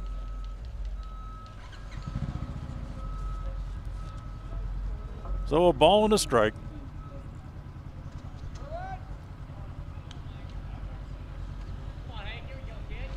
Morrow the lead away from first. The left-hander Howell stands, looks at him. Now finally comes set. Sets up around the chin, and the breaking pitch over for a strike, and it's now 1-2. 6-0, bottom 6. As the Outlaws have really been throttled back on 2 hits here in the game. That pitch bounces up there. That'll make it 2 balls and 2 strikes. In fact, Evanston has only 5 hits on the day. They had 3 hits in the first game and scored 4 runs. Check that, they scored 2 runs, I should say, in the first game on 3 hits. And they have only a couple of hits here in the second game today. The 2-2 offering is inside, runs the count full, 3-2.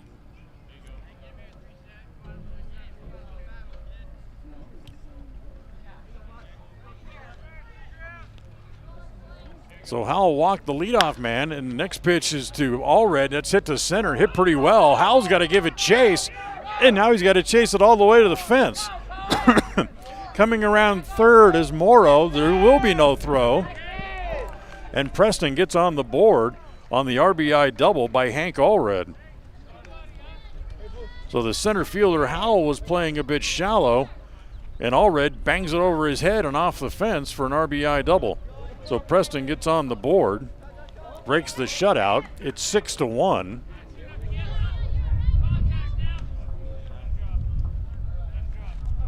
And now here is Braxton Bauer, who singled his last time up.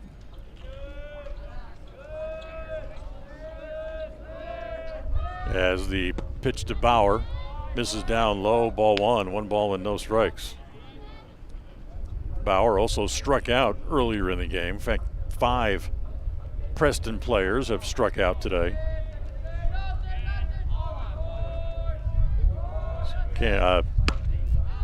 Howell ready, throws a fastball, got it past Bauer, and it's 1 ball and 1 strike.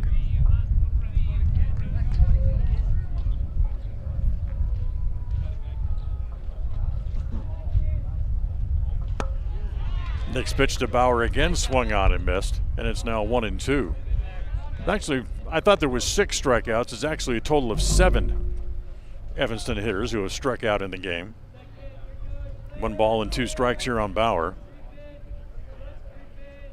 Nobody out here in the bottom of the 6th as Evanston chases home their first run of the game. It's 6-1. Bauer timeout. Now climbs back in, and now Harris, the catcher, wants timeout, and he wants to go out and talk to his left-hander.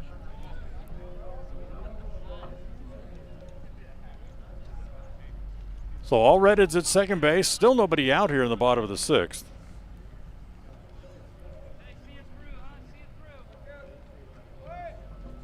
So Howell back up on top.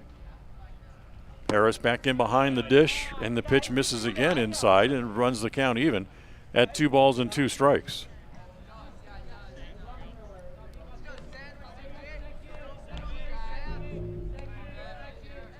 Inglet again bird dogging the runner at second base. Now he'll retreat back to his spot.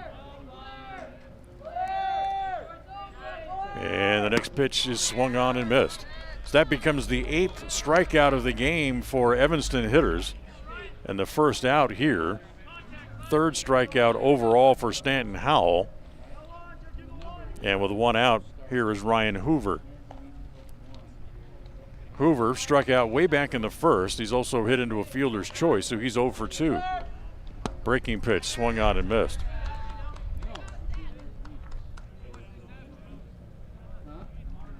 Where Jones's breaking pitch earlier in the game had great lateral movement. There's a pitch from Howell is down low with a fastball, 1-1. Howell's breaking pitch is just a hard downer. Like it just falls off the table as the pitch swung on and hit foul into the catcher's glove, and it's 1-2. So it has a great 12-6 break, like you're looking at the face of a clock. Now the 1-2. Got him looking. So Hoover goes down on strikes. Back-to-back strikeouts. So now there's 2 outs, and now here's Bracken Rich, who's 0 for 2. Popped up and flew out to right.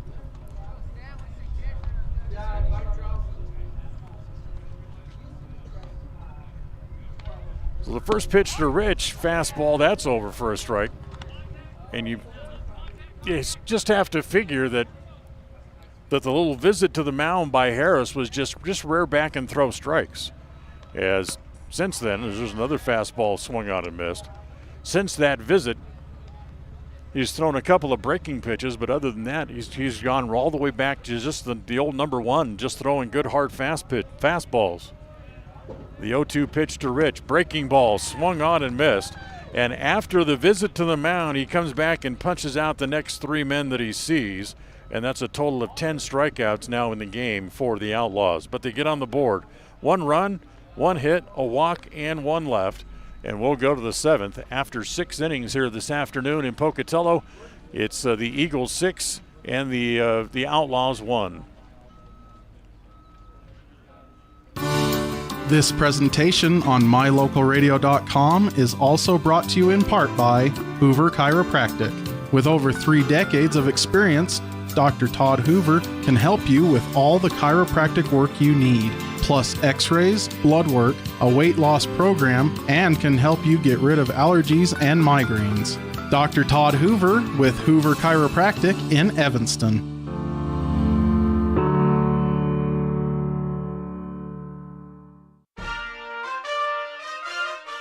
Nothing makes your kid feel like a superstar more than seeing his or her very own Fathead in the stands. Fathead car decals and yard signs are inexpensive and easy to get at Rocky Mountain Sign in Evanston. Whether it's for the big game or to cheer on the high school band, our children make us proud in so many ways. Show your pride today. Go Red Devils! West Star Printing and Rocky Mountain Sign, 243 7th Street, Evanston.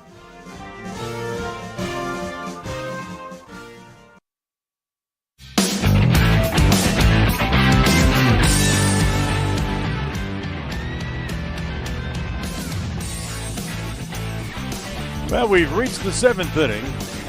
6-1, Marsh Valley on top.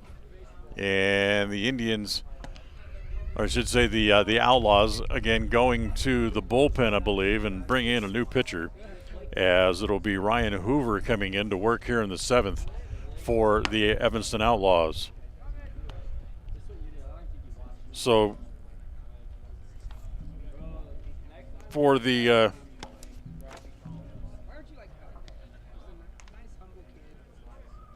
So Hoover takes over as we go to the 7th. It'll be Jason Jones' spot, as then Wyatt Harris and Bo Larson do up. And we'll have a pinch hitter here, as coming up to hit is number 23, Eric Anderson, for the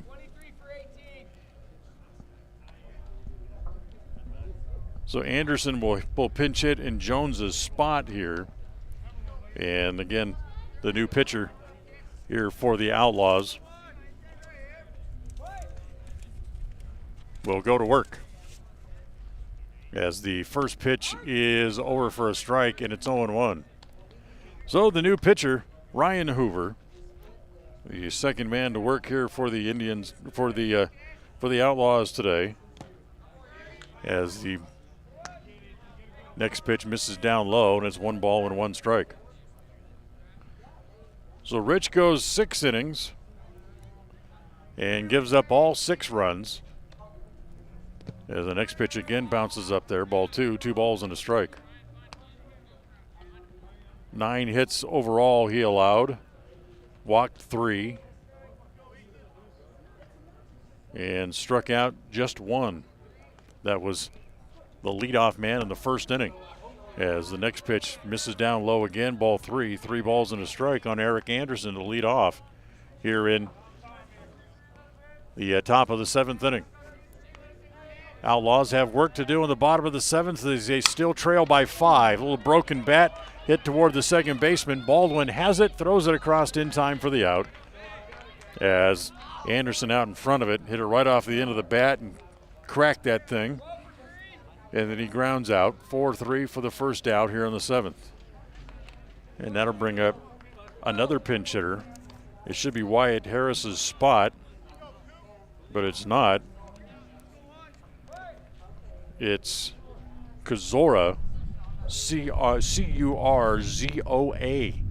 who will come up and hit. He's late on a good fastball.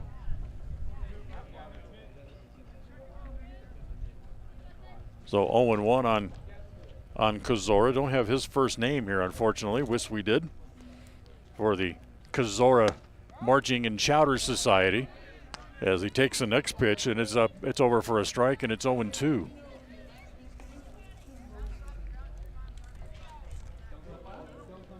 So no balls and 2 strikes. As the next pitch, little defensive swing and rolls it foul over by the first base dugout. It had almost gotten by him.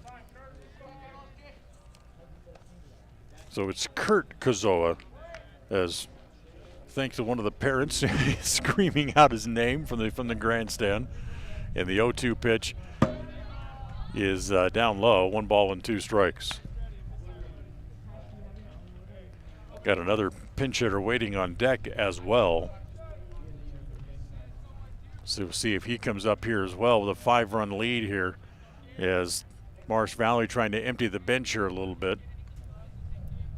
Get everybody a little bit of playing time in their first game, as he drops down and the pitch is swung on and missed. So Kurt Kozoa goes out on strikes. That's the second out and just the second strikeout of the day for Marsh Valley hitters. So here's another pinch hitter, Bo Larson's spot, and this will be a Bennett. Again, we don't have his first name on the lineup card. Maybe somebody will yell out his first name from the stands again. So here's Bennett to hit in the Larson spot. First pitch over for a ball 1. And the next pitch, breaking ball, misses it too far in again. It's ball 2, 2 balls and no strikes. So Hoover, who throws from many different arm slots, he's come from about 3/4, and that pitch that struck out Kazara, he really dropped down and came by way of third base. There's one more over the top, swung on and hit foul into the catcher's glove, and it's 2 balls and a strike.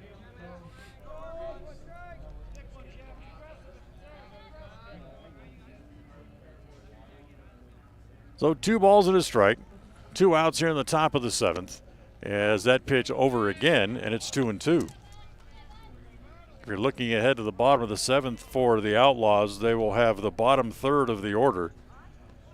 Osborne, Wilson, and Baldwin due up. The next pitch hit in the air, center field, playable. Wilson over, he's there, put the squeeze on it, and for the second time today, the Marsh Valley Eagles go out 1-2-3, and we will go to the bottom of the 7th inning. The Outlaws have some work to do. They need to come up and swing the bats here just a bit. They trail by 5 as we go to the bottom of the 7th, coming up right after this. This is Colt Hamilton with Rocky Mountain Yeti Evanston. I'm excited to announce our new Legendary Leadership Award. Each month we are going to be giving away $1,000 to a local legendary leader. We need your nominations. We want to start giving back to people that have stepped up to keep our community thriving. Nominate anyone from leaders among our schools, healthcare workers, first responders, and so on. Who do you know that has made an impact in our community? Together, let's recognize and reward people that have made a difference in your lives. Email me your nominations at leaders@RockyMountainYetiEvanston.com or click the link below. Again, that's leaders@RockyMountainYetiEvanston.com.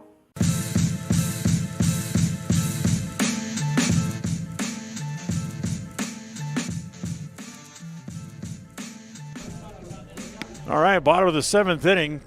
Outlaws trail by 5. It is 6-1. And Stanton Howell, the hard-throwing left-hander, stays out there here for the Marsh Valley Eagles, as Jackson Osborne, Riley Wilson's due up, and Ryan Baldwin also due up here as well for the Outlaws here in the bottom of the 7th. Osborne singled way back in the 2nd and flew out to left. He's 1 for 2. And the first pitch rolled foul up along the first base side, handled there by Bennett. He'll carry it to the bag. 1 pitch, 1 out here in the bottom of the 7th inning. So 3 unassisted for the first out. And Ryder Wilson comes back up here for his second at-bat. It was a strikeout victim his first time up there today. As Howell comes home, breaking pitch, swung on and missed. Don't forget, we'll have a quick wrap-up coming up. The Martinelli Cafe and Dinner Club post-game show, excuse me, when this one's over. The next pitch is over again on the outside corner for a strike. We'll have our Jimmy John's fast recap and the Dr. McKay Frankham precision play of the game coming up as that pitch misses up high. Ball 1 ball and 2 strikes. The 1-2 swung on and missed. So strikeout. That is the 11th strikeout by a Preston batter today in this game. And 2 outs here in the bottom of the 7th. And Ryan Baldwin will come up. Baldwin representing the last gasp here for the Outlaws and rolls the first pitch foul up along the third base side, and it's 0-1. Baldwin's 0 for 2. Struck out, grounded out, and goes down in the count. No balls and 2 strikes as he's late on a fastball. So the Outlaws down to their last strike. And the 0-2 pitch swung on and missed. So Baldwin strikes out, becomes part of a dozen Outlaws to strike out in the game.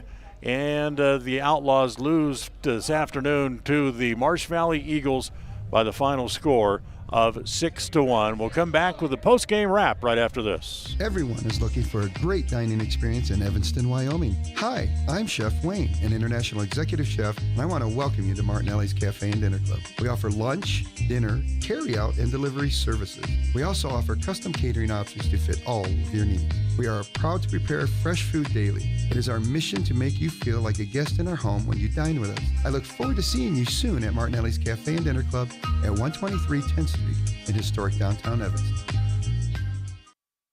Now you've got a safe and secure place to store your boat, RV, ATVs, and other vehicles right in town. T-Bar Body Shop offers storage for just $35 per month. Long and short-term storage options are available. Of course, T-Bar Body Shop also offers custom bodywork when you have an accident. We work with your insurance directly and get the job done right. T-Bar Body Shop offers a wide range of services.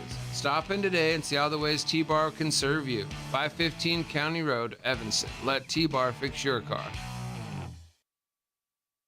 Folks have many reasons to visit Casper, Wyoming every year, whether it's work, high school sports and activities, a romantic getaway, or business meetings. The best place to stay when you're in Casper is the Come On In Hotel and Suites. A beautiful log hotel offers 5 hot tubs, a pool, fitness center, and a fabulous indoor atrium. You can also reserve meeting rooms for your next event, and each stay includes an extended continental breakfast. Reserve your rooms today at the Come On In Hotel and Suites in Casper, Wyoming. Call 307-472-6300.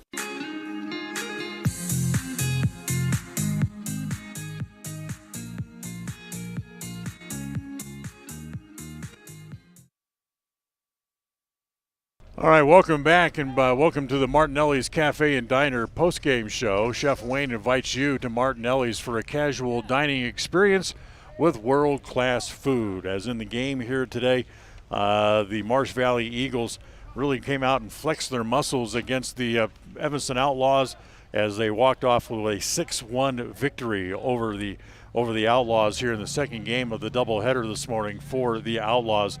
For Marsh Valley to win it, 6 runs on 9 hits. They committed 1 error in the game, and they left 7 men on base. For Evanston, a run on 3 hits. They commit 2 errors, and they left 5 men on base. Jordan James came out and threw 4 strong innings, allowed no runs on 2 hits, and struck out 5 to pick up the victory. The loss will go to Brecker Rich, who allowed 6 runs on 9 hits over 6 innings of work here this afternoon, as the Outlaws fall by the score of 6-1, and they go 0-2 on the day, and they have one more game, as we mentioned, in pool play coming up tomorrow morning. We'll talk more about that coming up in just a couple of moments. Your Jimmy John's Freaky Fast recap. It's Jimmy John's on 113 Front Street, where fast and fresh meet. Really, it was the Eagles who got out quickly. They got a run in the first. After going out in order in the second inning, they added another run in the top of the third to jump out to a 2-0 lead, added 3 runs in the fifth and 1 more in the sixth. to go on to their total of 6 runs. The only run that Evanston was able to score came in the bottom of the 6th inning when Cohen Morrow led off the inning with a walk and came home on Hank Allred's RBI double. And that's the only run of the game for the Outlaws in the second game of the doubleheader, as they go down by the final score of 6-1. In fact, they picked up 3 hits in the first game and only had 3 hits in the second game as well. So a tough day at the plate for the Evanston Outlaws here this afternoon. Another timeout. We'll come back and we'll have our precision play of the game brought to you by Dr. McKay Frankham coming up as we continue right after this. Ready has provided safety and excellence in the industrial construction and support services since 1982. We have the crews and equipment for hydro excavation, dirt and equipment hauling, as well as produced and potable water hauling. We also offer septic tank cleaning services, portable toilets, and roll-off dumpster rentals for facility shutdowns, on location or for your next outdoor event. Call us today to discuss how we can help with your next project. Interested in joining our team? Visit ReadyUSA.com. We are ready. Wyoming is unique. When it comes to high school sports, we might travel 6 hours to a game, but when we get there, we know the other team, their parents, and the coaches. Wyoming is like one small town with really long streets. When your travels take you to Evanston, always stay with your friends at the Best Western Dunmar Inn. Clean, comfortable rooms, a restaurant serving healthy, delicious food, and breakfast is always included. If you're bringing the team or following the team, stay with us every time you're in Evanston. The Best Western Dunmar Inn. Evanston and Horizon High School students, start your college career now. Challenge yourself. Gain skills and confidence to help you succeed while taking credits toward the degree you want. Take Western courses for free while attending high school. Courses are paid for by Uinta BOCES #1. What are you waiting for? For more information, call 789-5742 or email info@uintaeducation.org. Gee, Tommy, you look amazing. Did you try something different with your enamel? No way. I wouldn't do anything to alter these pearly whites, but I did see Dr. McKay Frankham, who told me if I didn't floss, I could miss up 35% of food particles. Really? He told you that? Yep, and you know what? He's 100% right. I started flossing, and now I look better than ever. Wow, I want to see Dr. McKay Frankham. Well, give him a call. 307-789-8910. Easy to remember, right? That's super easy. Dr. McKay Frankham at 307-789-8910. I'll call today. Everyone is looking for a great dining experience in Evanston, Wyoming. Hi, I'm Chef Wayne, an international executive chef, and I want to welcome you to Martinelli's Cafe and Dinner Club. We offer lunch, dinner, carry-out, and delivery services. We also offer custom catering options to fit all of your needs. We are proud to prepare fresh food daily. It is our mission to make you feel like a guest in our home when you dine with us. I look forward to seeing you soon at Martinelli's Cafe and Dinner Club at 123 10th Street in historic downtown Evanston.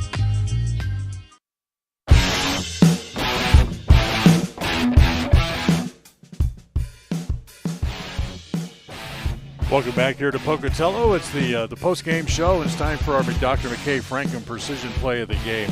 I have to really go to the top of the 6th inning when Marsh Valley had loaded the bases and had Stanton Howe at the plate. Hit a fly ball to center field to get 1 run home, but then it was Cooper Bowen who decided he was going to try to advance late. The throw came in from center field. It was cut off by the catcher Osborne, who fired back to third base to get Bowen trying to go to third, and that really kept the game within reason for the Outlaws and kept what could have been a very big inning to only getting 1 run in the inning for the Marsh Valley Eagles there in the top of the 6th inning. So that is your Dr. McKay Frankham precision play of the game. Dr. McKay Frankham Precision Dentistry for the whole family. Call 307-789-8910. That's 307-789-8910 for your appointment today.